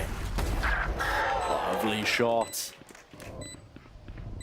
Bustio has been a little out of the action in this game so far, but that's a good one for the confidence too. The rifle. Paranoia with a satchel forwards here, but Zekin can't really escape it. A lot more to be done here, but with only 2 players remaining, Celsius just might opt into saving this one with the rifle. Tens, TP to try and get out, but no, can't break the tether in time. Celsius scurries away with what little reward he's got from this round. Expected result here then, as 100 Thieves managed to win on their anti-eco. But it took them a fair amount. You think about it though, at the beginning of the round, Asuna used his Raze ultimate. He's already got 4 points towards it. Yeah.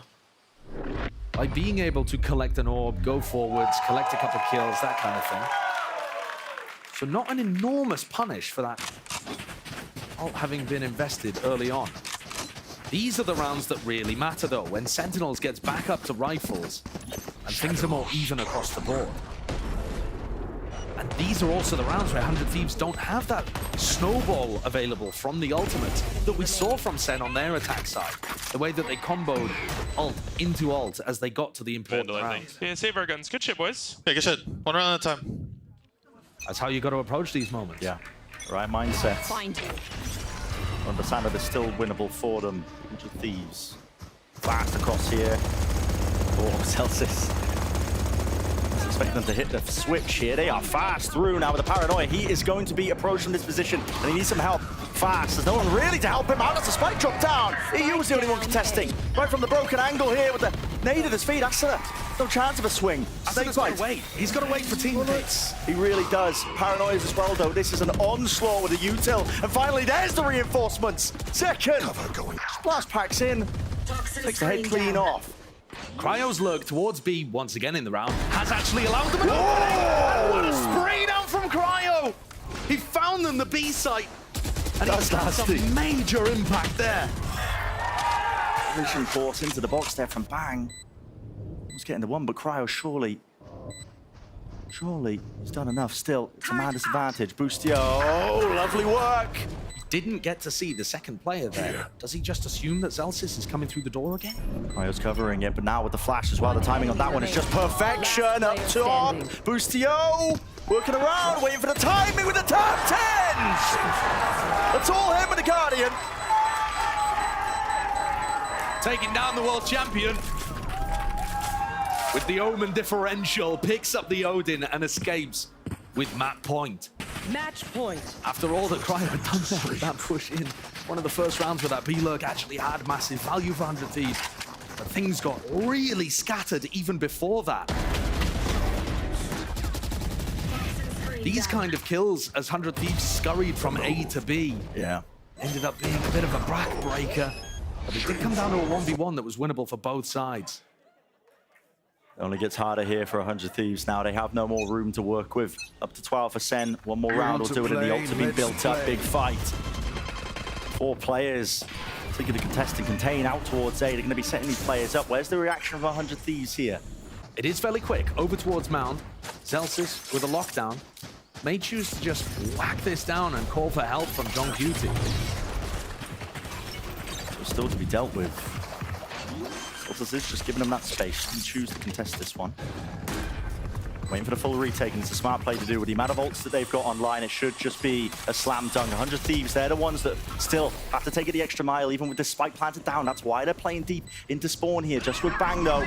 And he's got to really come up big though. Blinded! Second with the rocket, out wide! And number one claimed. Jump spot. Great discipline. Everybody, noise cues cut away. They don't have a bloody clue. And now with the lockdown on top, it's all layered perfectly in between them. The reposition of Bustio. Just out of dodge, but it's just down to Cryo. And what can you really do? Not much. Once again, those ultimates coming online for Sentinels, making all the difference. Great anticipation of the spawn aggression.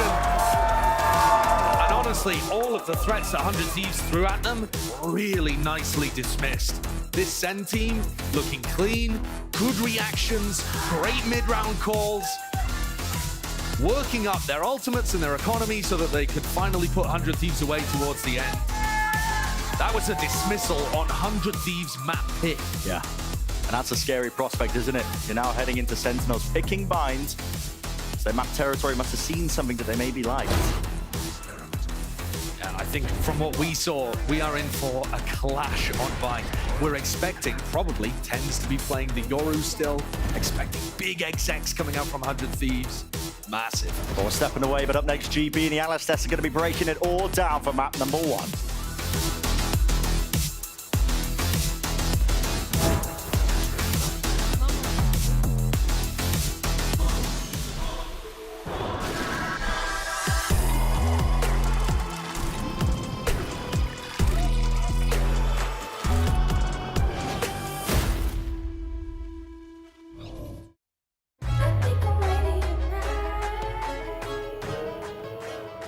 Hey guys, it's Jimmy Lin. In this series, I'm going to walk you through attack on Pearl. Watch out for the stairs, clear this angle. You're going to be able to fight this.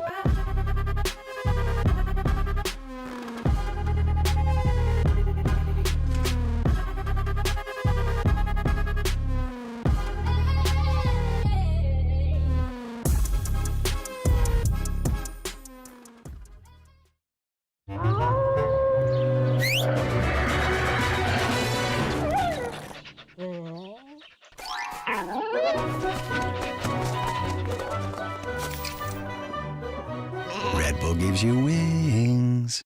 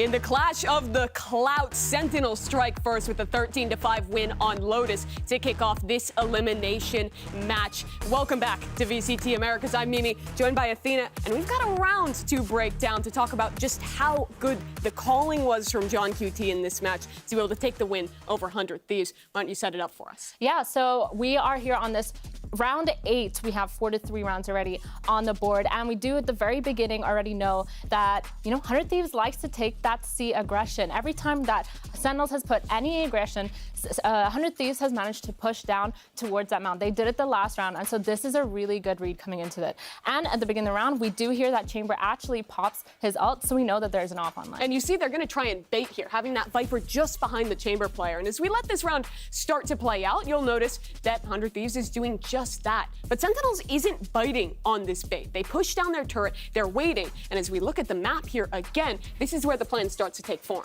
Yeah, so since 100 Thieves is playing kind of a fake Sentinel Chamber, they know that this front B is probably towards that weak side. The aggression was not to be found. They use that Fade Eye to scan towards that front B, and they know that there is no one contesting. And so they take this space, they take mount space, and they know that there probably is some sort of aggression. And what's really good here is that they actually end up using the Omen Paranoia, and they open that door to kind of crunch and punish Cryo for being in that aggressive position. He hears those players in mid and wants to go forward, but at this point, it's already almost too late. Zekin comes in from the side, finds that frag, and Sentinels is already in a great position here. But this is where John QT starts to take the round to the next level.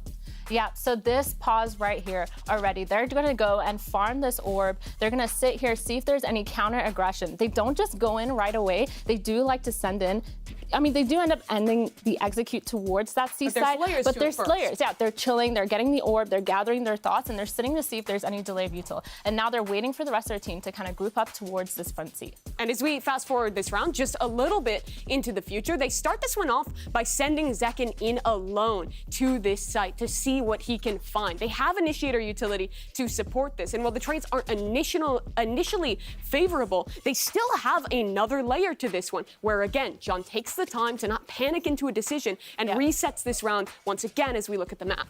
Yeah, so what they do is they touch this door once again. They know that they don't have any B presence. Once again, no B presence. Oh, sorry, that's my bad. No B presence, but they know that, maybe they're going to be able to pull off some rotators. Surely they don't fake it again. But again, the patience just sitting here outside of this mound, they touch that door. They know that some sort of rotation is going to happen, and it ends up playing out in their favor. And don't forget, they do have that fade out as well. Yeah, and you see 100 Thieves is going to absolutely fall for this as we start to play out this round here. They're all rotating back towards B, re-clearing the space there since that chamber chip was already down. And then John QT picks the perfect timing to go for this execute with his team. They waltz into a free C site, and because of grabbing those orbs earlier, they already have a winning position here. Yeah, exactly. That fade out just tells them that the whole site is free, that their plan actually worked exactly how it is, and now they have their one off of that Viper orb, so they can just end that post plant with that Viper pit and play on site together. And as we walk back over to join GB on the desk here, I think this round really showcases how good Sentinel's coordination is for one, and two, how good their decision making. Hey, buddy. Is in the mid-round. Well, you guys decided to go and have some fun without me, but I do respect it, and an excellent breakdown as well. And I think it just illustrates so well as we talk about the rest of the Sentinels. Second, I think, is a good place to start off here, that this team feels comfortable. They feel free to do what they need to. This is scary. Yeah, I feel like this team just looked so good. They were so ready for this mid-rounding. They were so ready for their protocols. It felt so solid in those fundamentals. And again, Zekin just going wild. They punished the A aggression from 100 Thieves every single time. They seem to be really good with their util, ready to go in, not scared, no hesitation. Every single piece of utility seemed to have some sort of reason. Absolutely, and this is going to be a tough turn of events in the series now, especially when Zekin is shooting like this. New Jersey's last hope. He's making home proud. Oh, we got Elizabeth here too. ACS. On the stage, maybe though. One more. But Zekin's out there going crazy on the stage. This guy is such a prospect, and he just integrates into the team's plan so incredibly well. This isn't just a Sentinels where Zekin is shooting people well. It's a Sentinels that has clear game plans, that is fast to adapt, and has great great coordination when they're implementing these ideas. Yeah, I feel like they're also surrounding the Zekken and just setting him up for success, which is something that I feel like we didn't really 100% see before, and now having, Tens in that controller Well, because spot. they were wrestling with who gets that attention, right? And now they have settled. Exactly. Zekken gets the attention. And I think that's just an intelligent call to make because he was the talk of the town for this team last year. So it makes sense. Put the investment into him. And we saw in these late rounds when Tens was left alive, given opportunities to shine, he still did. But he had consistency as well. We're hopping into Bind, and that is a beautiful agent select. Tens' Yoru is iconic on this map, and I love to see it coming back.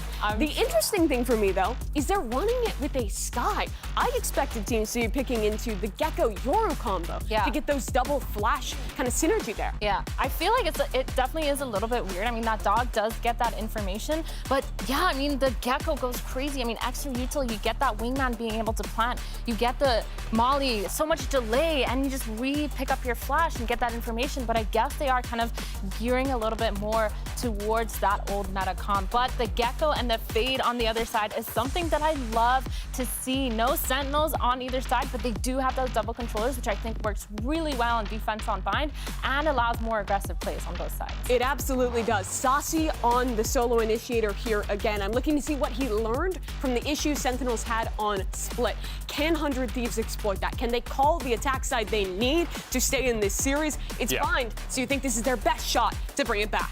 All right, folks, well, it's time to farm some impressions for this elimination matchup because time could be running out. Does 100 Thieves have it in them to be able to force this game 3, or will Sentinels end it right here and now? Let's send it back over to Brennan Sideshow.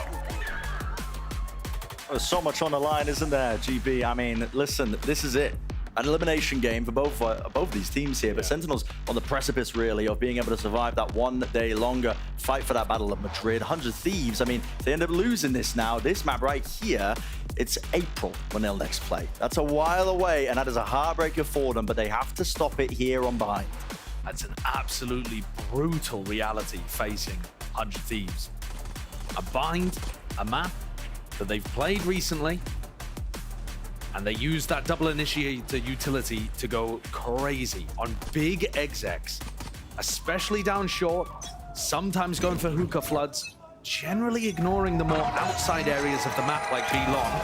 But that's where we're going to see the fight on the pistol. Tens is facing. Decoy sent in first, baited out the shots. Knows that someone is lurking around here. Wall is interesting through the TP. Work up onto alternate angles. Now the dog's being committed on top of that one. Spots 2 players. Now, 100 Thieves know that Sentinels plan on this map because they've seen it in the off-season, and towards the end of last season, actually, is to try to pressure B-Long and Showers really heavily. They're not going to try to defend short that much. And 100 Thieves are just walking down. Attempt here with the plant. Nado rebounded. Stops it in its tracks. Rest in peace, little bro. Yeah. You did good. No cheers from the crowd.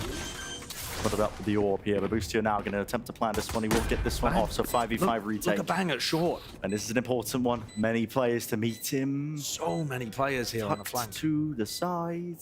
It's all about this, holding this angle. You get the first one. Sassy's got util out in his hands, flashed up, but it's given him no way. The shots! Just going wide here. Battle on 2 fronts, though. Out towards the side. That's all Boostio. Off on a mad one with that one. 2 kills. Bang. On the repeat. 2 left standing. John QT and Zekken doubled up now into lamps, but time ticking away with that spike. One enemy remaining. Fading away. No chance at all. This is 100 Thieves. Well put together pistol round. Okay. Okay. It's not going to make too much difference in this one. Yeah, great pistol from 100 Thieves. That is a really interesting Viper wall that they used in the middle of that round as well. So the way that they are planning to create pressure over towards Showers was with the Viper wall and then with a Haunt. So if you've got Zekken and Zelsis fighting over Showers, as they often do in this defensive setup, you actually have a bit of a tool there to go and clear it despite everybody pathing down short. It's the eco for Sen. They've stacked with 5 over towards B long. Guess what? So has 100 Thieves. Okay, farming up the orbs. Sen's loses his life. Do they really choose to commit into this one? Satchel, right clicks in their face. Nade on top of it. Sassy, he wants seconds. Greedy boy, but gets punished. Toxins going up. That's clean from 100 Thieves. And Boostio is getting fairly close to that ultimate as well. The double kill that he got with the classic on the pistol round actually coming in potentially really clutch here.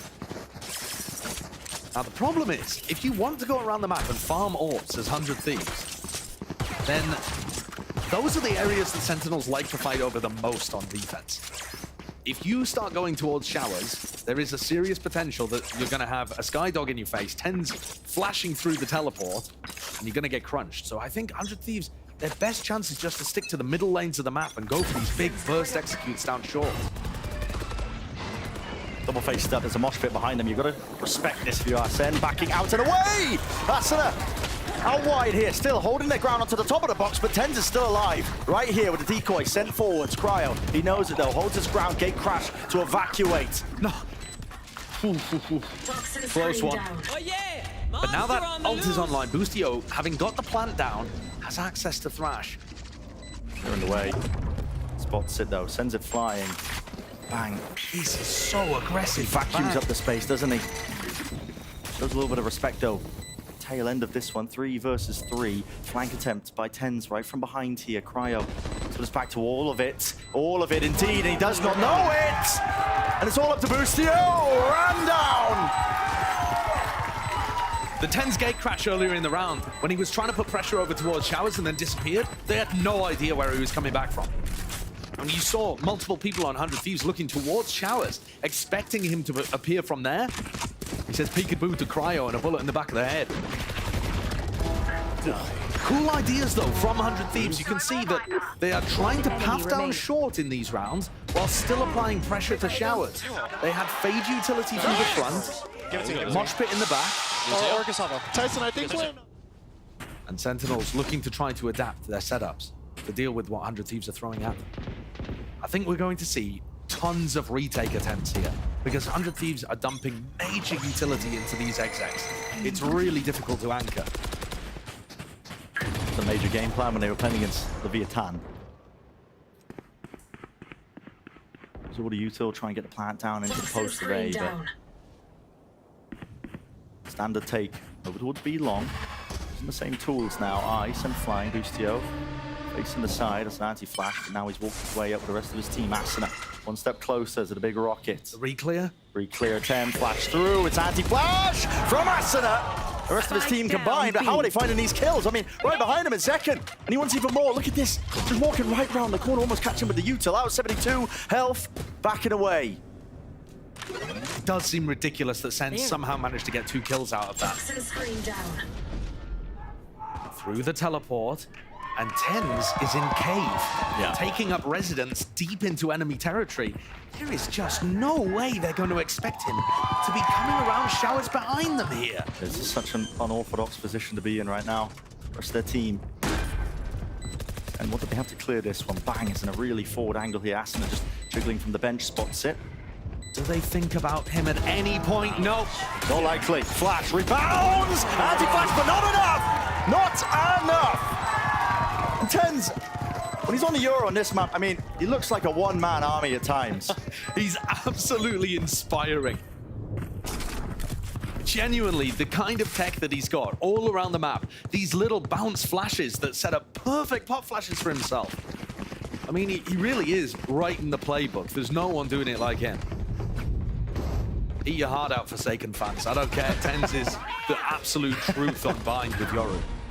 But yeah, the fact that Sassy was still able to get a kill off that reclear, honestly, might have made all the difference. Yeah. I can't believe they went even there. Yeah. It's nuts. Even is the score. 2-2 here. Barriers dropping. An attempt to contest over showers. Fast here. Asuna facing all together. And yes, weaker weapons, but the Sheriff still deadly enough. And the dog does Boostio try to punish in any way. He was there at the bottom of B long, thinking about walking up onto Sassy. Decides not to. This position from Zelsis on top of the truck, one that Aspas played multiple times against 100 Thieves and came out to the good so often. Gun ferried away a little bit earlier. If the attempt here from 100 Thieves to retake showers for it, they're going to be sorely disappointed. We've been robbed. At least there's an orb. Up from Boostio, looking left to right on a swivel, making sure to clear everything here, but he's the lone player. Steam salves towards A short. 3 players still there into bathrooms. Wall up. He's running it down TPs. He's trying to fake presence. Pulling away. I mean, they bought it. Hook, line, sinker. 2 players, but no. Maybe second guessing themselves here. Walking forwards. And that damage done prior. It's more than enough here to try and shut it down. Bang! Standing. Too weak, unfortunately. All of the Boostio. That's got to be one of the funniest attempts I've seen at causing distraction around the map. And honestly, it almost worked. Zelsis had his feet glued to the top of truck. Otherwise, 100 Thieves might have been able to make something of that. Rifles back. Fairly successful attempt at just trying to generate a pick in showers. Yeah. But I'm looking towards the ultimates online.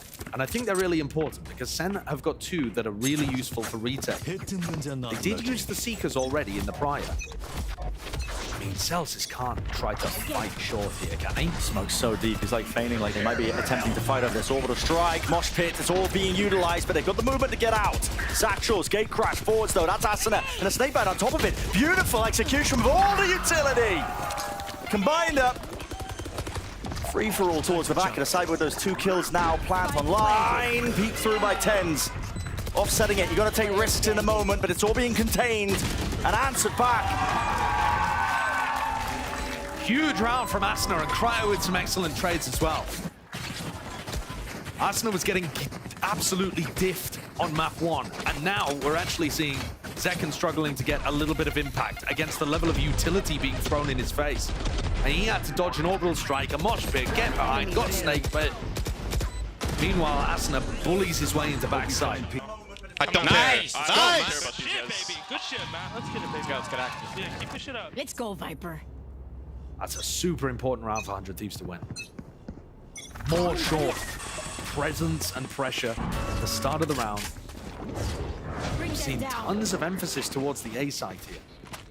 Look, Sen are leaving B already. Following the cues, it was the initial flood of utility here. It's being used. Orb line up from Bang. That's going to sell it even more that the pressure's coming over towards A. Sentinels are trying to cheat their defense. And they're going to get punished for it by the look of things. Everybody grouped up. Face your fear! By fall. Away, it's a full retake onto the B site. And this site is really difficult to get good retakes on. Unless Second can get his showstopper online.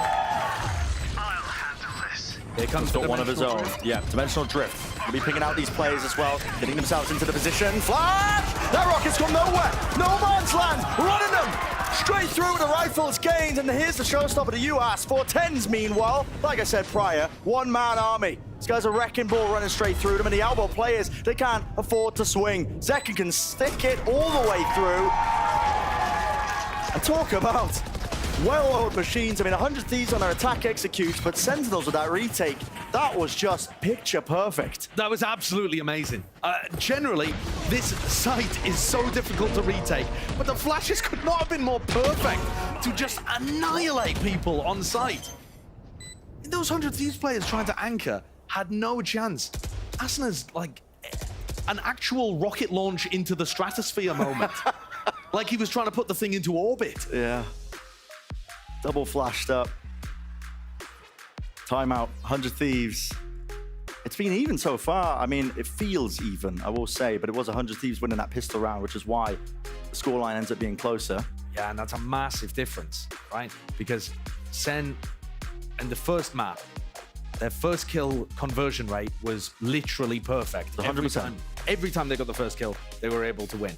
Their gun round win rate, way higher than 100 Thieves as well.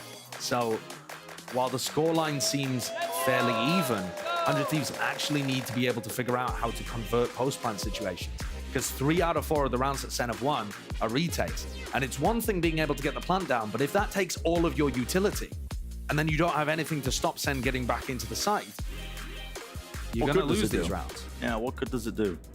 Nothing to stop them. Maybe that's part of the reason why Sen have picked into Bind as well, having seen 100 Thieves play it. Potential read with the heavy execute style that they've been playing. You know, they're seeing them expend all that util right at the start just to get the spike plans and realizing, okay, we can take a step back, play for the retake. I think they're going to be more favored. Their retake protocols looked amazing on Split as well when they played against Loud. It's aggression though. The right timing here. That's an anti-flash by Cryo. Doesn't earn himself a kill from it though. This is a bit of a tough round for Sentinels to try to attempt that same retake style, because Boostio's got 2 attempts with his ultimate to generate some kind of advantage. And there's going to be a pit down. Close to the corner. Broken. Gate crash. Back to safety. But kind of plays Zelsis in. Does a little bit. I think he's heard them retreating. Surely going to be able to hear them retreating, and they are creeping and crawling their way forwards. Second flash. No dice. Sassy is on an island, isolated. Tucks to the corner, and Thrash is going to be meeting him. Detained. Not a chance. So the first kill now. Available here for 100 Thieves with the plant. Going their way. This post plant looks aggressive. Plays in forward positions. They're going to pit surely here, right? But it's available for them, and they should. Yes, bang. Spends it now. Everybody out through into the elbow. Zelsis is dropped as well on top of it. Nobody can withstand this kind of pressure, except maybe Zekken can. Nades there, forwards. The pre-fire shuts down any chance or attempt. But what I was noticing during the game of 100 Thieves versus Lev, 100 Thieves were still getting some value on their attack side, but it was when they used big ultimates, and their strategy didn't really work without them. That round, 100 Thieves used the ults. They get big value out of it as well. Finding the identity of where Sassy was playing, use that second usage of the Thrash to be able to clear him out, and then pit on top. Yeah. But does that same strategy work if you don't have the ults to rely on? That, I think, is a question that 100 Thieves still don't quite have the answer for.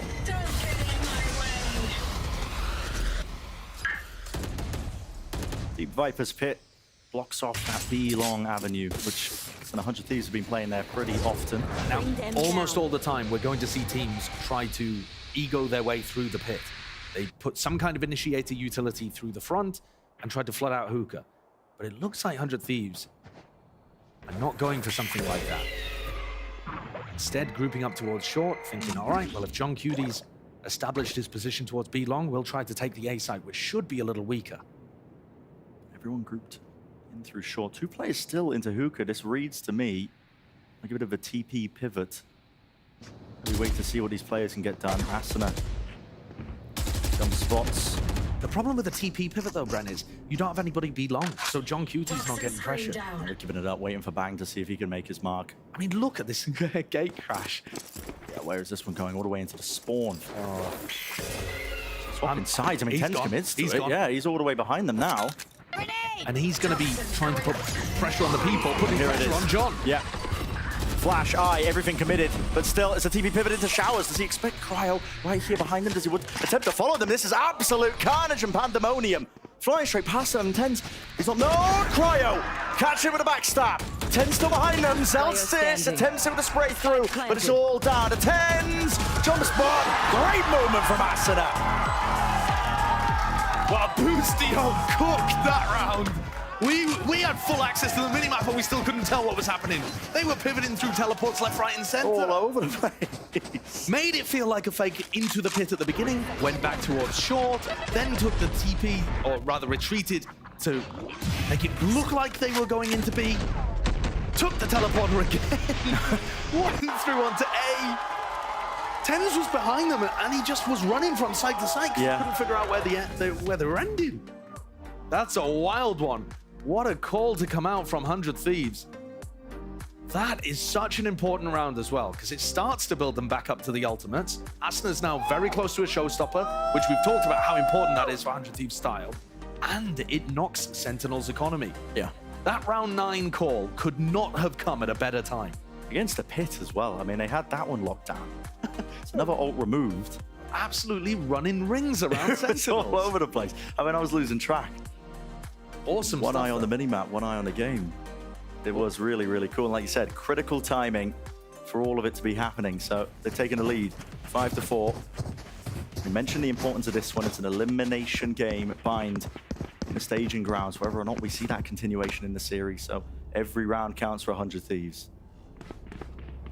There. Start of this round, 100 Thieves grouped up very heavily towards short. Only John Cutie there to try to collect. But these players could quite quickly come through the showers TP and cause problems. There's also his own TP. It's the backside of A. They want to fight that one. And Util playing for the retake here. Backside control gained. Asuna! Straight to him. Could have been a rifle delivery. And here's that TP to showers. Attempt. Real danger here. EU. Gonna be taken out here. 2 versus 3 now with the spike planted. Let's put the time pressure onto Sentinels here. And they don't have the positioning. They do have the rifles. Asuna's got a rocket. Drawing out that rocket would be pretty good for Sen, even if they lose the round. Contacted. Great hold on the crosshair placement of Cryo. Now knows where the second player is. Zelsis understands his role here. He's just got to get the hell out of there. So, could have been some danger in that round, but again, it's 100 Thieves. They navigate it. Will be the 6-1 for them. Steadily accruing the lead even more. But this is how important round 9 was, just to go back again. Look, Cryo's 2 away from orbital strike. Boostio's 1 away from getting his Gecko ult online, which if they get the plant down, he'll have it for a post plant. 100 Thieves turned the tide with that insane round-the-world core. And now actually have the ults to be able to snowball their way to a really decisive attack off. They've changed the game. Half armor. The Sentinels won't really make too much of a difference. Maybe the goal now to go a bit faster once more for 100 Thieves, especially with a showstopper. Asuna on a much better game compared to that first one. Boombot leads the charge, clears the close corner, still has the satchels, and now finally lets it go! Straight to the back wall, Zelsis though. Look at that, stand and deliver, holding your ground out towards Lamp, and that is a real skirmish taking place. I have the spike. Get a pause in the play here with the spike being reclaimed. Both teams taking a breather, but now it's planted into the post plant once more. No more ults to be used, but Sassy's on the flank, so Sentinels are waiting for this to happen. To be honest though, these flanks have not really worked. A different direction. Bang. Doesn't look really the wiser for it. EU on top of bench ADS. Lovely tap, but there's the kill found. Finally, flank paying off. Regain. John QT really being pressured towards the back of the side. He needs Sassy to get a move on. He's a little bit too late to the party here, especially with it ticking. EU, so much util to work with. Teva connects. No more sound cues. Nade rebounds, and there is the kill. Combinations on combinations. Last round. Bit too slow on the retake for Sentinels, not able to get those really coordinated retakes working like they were in the first quarter. Sen were set up to try to deal with that blast pack showstopper play down short. You saw Tens on top of triple, but he couldn't teleport away in time. Boostio was really sharp on that trade, and once more, the snake bite that Bang is throwing in, being able to catch Zekken over towards triple and set up that kill too. It's a really unsafe position to play in. Is this really just going to be running it back with the ults? Thrash. Not exactly sure where that went. Yeah, I mean, they were just clearing the front of short like they were expecting something super aggressive at the start of the round. But that is a weird one. Limits Boostio's usage of the ult to just one more time. He's got it back. But 100 Thieves calling a pause and moving around. Definitely a little harder to read than their game against Leviathan. Thrash isn't done with you. Here we go, round 2. Clear out towards Hookah now. Seekers can be offloaded. Detainment is there. Satchel plays. Asuna can't see anything though. Blinded up. Second close to the corner. Now the showstopper. Right to the feet. Takes them out. Boostio returns. Spike planted. 1 versus 2. Maybe a chance for it to be winnable. An 8th round would be a dream. But it's a tough ask for him. Tens, 2 flashes. 1 more smoke for Zelsis. It's a slow play. Tucked in. Here's the footsteps, doesn't know where they are exactly, but strikes correctly. Round ended. First mistake was assuming that couldn't. Switching sides. What a clutch to end the half for our Gecko cosplayer here. Defending world champion Boostio, showing how he got it done on the big stage. That is a nuts ending to capitalize on 5 rounds in a row. It was great from Zekken to defend Sassy, who got hit by that ult. But this 1v2 just seals the deal. After an awesome turnaround in round 9, Boostio calling amazingly, then clutching incredibly. Feel the energy that's bringing for them as well. With their backs against the wall, you got to think an elimination match. It's all important, but on the other side of things as well, earlier we spoke with Sentinels coach Kaplan about what it's like to have such a passionate fan base.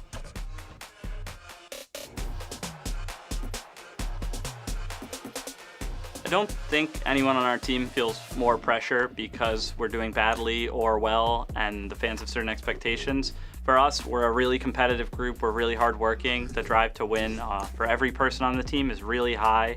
We know we all have what it takes to be the best. So the pressure we put on ourselves is already great enough. It's pretty unchanging no matter the circumstance. I think no matter how the fans are feeling, it's motivational for all of us, and I push that on the players. We have fans that are more passionate and more invested in our success than I believe any team in Valorant. So when they're upset, it's because they care, and when they're really proud and pumped because we're doing well, it's because they care. So we celebrate that no matter what's going on. Certainly are passionate. I mean, after these losses for both of these teams, to be honest, you'd think they'd be more doomer than zoomer. I mean, it was just absolutely dire straits for the expectations, but I think you can be pleasantly pleased so far with the series that we've got right now. You're seeing 100 Thieves battle back against this Sentinel squad that were looking all too strong in that first map. And even in the first half of their defense rounds, they looked like Sentinels had figured out a way of playing against this. The retake strategy was working excellently up until 100 Thieves started getting a bit of momentum, got their economy going, got their ult cycle working, and then suddenly ran away with things in those final 5 rounds. So that now puts some serious pressure on Sen. This super heavy double initiator exec style worked really nicely. How does it work on defense?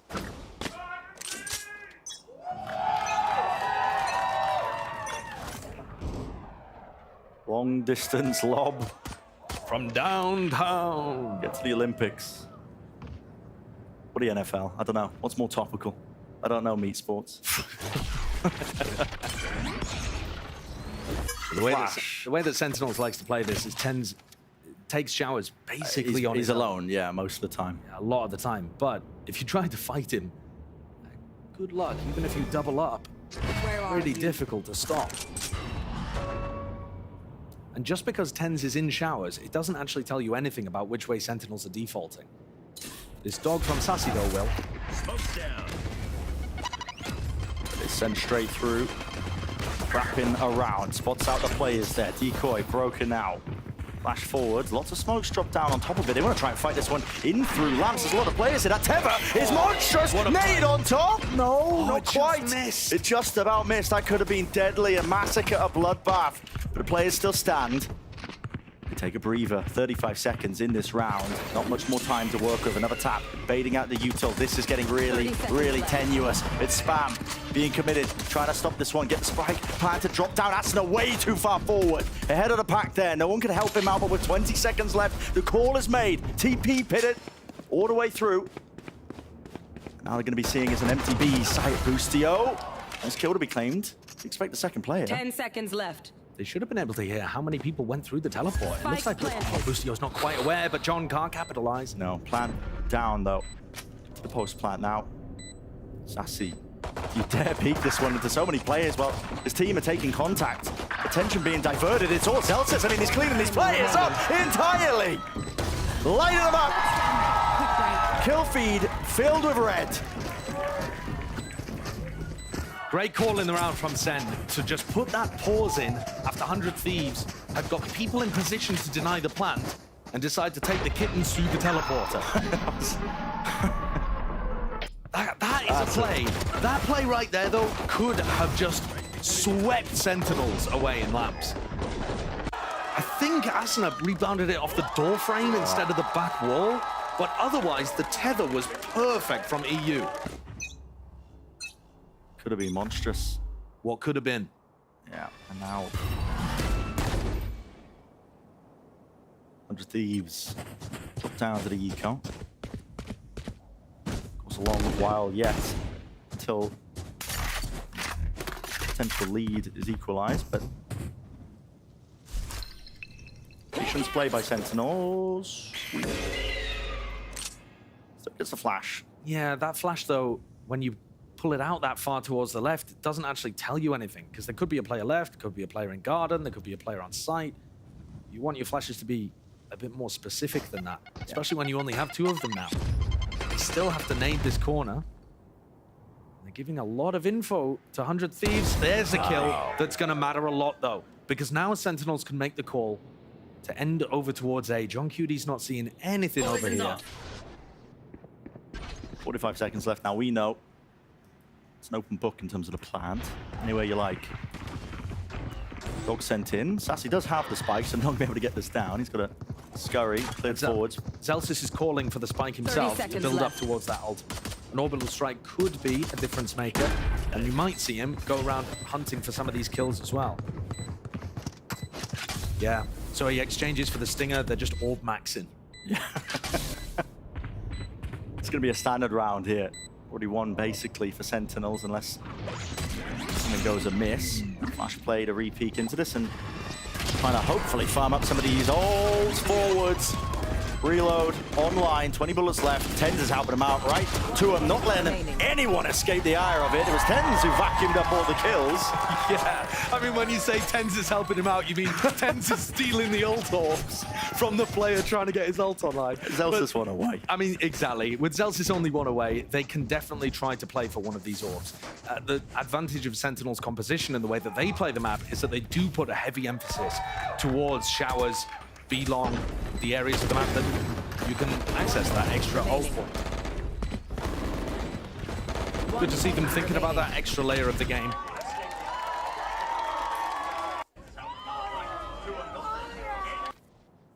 Right back into it. There's a molly sent flying. I'd have missed that one as well as we were getting laid out of replay, but Boombot broken. Feigning like there's some sort of an attempt over towards Hookah and B, but the position's being held really aggressively by Bang. When you look at who's got the spike, it seems like Zelsis wants his ult for the post plant, but 100 Thieves are fighting short really hard. Satchels through and forwards here. Teva, beautiful, points him in the right direction. Zekken, he's there over the swing. Close! Sassy takes a whole load of damage in the process here. Him and Tens now linking up, joining hands near. Here's the dog, Mosh Pit. Around the sideways, the coverage. Sean QT on top of bench 2 versus 2. Orb, gonna try and use it to reposition, but guess what? Bang, right behind you. Backstab, online, vulnerable. It does not matter for Boostio. Gets the job done. And 100 Thieves look like the way that they're planning to play defense on A is by fighting the plant, not allowing Sentinels to get it down for free. And Sen don't have all of that unbelievable double initiator utility to push back 100 Thieves and make it impossible to contest. Boostio, for a long time now on Bind, has been very comfortable playing that kind of plant denial defense. Playing inside of smokes, putting spam onto people. Cutting through. Sen are going to have to put some pauses into these short pushes. Now the ults start to come online. A little faster for Sen because they won the pistol and the follow-up. Can that be the difference maker? It definitely felt like it was in the first half. Yeah. Burned the one for Zelsis. Tens, meanwhile, taking a bit of a peek towards showers. Like we said earlier, this man doesn't shy away from it. Solo showers take. Wants to fight over it, but look at this from Zekken. There's a nade to rebound here, close to the corner. This Boombot needs to be broken, at least by Bang. Tens in trouble. Gate crash fading away. They dare really approach his position. Doesn't look likely. Flashing back and away on either side. B Long was given up and conceded, so Sen have got all that space now. Adjustment. Not there for Zekken in time. Didn't have the crosshair placement, so a freebie for Boostio. And Tenza's actually dodged the haunt in showers. And he's looking to try to take some space for the rest of his team. Yeah, out towards the back side. That's 100 Thieves now, realizing giving up that space. Now they don't explode out into the side here. Instead, taking up residents into a short dimensional drift, maybe to spot out close to the positions, just using it as a glorified drone. Pings it out, realizing the site is clear. So John QT with a plant. Nades! Will he get out? Just barely. And now remember that Zelsis has Molly. He also has his orbital strike for the post. So this is going to be an extremely difficult nut to crack. Position he's playing in as well. So far back here, Asuna, Satchels now. Alongside the flash. Dizzy pointing them out towards default bench. It's going to be cleared now out towards showers, and yeah, that time pressure becoming an issue. You hear the Molly landing at the feed. Okay, half on the defuse. Oh, wingman! The Molly missed! Half on it, push them back. It's all down to Zelsis, but there's 4 players left, and there's already half on the defuse. It's essentially a round win. Zelsis, you have to spray them all down, and it's just not a chance. Not a chance. 100 Thieves. And that one mistake, one misstep with the lineup. And you know, I'm not even sure that the Molly did miss. I think we were hearing the one that Spire had thrown out or something. Because I could have sworn that there was a Molly on the spike after the orbital strike came through. But either way, Sen not able to delay enough time there in order for their player to be able to capitalize towards the end. That's a major, major round again for 100 Thieves to win. Because that one played very differently. Instead of going for the plant denial, playing for that big retake, saving a lot of their initiator utility for it. Small mistake, but doesn't really matter too much. Does give away his positioning, though. Judge in close quarters, they're trying to run this guy down. Bang! Judge in hand, blind. All the way through, couldn't see anything, but he's done the damage, hasn't he? And now, the return of the fire, wait a second. Overzealous. It's a 2 versus 2 with the rifles here. Boostio, he's sending Thrash into the mix. He wants to try and get that detainment, but he missed it. Has to cancel it. This is chaotic. So many of these eco rounds have been won. Here. Or I suppose you could say thrown away. Over the course of Kickoff, in Americas and Pacific, it just feels like these ecos are so dangerous, even with minimal investment. Yeah. Far back position by Boostio, just holding it for the contact lurks. Got the right read on how Sentinels are going to play this one. Sassy, have to be the one going in first here on 5 HP. Seekers. Blind, committed. I mean, they are going to teleport as soon as they realize that these 2 players are close. Yeah. There it is. Through showers now with 30 seconds left and remaining. Cryo is hightailing it. 100-meter dash all the way through here. He is as quick as anything. Do they expect this one? Plant down. Wall up in their face. Doesn't catch the timing here. John QT! Wingman! Drops down, dodge it. Stun.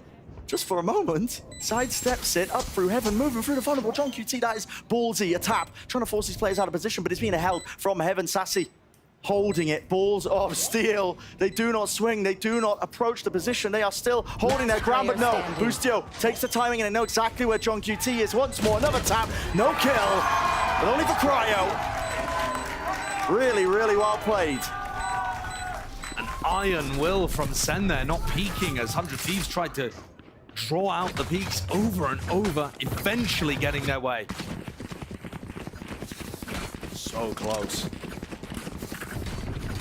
100 Thieves have now established themselves a really nice advantage. Unfortunately, the economy is looking a little dodgy here. They're still going to be able to get 4 rifles online, and Sentinel's forced to take a tactical timeout. One enemy remaining. Boostio was so close to going down when he crossed. Nice try, kid. Through pipes, past John QT. There are small moments in this map that are making huge cascading differences later down the line. Yeah. And I feel like you can tell it's an elimination game. There's a lot of almost antsiness to some of the plays that are being made. Yeah, frantic in nature.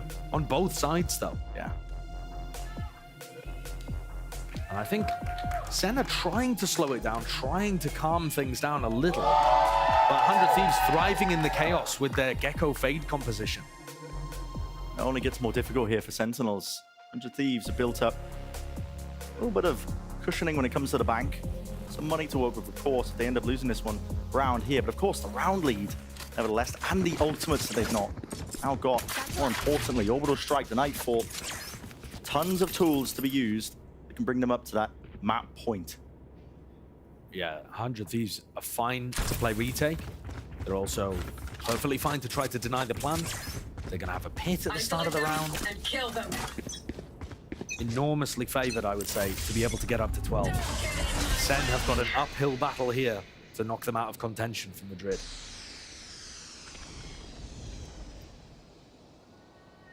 As you said prior, pit laid down into the choke. Early access to showers gained. Tends his way through. Picks up the orb, TPs away, but the rest of his team will hold on to that space that he was gained. Yeah, it looks like John's really trying to call a fake in this round. Put a lot of pressure over towards B in terms of noise being used.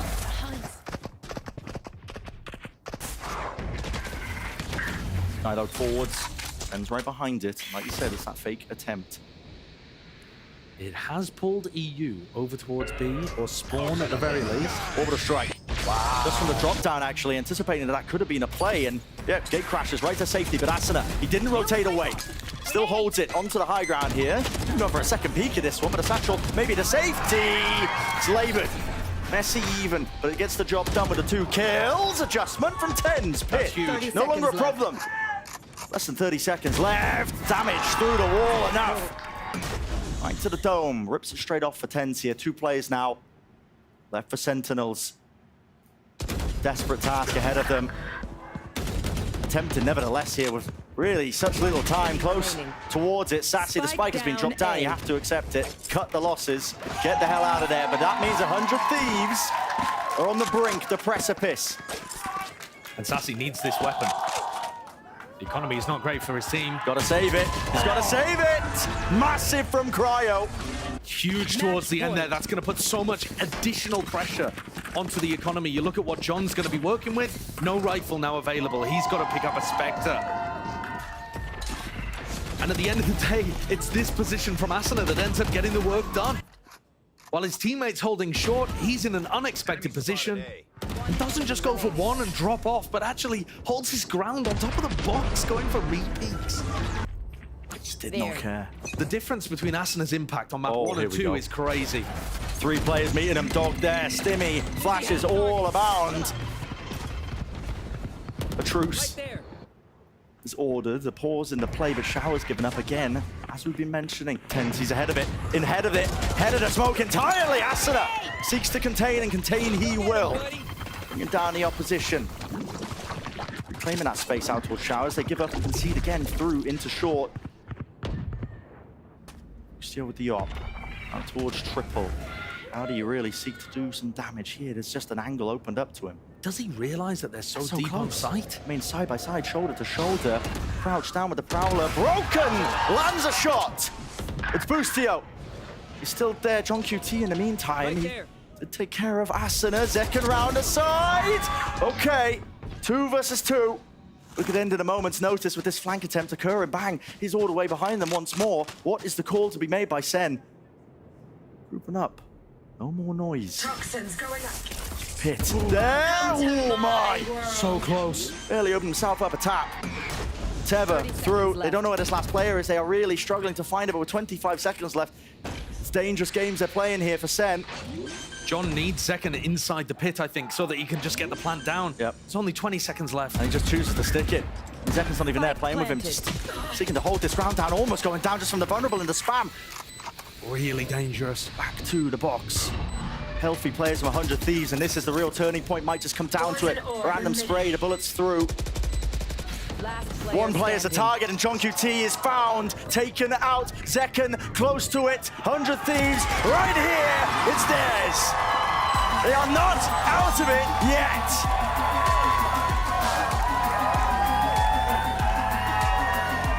Massive victory for 100 Thieves.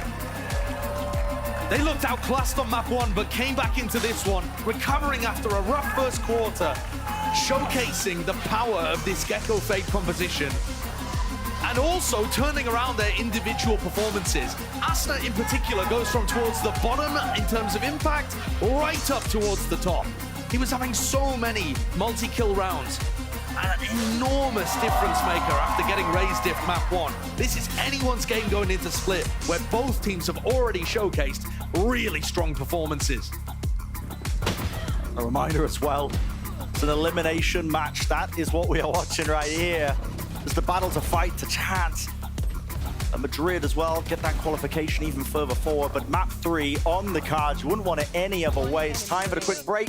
When we come back, there's the series we've all been waiting for.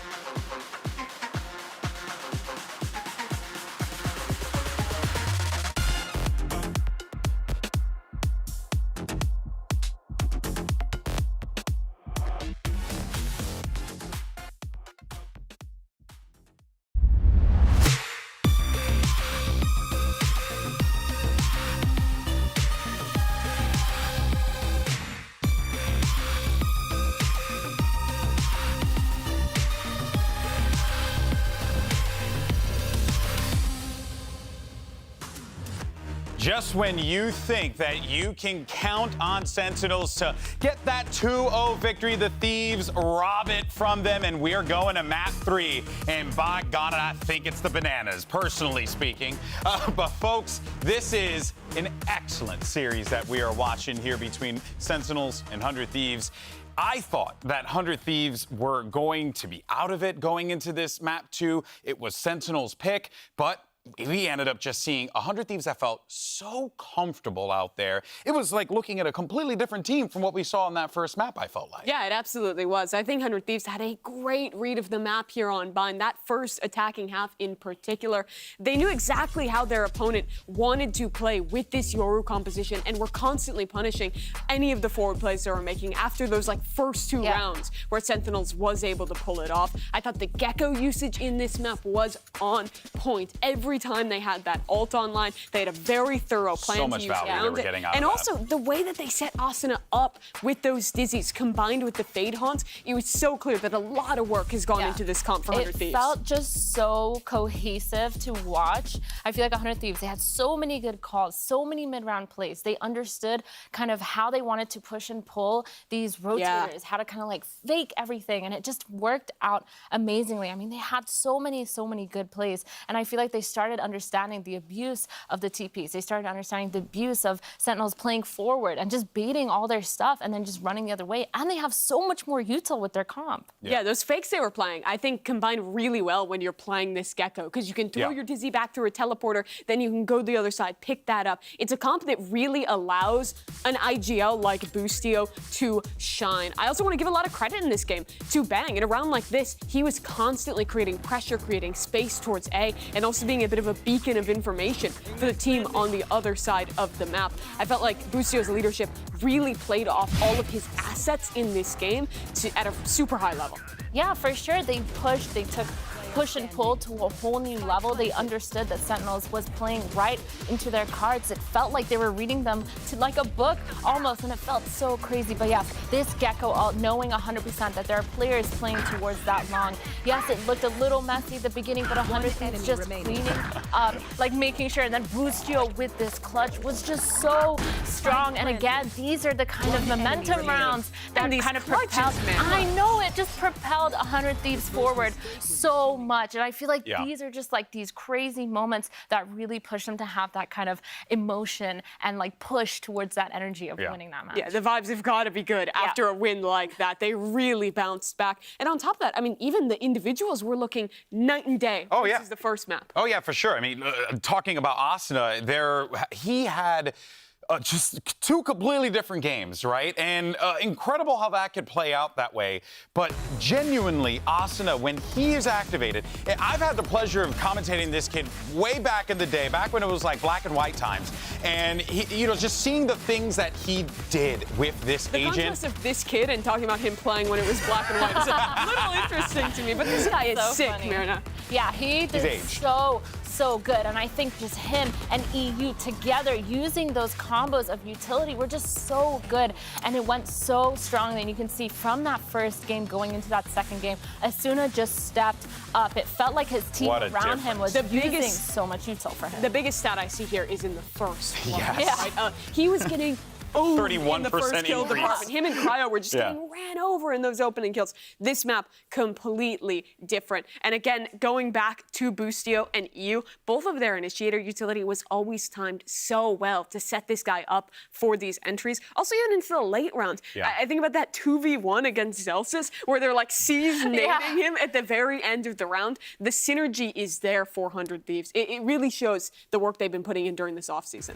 Yeah, without a doubt. Now let's go ahead and take a look at the series layout, where we are. I mean, what big swings that we are seeing at the start, and that was 100 Thieves' pick of Lotus, and they got going the bopped. opposite direction, by the way. Right? And then you go into Bind, same thing there, but now we take the battle to Split. I couldn't think of a better place for this game to end, because I want to see what ideas are being implemented here, Mimi. Yes, but I'm going to be honest to all the Sen City residents out there, I'm a little concerned about this map number. Why is that?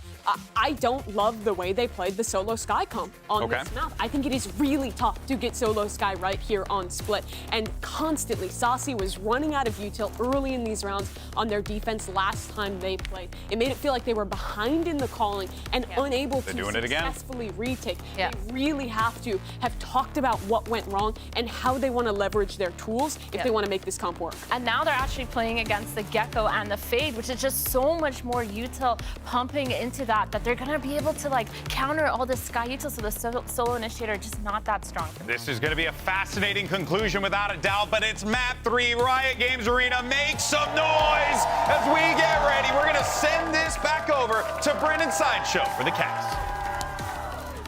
Map 3, elimination. Madrid on the line, of course, the chance to play for it as well. We've got a game on our hands. Casters, we love it when you've got a game on your hands. I tell you, we say that line a lot. But here it is, man. I mean, split as the decider. This should be, honestly, a fascinating one because Sen's defense on this map, a masterclass. Their attack side, a little bit less. They were struggling ever so slightly, but it's still a very good map for them. And I wonder what 100 Thieves are going to be bringing out here against them to try and take them out. Yeah, I think the biggest thing to look at is what the analyst desk set up, which is that there is just huge amounts more of that initiator utility available for 100 Thieves. What we saw them do was trying to pick timings to fight really aggressively on defense. They were trying to overwhelm Leviathan when we saw them play earlier, and Sen have got to be aware of those kind of setups. I mean, they had a haunt, crazy nade setup over towards A. And in this pistol round, Zekken, on the attack side, doesn't appear to be afraid of anything. He's just taking it completely on his own. 3 players to meet him. So close now to utilities. Tucked to the corner, and a right click. Blessed with it. Going 1-for-1, and in the meantime, Cryo, defending B Heaven, didn't realize that that was where the entirety of Sentinels were. He got overwhelmed. I like this from EU. He's, oh my goodness, okay, forget about EU. Yasna, he's right behind them, hot on their tail. EU, though, into B main. They've planted that prior. Oh, and Asna's just, I mean, fearless is the word to use. And the rest of the team's just abandoned tens. Yep, just running them down, Asna. He does not care. Seeking out these players methodically, one at a time. Vulnerable. Celsius, needed out position, but nobody's watching this one. I mean, getting hectic into it. So, 2 versus 2 is what it returned to now, 40 seconds. Steadily ticking down. Contacting forward. Sen just pull it out from the bloody brink. 100 Thieves letting that one slip away, though.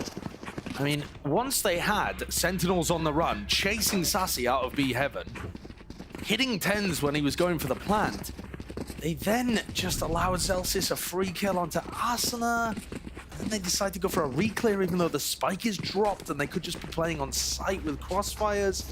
Questionable decision making there to lose the pistol round, I think. Sen get away with it.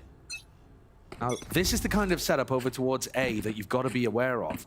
When there's a double initiator and the Raze here, they can put crazy pressure onto John QT. And you know when the Cypher's there because you can see the cages being thrown over the roofs. Walking forwards, though. Molly missing from Bang just to try and stop them in their tracks. You can hear it now. Being threatened. That was clear, and it's classic. Eventually getting it. Through the wall here. Damage done. Paranoia. Blinded up, and enough to collect the kills up. A bold plant again. But this time not punished. One enemy remaining. Boostio just tried to get into B Heaven and gets cut down. So a strong beginning for Sentinels. Their attack side. But at the same time, not the most coordinated play that we've seen. They did struggle with their attack side, I think, the most out of the 2 sides that they played against Loud. And so far, I mean, again, the pathing from Zekken there, not quite checking pillar, some of the chaos in the pistol.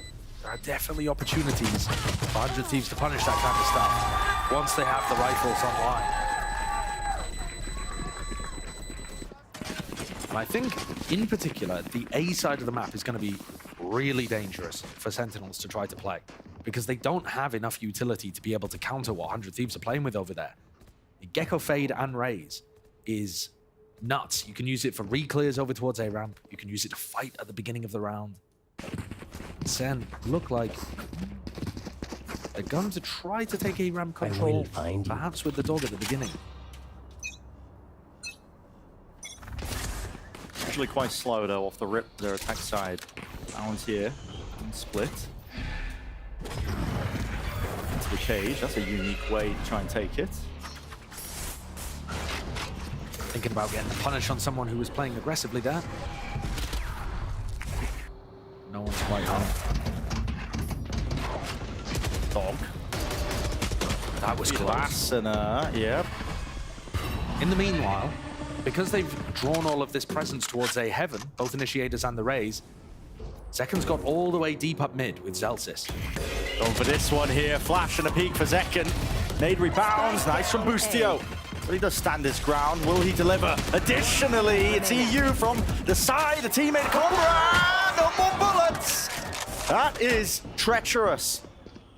Drop down to 3 health. Knows where John QT is actually. He's got him locked right into place.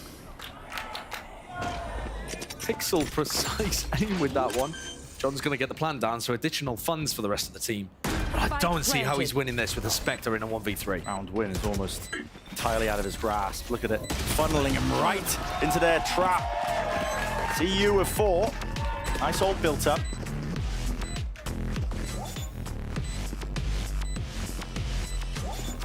That's going to be an important thing to keep an eye on as well, because the 100 Thieves composition, not only has it got really good initiator utility, but also the ultimates that it's got available.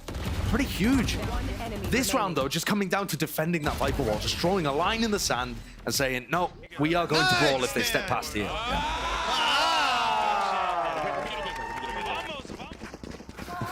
Boostio screaming Vamos towards the end there as well. So 100 Team, they are actually investing into this.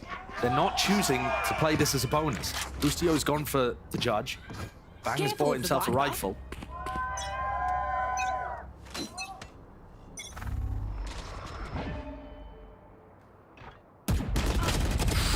That is an awkward one. It's covered by Sassy. 100 Thieves just waiting for the cam to be broken, or at least the opposing side. John QT's. Where is everyone hiding? Now the ult online with that orb. Flash broken. Spotting these players out. It's 2. And testing them out towards ramp. John QT. Fast with the timing here. Look at this guy. Yeah, he's so deep on the lurk. Deep underneath them. Meanwhile, the rest of the team is going through big heaven, so there's 2 silent plays working on at the same time. The only noise is the sky in mid. So many unknowns right now for 100 Thieves. They have lost control of the map. Information is king in situations like this. It's the call to be made. Where have these players got to? So many times in rounds like this, it comes down to just a bit of a timing play. Double jump down into vent, just to make sure, in case there was a player in there, they would be able to get the trade. Let's see. And they spot Boostio. There's some info, so... right through, almost landing it with the stray bullets here. 30 seconds left. Why not? Wingman sent flying, just in case there's another player sitting close deep. Zelsis. The lurks on lurks. Yeah. This is why it's dangerous to lose control of the map in that way and inform 2 players playing close to the site here. Dropping down now. Bang and Boostio against the world. Leave it to just Boostio. That is snappy. That is clean, but can he do even more? Answer is no. 3-1 for Sentinels, their attack side. Looking good, winning that gun round. Because 100 Thieves wants to group up and use comboed utility, I think dropping pauses into the round like this is going to be really important for Sentinels on their attack. The more you can make it difficult for 100 Thieves to find those good timings to use defensive utility, the better it's going to be. Yeah. Now, of course, contacting around the map comes with its own dangers. You're going to be walking into maybe an operator, players on off angles, trap plays that you didn't realize. But there is a strength to that.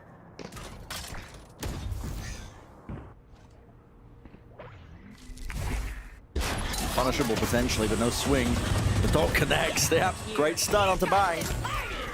No stopper even being invested into this one. Still feeling like there's some danger, and danger there is. EU's there with a rifle. Nice connection. Spotting these players out, but the site is gained for them. Boostio still tucked towards mid. QT just wants to give this one up. Prowler chasing him down. So Heaven in control here for 100 Thieves. Nade's still there. In fact, a showstopper of their own. Asuna to seek to offload it. No, he doesn't clear it. Boostio's there, and he's down and out. Tens just drops both of them. So they navigate a fairly dangerous eco round again. John Cutie just acting as the utility sponge, drawing out all of that initiator utility as Boostio chased him around the map. Could have seen Asuna go for that with the showstopper. Think about the way that Evil Geniuses was playing last year when they won Champions. They would send those ults on eco rounds. Oh, yeah. When they thought they might be able to turn it into their advantage, they would go for it. That time, 100 Thieves playing with a little more caution, just making sure that they have that ultimate up for the next. And actually, the Showstopper is one of the most important ults to work around for Sentinels here. So this time, I'll give them a pause for thought. Because Asuna is often going to use his Showstopper to punish, for example, the dog being used up ramp. If he hears that dog, he can blast back out and try to get a kill on somebody over there. And that can be used in various different places around the map. But grants you that luxury, right? You can play a lot more aggressive, tight corners, because you're not worried about the stun as much. Yeah, and you're gonna super try to punish people who are static in those spots. This timeout coming at another really important pivot round. If 100 Thieves lose this, their economy is in shambles. Sentinels have already built up such a buffer.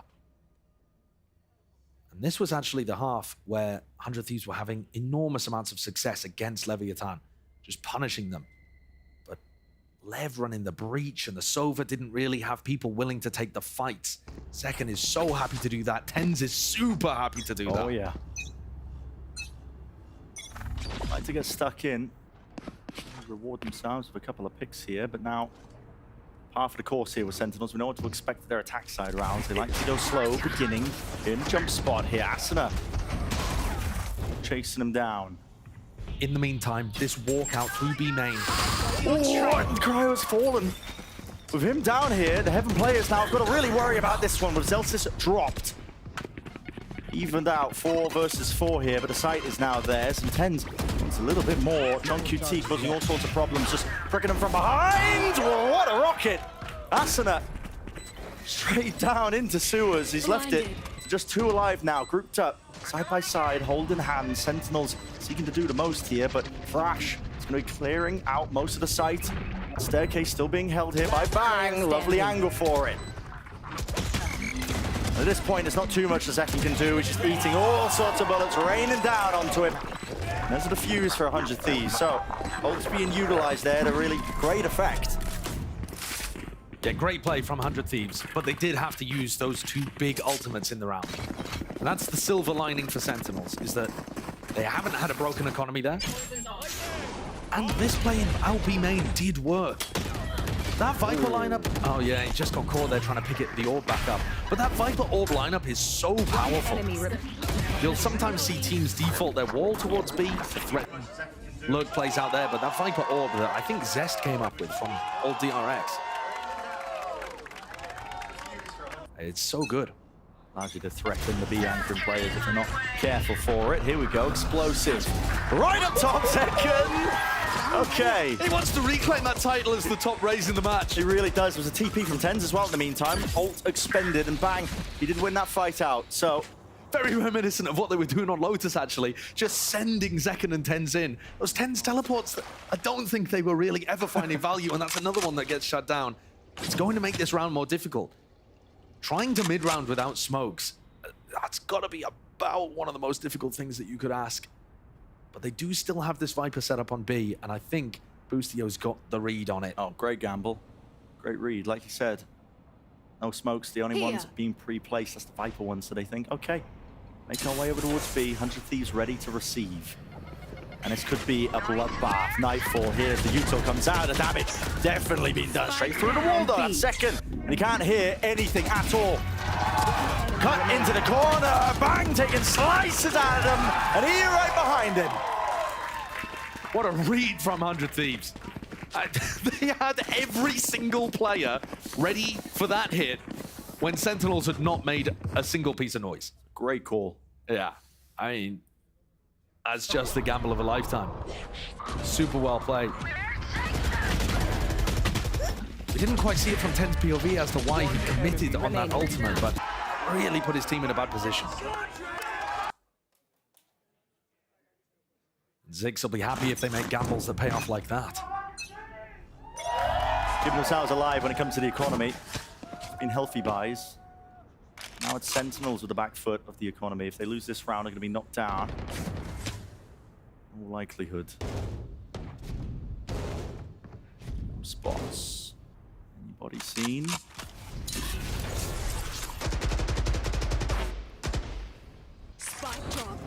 waiting. Maximize the usage out of that molly. Let's rip now as soon as he hears the dog. A boom bot. And generally, 100 Thieves have been following the noise. You see EU start to get pulled away into B heaven. They're expecting this to be some kind of B split, and Asana's already calling for a reclear of B main by the look of things.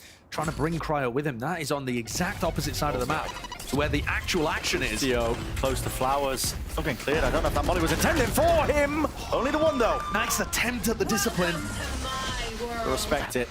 Open sight for the pit. Tens is in this smoke in heaven, and he gets the reward. That is nasty stuff. All the more difficult. And the decision has been made for them, really. 100 Thieves can't attempt to take this one. They back away with the rifles that they can have. So, Sentinels, round win. Yeah. And I really think a large part of that round is that 100 Thieves chose that mid-round timing to try to pull people away from mid and instead go to explore B main, trying to gather information. And Sen calling the freeze, slowly contacting over back towards A, just found the gap. And we just seen a round from 100 Thieves where they gambled perfectly and won because of it. That's the other side. Double-edged sword if you're going to play a bit like that. What a time to do it. 4 players surviving for Sentinels. If they lost that round, like we said, the economy would have been broken. They can live to fight another day. One of my cameras is broken. Same case here for 100 Thieves. Should be, potentially. Yeah, things are starting to get a little tender, though, for the 100 Thieves economy. And both of these teams, back and forth, does put a lot of strain on your ability to be able to buy up. Cover going out. I think 100 Thieves are really struggling to get information and deny this Viper setup. Cryo's just basically having to sit there and babysit B main the entire round. It's just relegated to jump spot, isn't it? Yeah, and that's the problem with not having a Cypher in the composition. Big strength of 100 Thieves comp is that they have that double initiator that the desk was talking about. It's awesome. You don't also have the Cypher to give you really good info during the round. Present shown here. Flash. And the dog committed up through a ramp. We get spotted by 100 Thieves players. EU's going to be seeing this one, and that does allow John QT up into this angle. Jump spot damage through the box. Not enough for the kill. Double jump spots over towards A, and John QT's now pushed them both off their respective angles. Not that that's pulled anybody over just yet, but that's the idea. Sen are hoping that they can make it easier to walk through on this B split. Wow! And what a punish that is! All of these 100 Thieves players having to jump spot because they don't have that info and getting smacked. And now they go. Asana close to the choke. There was a molly in the hands of Zelsis. Hands him an easy one. Cryo still dodging, juking. Not enough! Not enough! Sentinels right in their faces. Another really tough situation. Oh, they want to fight this. They want to fight this. They want to fight this. Boostio. He shut down instantly, and like you said, Josh, it's a tough situation. Reveals the 2. Sees the reposition, lined up entirely, but it is that crossfire. No way! EU brings it to the 1v1. It will be a monstrous clutch, and indeed it is! Disgusting work by EU. Insane performance. How has he managed to pull that one out? Oh. I was really shocked at the call there. Boostio and EU committing into that one. They had that player disadvantage, but... One enemy remaining. Holy, does it work out when he's playing like that? Masterful. That's a fantastic clutch up there. Playing to the camera, that might have just saved his team. Because that was an eco swing round. 100 Thieves would have had to be on some kind of broken buy. Look what it means to them.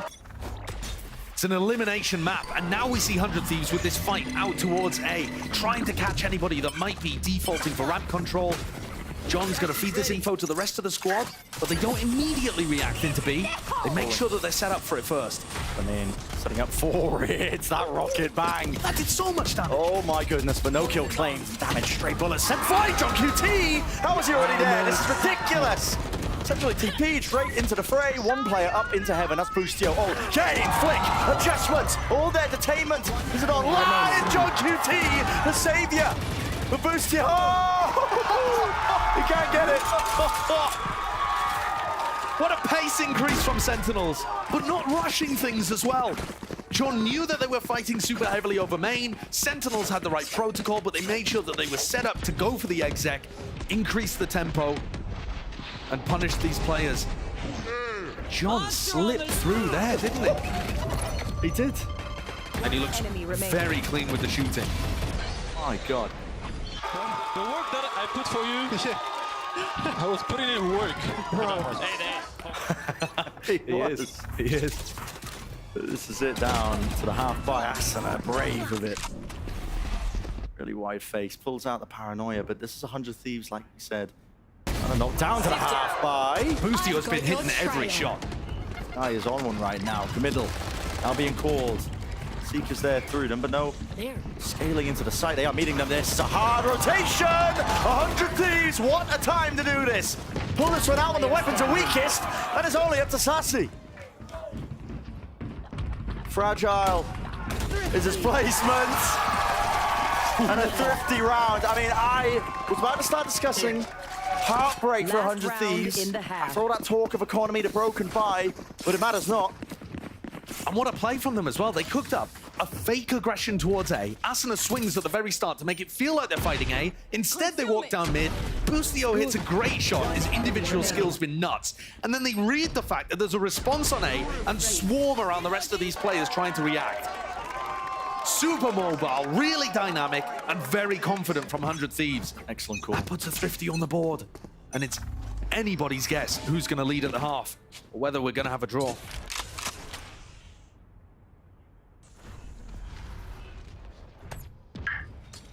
Not the rifles. B main. Toxins going up. Game for Zelsis. Has he spotted? No, I mean, he's pre-firing it just in case. I believe there's a jump spot. Yeah, he doesn't know. Cryo has been playing into that back corner. He's alone, he's spamming this. Calls for rotations, and here it is. Cryo just takes the fight. It's one of the first times that Cryo has found an advantage by holding like that in B main. Usually finding himself caught out a little, but that is huge for 100 Thieves. Massive one. It's going to be called now. This is a fake reaction on the other side. But to be honest with you, when they find the A site empty, they might decide to call for 10s over. Yeah, and he's got the spike in his hand, so they are going to hard commit into this one with the forward positions gained. Up into heaven with the smoke. Sassy is an important piece here, needs to stay alive. What a kill. Zekken will not get out alive. It's a good return of fire. Boostio is firing on all cylinders, but finally will forge on QT. All the way behind. They are none the wiser, but only just the one. Asuna forcing his attention forwards. They want to try and take this fight straight to the site, onto these players, seeking them out, all the way to the back. A map to spam kills, all the way. TenZ is really finding it difficult, and he does fall. 2v2, planted potentially. I don't know for heaven, it's in the smoke. Spam here, Asuna sticky! Oh my! It's set to walk away with it. 7-5. Switching sides. That one was so incredibly close to going the other way. What a half this has been. The other two maps are very streaky, very one-sided. This back and forth constantly. With huge moments from the 100 Thieves players. EU, Monster Clutch, Boostio firing on all cylinders. And yet Sentinel still leading 7-5 at the half with John calling a masterclass. Yeah. So tight between these two teams. Well, Liz is standing by with Kelly and Tina, the parents of Boostio, and bang, let's hear from them. Thank you so much, Brennan Sideshow. Now, while this game is very, very, very tight, it's more than just a game. There are families and emotions behind this. I'm here with Tina and Kelly, Boostio's mother and Bang's mother. I have a little Boostio poster made by you in here, all these posters. What is it like being here in an elimination match with all of this pressure and all these supporters here for 100 Thieves and Sentinels as well? Make me cry. I love all you guys. You're to me. I love you guys. You're everything to us. Now, Tina, I have to ask you, how have you seen your son grow in the time that he has been a professional player? I've seen him grow tremendously. There isn't a day that goes by that I'm not super proud of everything he's accomplished. He is absolutely the most committed, devoted player, and we just love him. Y'all gonna make me cry. I can't. That's crazy. Now, if your sons were listening right now, what would you say to them very quickly? I love all you guys. We love all of you. We love the fans. We love everyone here. Kelly and I are very emotional, so we spend time in the evenings. We watch our boys stream, and we cry tears of happiness because we're so proud. And nothing makes us happier than to be here to support them. This just made my entire day, everyone. What a wonderful halftime interview. But we have a very tight game to get back to. So Bren and Sideshow, please take this very tight game back. I mean, 100 Thieves going to be earning a few more fans after that. That's, yeah, I mean, so wholesome. But that also shows you how much is on the line. I mean, just for everybody involved too. There's pride, but it'll be warring with a little bit of devastation if 100 Thieves do end up being eliminated here. Because again, these guys, they put everything into it. All the players on both sides. We've already seen 2 teams globally get eliminated from contention in Madrid. And the rest of this map is going to define the third. You don't play until April. If you end up getting eliminated here, that's such a time to be sat twiddling your thumbs. In the right time to strike. Bit of presence into mid by 100 Thieves. Past that here. Down to the minute mark almost here, and now they're starting to walk their way over with the Viper Wall. Tens is in this spot at Flower, holding a paranoia. Mosh pit. I mean, that clears him. No? He's into hell. He's taking a ton of damage, but he's going to be using the paranoia for it. He's also just smoked himself in hell. Really being plucked apart piece by piece. 100 Thieves might be gaining exactly what they need, and yes, overstepping themselves here by Sentinels on their defense side. Critical pistol round for 100 Thieves. Sent flying there with a spike. Oh boy, oh, the plan tonight! Get him gone! Oh no, oh no, no, no, no, no, no, no! This could be a disaster. 30 seconds left. Spike. In the middle of nowhere, John QT still tucked to the corner, but plenty of players left standing. 100 Thieves start swarming onto the site. Tether, not sure if there was a connection. Trip by all grouped up, damage done, but eventually the reaction. Cryo, he turns around. John QT is weak enough. One shot will do it. The damage there. 12 seconds remaining. Seeks to deny. Oh my! 10 health. Still kicking, by the way. Now EU has to stick it. Spike planted. Gets back into it. 1 versus 1. One single shot. 3 bullets. Wrap around. Cryo. Are they going to expect this one? And who's being planted for? John does not know what to expect. Spotted him. No way. And he knows it's not really planned for him. Hasn't pushed up. A tap. The game of chicken is being played all for the pistol line. All on the line. Cryo! He delivers! The little jiggle that doesn't even bait a shot out of John Cutie. Cryo still has to go for the swing, and yet hits the shot. That was anybody's. Even after Sentinel's original game plan had been so disrupted, they had their chances of being able to win that round, but it's 100 Thieves that come out. On top on the pistol, set up to try to equalize this final deciding map between the 2 orgs. What a way for this final map to play out in our elimination game.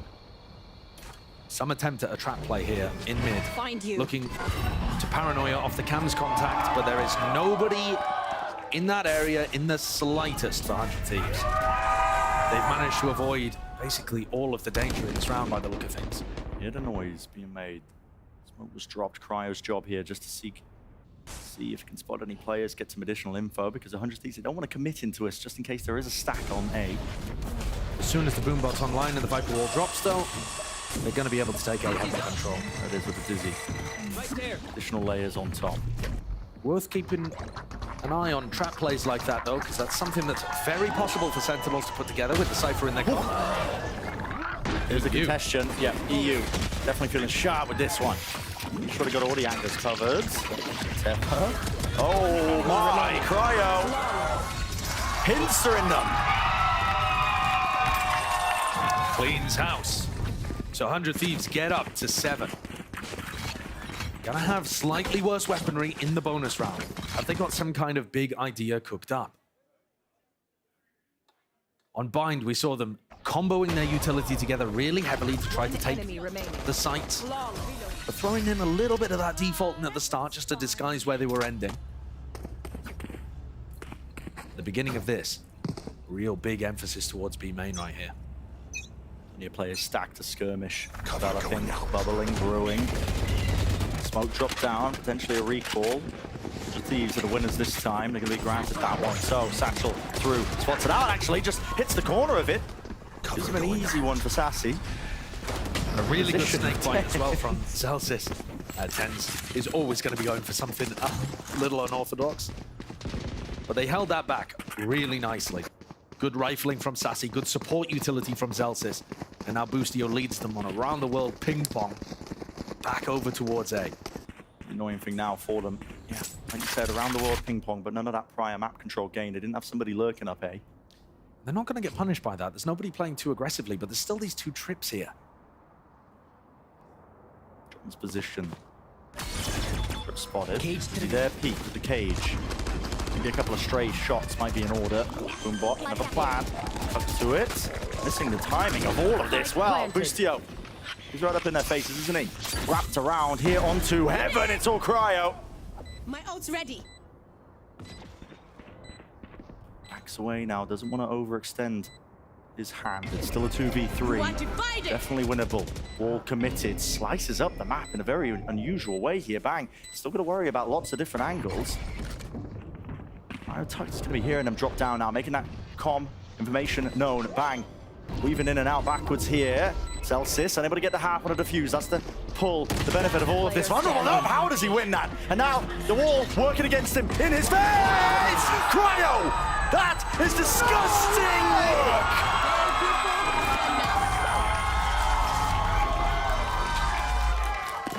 work. He's just bulldozed his way into the spike. Mowing down 2 of them. And TenZ, in desperation with time ticking low, thinks about playing to his outs, which is, I guess I just gotta go for it. One enemy remaining. What a monstrous round from Cryo. One enemy remaining. What the hell have we just watched? He got so many kills in the previous round on the pistol that he was able to get up a Cosmic Divide that caused chaos. Yeah. And then somehow wins that. And it's knocked Sen right back down again. Talking the economy to death, but it is important. 100 Thieves winning that bonus. Set up for success now. Paranoia, though, being held by TenZ here. Yep, and here's a refight. All the way together here, but do they have the guns for it? Yes. Straight to the dome. Boostio removed. The spike drop down as on top of this one. Right from behind. Second. He pushed out A main. That is filthy work here. Only with the classic, and they have swarmed the position. Relentless. Running and gunning. Cryo. He's not taking his time of it. They have just answered back instantaneously. What are we watching, man? TenZ has been trying to set up one of those Paranoia trap plays for quite a number of rounds now. Had it prepped in round 13 and 14. Neither of those worked, but this time, that push out from Second. Oh my. That is just bonkers. What a response. There are hero plays and trap plays, set plays and big plays all over in this series. See how much that meant for Kaplan. He realized how big that round was. Could have been the difference between 100 Thieves taking that lead and running away with it. Yeah, you think Cryo was playing the previous round. That can sometimes just win you matches like this. And it's instantly been knocked on its head. Thrash through now. Plenty of trips to deal with. Be tying and tangling him up. Sent flying into the back of the site. Plenty of players to reinforce here. Sent. Want to bunker down here, batter the hatches. They want to make a go of this one. Still the plan's going off. Second, where the hell are you? Smoke in your face with a one-way. Boostio's there. Tucked side. Flash though. Couldn't see a thing now. This is really getting treacherous. Second, not going to be able to defuse it. Brought down in the close-up positions. Is really just being synced out, sorted out. Flick of the wrist. Celsius. Cryo. He has one pull. Never tap onto this one, so pushes him away, buys him some critical seconds, but he doesn't have a gun for the job. Somehow removed and away, and cover is there. Save hands from the Sentinel players, but man, oh man, it gets so damn dicey. You can see some of the nerves and some of the pressure playing into these games. I mean, Zekken is flying around the map to try to follow up on this flash.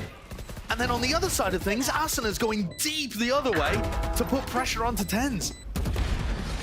Carnage in these rounds. And Cryo just trying to pick up the pieces towards the end, couldn't quite do it this time. All of this madness from the beginning of the attack half of 100 Thieves, though, should start to quiet down now. There is an enormous economy and ult advantage for Sentinels. They are favored to pull ahead here by 2 rounds. What the hell does that mean in reality? The ecos have been seeing not too much. Still, I'll make it a little bit easier. Scared of the approach here. Where is that rocket being utilized? Well, straight through main. That's a heavy investment when they were in a 5v4. Can you blame them against these ecos? Not really. John's in a punishable spot here. Yeah. What? Okay. Take my breath away, John. Against a Dizzy, that is sometimes going to be a non and done. Never mind a 1 and done. And instead he gets 3. Get out of here. Yeah, they're on an eco, but I mean, look at this. The reactions adjusted aside, the transfer, the final tap. Surgical. And that takes any kind of danger out of the eco round for 100 Thieves. So we're getting back to an even position. Ults on both sides, rifles on both sides, but a 2-round advantage for Sentinels on defensive split. The pressure is on 100 Thieves right now. You don't want to let the moms down. And Asuna was an absolute beast on Bind. I think the big difference maker between the performances on map 1 and map 2, a lot of it came down to how Asuna was following up off utility and finding his own timings. He's got to come up huge here towards the end. I think being the tip of the spear in all of these fights, the fact he has the showstopper online for this pivotal eco round, my eyes are on him. How does his team set him up? How does he entry? How does he find the timings? Because it's needed now. Only 2 rounds ahead for Sentinels, but this can steadily, very quickly get out of hand. Both of these fan bases knew despair last year. It really was. It was Doomer times for both. And for whichever team ends up getting eliminated here, it's going to be a long time until they see their team play again. None of these players want that. Running 2 for Nail. Busy. There. Down to the side, no connections. Evanade combo. Try and punish some potential read of maybe where Zelsis has been playing in the past, but doesn't get anything until used. They hear the orb's been picked up. Right there. Zelsis. Smokes in their face, though. 100 Thieves, they can't cross that line of scrimmage. Ready. Right there. Maybe now, though, with a util. That's way too much for Zekken to try to handle. The wingman combo with the Prowler, very difficult to work around. And Boostio's going to be able to get back in here, pick up his orbs. A slower pace to this one from 100 Thieves. Zekken's going to be feeling like he's isolated here. Knows that mid has been compromised. It's going to be called out to him. He was hoping he could just set his sights only onto ramp, and now backs away. The heaven, 3 players still here. TP, information. I think that's good info. Yeah. And it's immediately going to trigger 100 Thieves to make a ping pong across the map. This is going to end... No? A cancel to that. 100 Thieves were thinking about going for the B split. Time is running out. It's an ult committed. They're trying to at least pull players over here, but it's just pulled out the pit. A lot of players still swarming the position. Oh, hey, yeah, it's working. They're off the side. Maybe cancelling his back. Sassy! Kind of read as this guy got. He's worked his way back into elbow, holding down the fort. Out to the side here to flash to connect. Boostio! He is down. Everyone following up. Spike is planted in the middle of all of this, but only 2 players left. 100 Thieves, they got too much to overcome.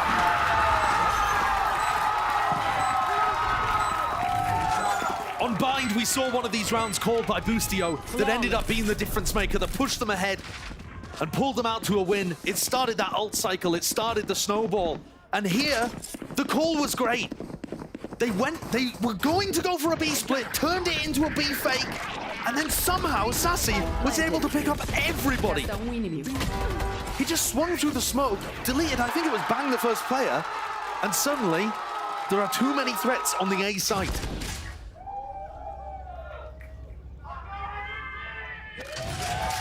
Sen begin to run away with it. Still a chance for 100 Thieves, of course. But the guns few and far between with the Guardian and the Bulldog, and the hands of just Boosty and Bang. Maybe the Nightfall can do some work here. Got to wait out this snake bite. Push forwards now. Big control still being called for them. And an assortment of bullets, no connections for Zellsis. Holds a further back position still, contacting, but the cam will catch it. Now they know. Plays are there. Zellsis. Orthodox with the jump spot. Sentinels need to get some information somewhere else in the map, so TenZ is peeking towards A-Ram. But the real threat is whether or not these players in B Heaven can survive. Snake bite. And a good smoke as well, to make it feel like they could be pushing up behind that. Is this going to be another fake, like a Nightfall into A Heaven and then quickly pivot B? Noise made, jump down, Zekan's holding it. Just with the gun for now, he can hit him onto the ropes. Popping up and over to Nightfall. Oh! Can't really hear them, but he knows exactly where they might be placed. Still, players working to be Heaven. The fake off might not be working here at all. John QT still locked down into the corner. Bang! Cleans him up, cuts him out of the picture. The B plant. Somebody coming through here in 103s. Critically, they have the post-plant positions. Onto Heaven, Mosh Pit down to defeat Sassy. You got to get the hell out of there. And he does survive. Yes! Kill! What a kill! 2 players left. Sentinels! They're mopping them up. In the midst of it. Pandemonium in the round. Bang. 1 player standing. He's got the pit, but no mollies. Multiple players swarming the position, light them up, and listen! They just follow true. And Sentinels get to 12. 4 chances to put 100 Thieves away. And it's Sassy again, who to me has the big impact here. Look at the timing, just peeked away. And of course, that kill onto Asuna is enormous too. But Sassy was under enormous amounts of pressure. He had a mosh pit at his feet and still managed to pick off EU, who would have been a backstab to try to help 100 Thieves win. There are micro moments in this Give it to me. that are making all the difference. 1 more round. TenZ has picked up an operator for the final round. He's got a rifle as well, one would assume. Same play at the beginning, 100 Thieves. They've been doing this one a lot. It's a mid-take. Poison's off. But all these close rounds, I mean, it's just whistled that economy. Still down to the half armors, the Guardians. Bargain bin buy for 100 Thieves to do unthinkable to stay alive in the series. This is such a committed position for Zellsis to be playing in. Against a Thrash, Boombot, Dizzy. Oh, and here it is. Someone needs to deal with this one. It doesn't clear him. It doesn't clear him. The Boombot doesn't either. Perfect time to strike. Molly at their feet. They seek to capitalize. Zellsis. He might have just finished it for them. Make their way through B main. It's all Sentinels. Castle, bang! Up in their faces. 2v3s maybe made this winnable. There's a chance. They've really got to capitalize. Seekers. Right behind them, chasing, hot on the heels, spams down only to one of them. It's going to be pointing them in the right direction. Players towards me, there's 35 seconds left, and here's where you got to get a move on. Only one player to meet, and it's Sassy. 30 seconds left. Tuck close now. Anything to clear him out. Not really too much util at all. 25 seconds left. How do they want to take this? 100 Thieves. Time is of the essence. They drop down themselves. Into the back of the site. He's tucked close, and he gets the kill. That could be it. Bang, flashed. And he's just being cornered. Sentinels eliminate 100 Thieves!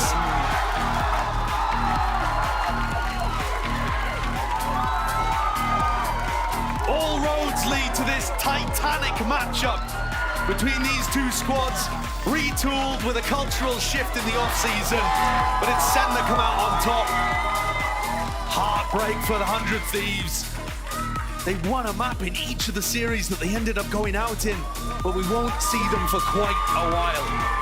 Unbelievably difficult group, and both of these teams gave it everything today. It really did. It's going to be a heartbreaking situation for 100 Thieves. But I mean, what a monstrous performance from individuals on Sentinels. Zekan, map 1, map 3, looked sublime. And Sassy, towards the end kind of split pulled everything out when it mattered. Putting on a Sadak performance on the Sky, just decided to win. Sky allegations thrown out the window. No. 2-1 is the victory here for Sentinels. Earn their right to continue deeper into this kickoff tournament. Take a bow, well deserved.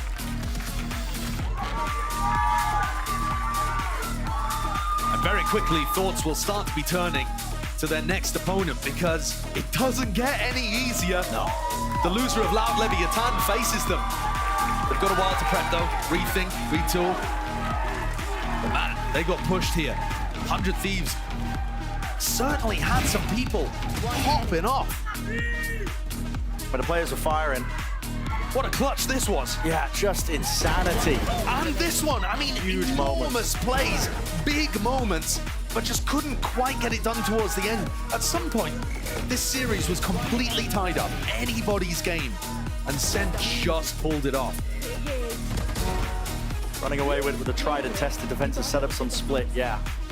That is just an absolutely unreal series here. Now, unfortunately, I have to say goodbye to 100 Thieves for that, for the kickoff tournament, this portion, of course. Listen, 100 Thieves fans, you have got the rest of the season to look forward to. Yeah. It's not over just yet, but that is their time and their path, I suppose, to Madrid is going to be cast a little bit early for them. Everyone knew that it was going to be difficult in this group. It's an outrageously stacked group.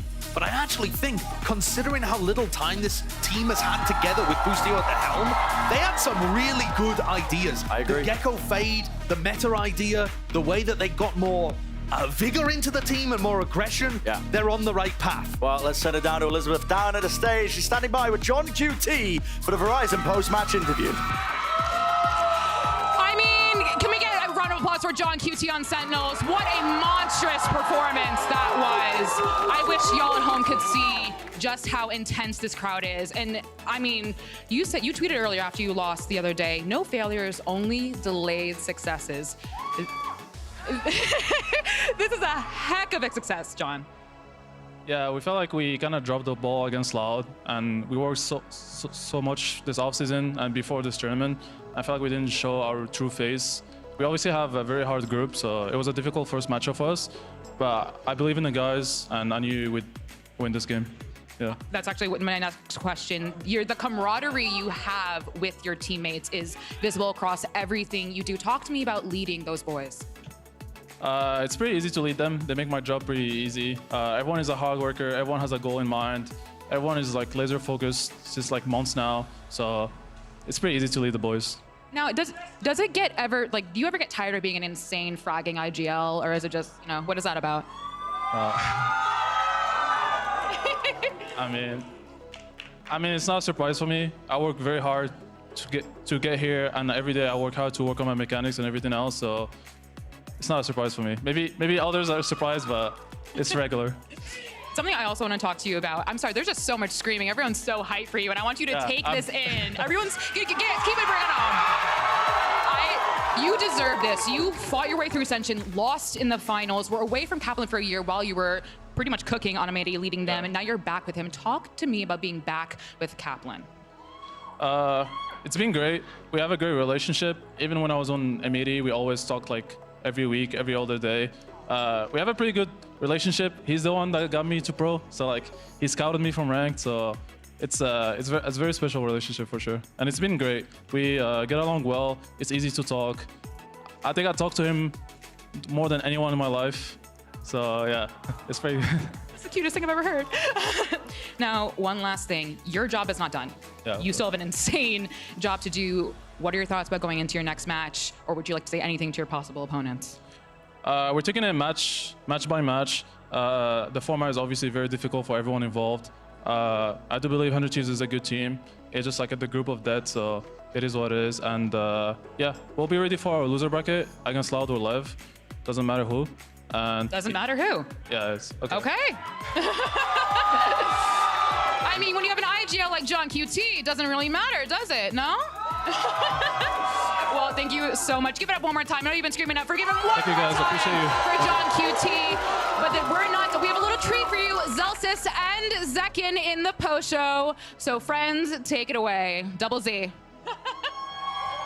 Thanks very much, Liz. I'm here with New Jersey's finest, Zekin, straight off that match win. How you feeling after your first win in Americas for 24? Feeling good. It's good to get the first one on the year. Hell yeah. All right. Well, I pulled a round here from you guys' play, and I want to ask a few questions about it. Super tight OT match here that came down to, or not quite OT, but nearly that came down to the wire up against Sentinel, up against 100 Thieves. I want to ask in these moments, who's making the calls? Who's coming up with these ideas? Because I know you're a team with a lot of voices. This one in particular is around where you wrapped around into A Heaven. I want to ask who's coming up with these pre-round ideas, and how does that come to be for Sen?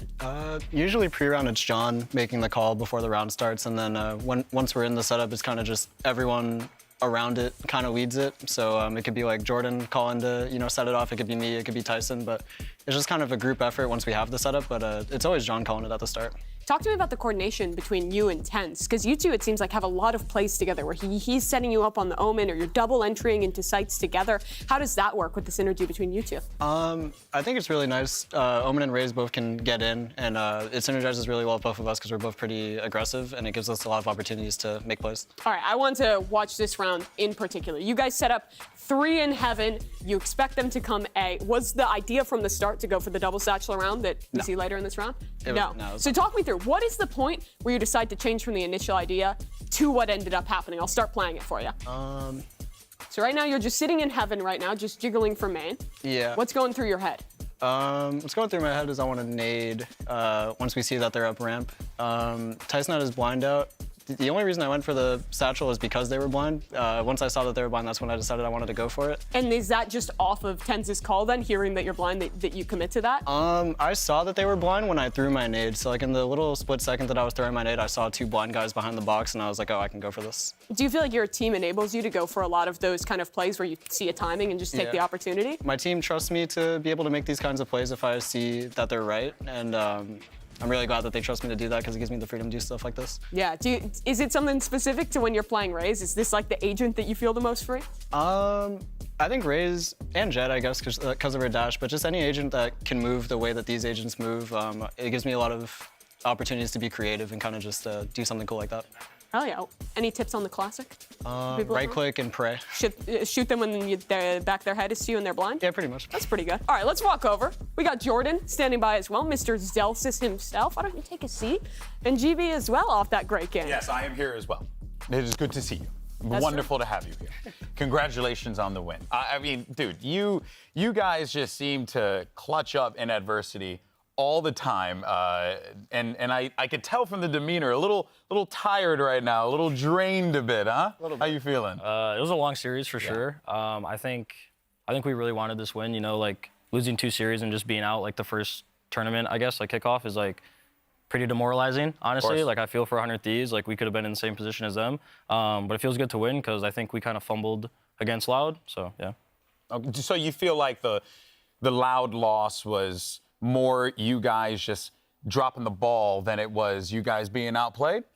I mean, I've come on here once before and said Loud, so I'm not gonna do that again. But Loud definitely played good. Sadhawk is always innovating, no matter like the teammates he has or anything like that. Like his teams are always like top tier. But I mean, I think we should have split and at least took it to a 3rd map. Yeah. No, it's completely fair. But I love Loud and Brazil. I love all. He loves Loud. He loves Brazil. I love Loud and I love Brazil. Guys, we love Brazil. No, the allegation's not true. Just a lover of Brazil over here. Really happy to see that. Zach, I wanted to ask you, now playing with Zelsis Jordan permanently on the team, how does the vibe differ with him in the mix? Because everyone always talks about the energy he adds to a team. I'm still a sub. It's a lot worse. Pencada has visa. Sorry. Pencada just has visa issues. I'm still a sub. That's fair. That's fair. Jordan's great to have. You're definitely. a great liar. Okay. Jordan's a good leader. He brings the energy up. It's just a really nice person to have on the team. No, of course. And by the way, guys, if you have a question, we're going to be monitoring Twitch chat, so make sure you get out there and let us know what you got. We want to hear from you. And Zekin, I guess, to that, right, you're coming into this, was there a little concern on your end that you might not be wearing this jersey coming into this season, or were you always really confident that you were going to be a part of this team and that you were going to, be in the role that you're in right now? I mean, I knew that I was going to be on the team this year. I knew I was going to be on Sen, but I didn't know that Jordan was going to be here. But. Yeah, so did you know, like, the pieces that they were planning to bring in? Not right away, but, like, the team slowly came together. Yeah. And then we had a bunch of practice and some trials as well. So you get told Zellsis is coming on board. What's your reaction? Okay. Just like, sick, bro. Yeah, I mean, what's up. I'm just here to play. Whoever I end up playing with, I play with. I'm just happy to be here. How does that make you feel? I mean, he's my young star, so however it makes him feel good, then I'm there for it. I'm your biggest fan. I'm your biggest fan. Oh, qué lindo. Okay, but Zellsis, you have you've built quite a reputation for yourself in this league. You know, you're a vocal leader. You know, I mean, I always enjoy chatting with you. There's always something good to extract from what you bring to the team. When you find out that you are going to be joining this roster as a sub, but you know, playing a little bit more. Were you ecstatic? Were you looking forward to being able to play with these guys, given what you've seen from them and also played against them too? Yeah, I mean, I always want to compete. Like, I know it was a shock for some people when I took the sub role, but I always want to compete. Like, I'm a competitor. I mean, I think everyone on the team is nuts. Like, I played with Tens in LCQ like year and a half ago, whatever it was, 2 years ago. We were gonna pick Zekken up when he was just a young lad on V1. So it's kind of like just like all coming together. Obviously, you know, Saucy is an unreal player. How's it playing with him? You know, everyone, like, I'm like the quote unquote emotional leader, but he's like the dad, and I'm like the fun uncle. Okay. But when the dad gets like really pissed, you know how the uncle's always like, all right, everyone, like, calm down. All right, kids, like, all dad's right. pissed. Like, yeah. So it's kind of like that, that like relationship. And then obviously Cap'n and Mean still rallied the troops. So I mean, it's just fun playing. Like, I always have fun no matter who I'm playing with, and yeah, it's always competitive. Awesome. I watched an interview with Saucy where he described you and Tens as the kids of the team, and that it was you two's job, being you, Zellsis, and Saucy, to kind of take care of the two. What's your relationship like with Tens after over a year of playing together now? How have you two kind of grown as a duo? We've definitely gotten like closer both in and out of the game. I think like we hang out a lot outside of the game and we play a lot too. So I think it just adds to the whole like synergy that we have that people always talk about. It makes us I think it makes us a better duo overall. No, completely fair, and it's very clear. And we're the kids. And it's very clear in how you guys play. And there's a lot of trust that's being put on both of you. And with the change, with Tens kind of taking more of a support role, if you will, and you being, you know, the ace here, having to go in, make the plays happen.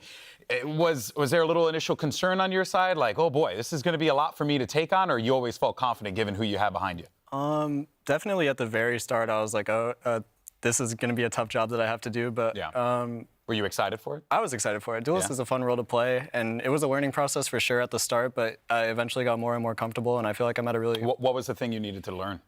How to op. Ooh, and how you think that's going? Great. All right. But yeah, no, I was just building comfort, and then obviously with the new guys that we brought in, building comfort with them too, and building synergy. It's just slowly getting better and better day by day. Yeah. Zellsis, how do you manage the voices in your team? Because you have John QT, who's a very vocal IGL. You have Saucy, who's secondary called for a lot of his teams, and you as well, who can pick up that role. How does it work behind the scenes with all the different voices fitting into this roster? I mean, I think we have a good like thing where like if someone calls something, then we just kind of stick with that plan, like no matter what it is. You know, Ape always stronger together in this game.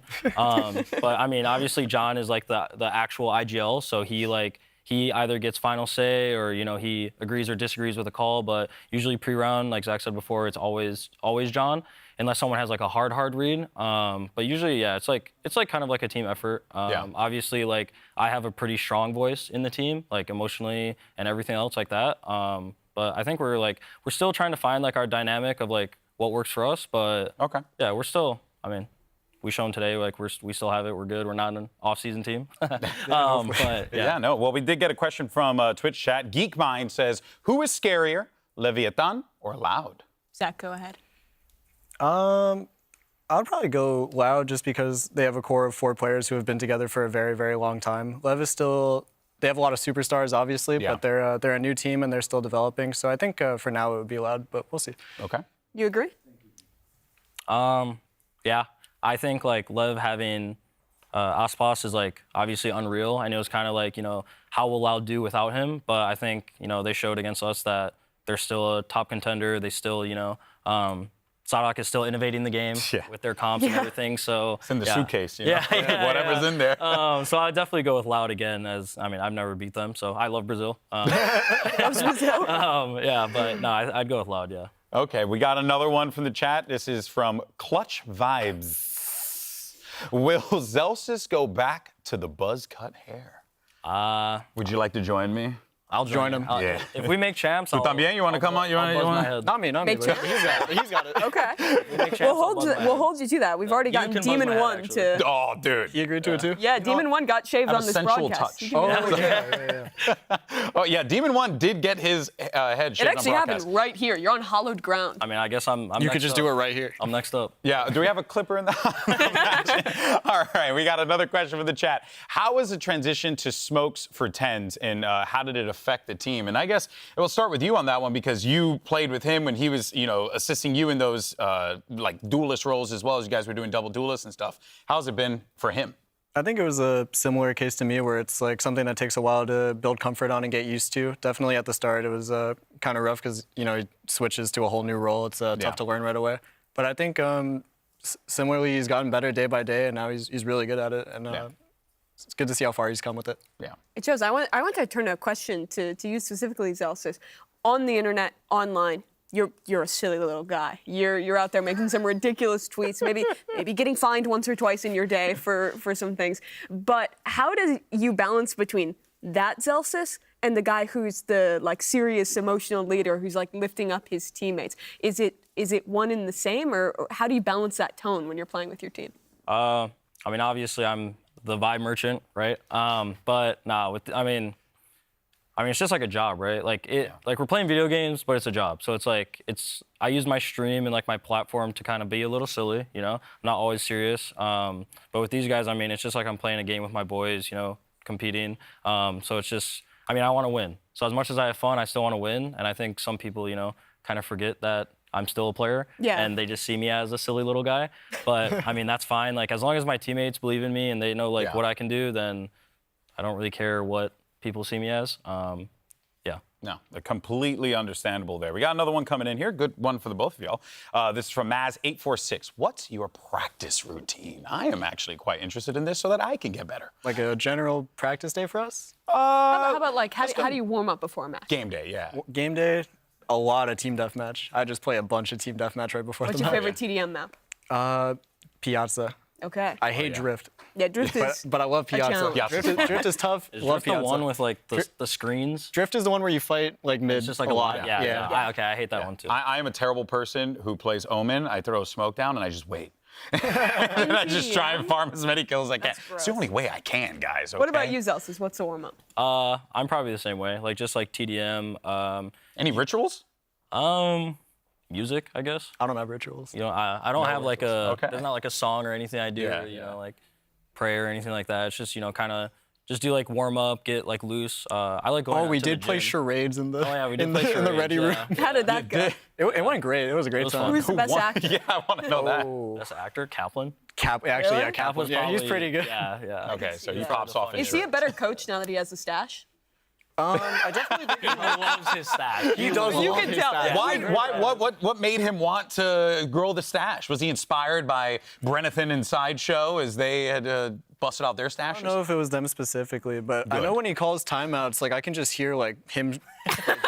I just hear a little hair sound and it's oh, I know what he's doing. But, I will say I know he plays poker with Josh Sideshow, so maybe there's some inspiration there. Yeah, I want to know how that conversation went. They're just all hanging out, and then he's all like, "Hey guys, you think I should grow a stash?" And Sideshow's like, "Totally." And just in. All right, one last question here. Who's the loudest on the team?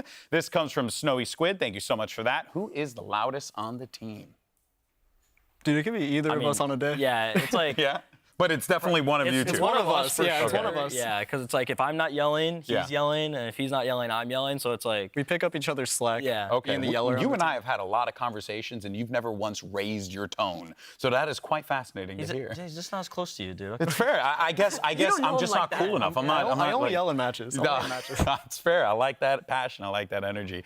Guys, firstly, congratulations on the win. Very hard-fought victory. Do you feel confident this is the Sentinels team that, can very well bring this organization glory once again in Valorant? Oh, 100%. Yeah, I think like again, the Loud loss was like it could have gone either way. We're in the group of death. Like we're still very confident. We put in a lot of work in the off season. We put in a lot of work coming into here. Like I don't know how many hours of scrims we played, but we don't come down from practice. We just add things and come up. So yeah, I'm confident.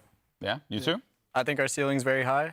Feel very confident in the team. I think we're gonna be good. Yeah. Yeah.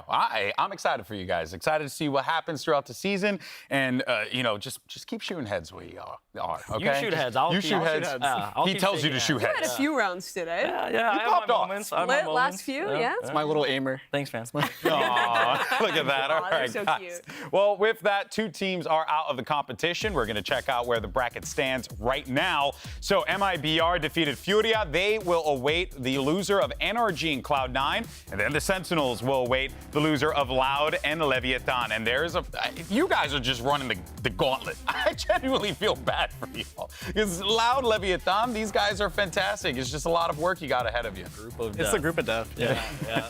When you saw the group draw, were you like, gosh, crap? It's just the Sentinels I thought it was way, gonna be right? fun. Yeah, I mean, it's fun. It's competitive. It's the Sentinels way. Gotta beat the best to beat the best. Yeah. Yeah, in the immortal words of Ric Flair, you got to be the man. You got to beat the man in order to be the man. Isn't that what I just said? It's not a better like way of wrestling quote, Oh, 'cause you it know, was a guy. so I can get, and I'm going to try and get everyone into professional wrestling in this broadcast. All right, everyone. Thank you so much for watching. Thank you to Zekin. Thank you to Zelsis for joining us here today. What a day it has been. But the good news is there's so much more to come this week. After this, you got Pacific. EMEA is going to be dropping this week. China's starting in 3 days. Oh, yeah, that's right. And we're going to be back on Friday. We have some new faces as well. It's going to be incredible. We can't wait. And we thank you so much for joining us for this kickoff weekend that has been so freaking exciting. For all of us here in the studio, we'll see you next week. Take care, everyone. Peace. Thanks, boys. Thank you.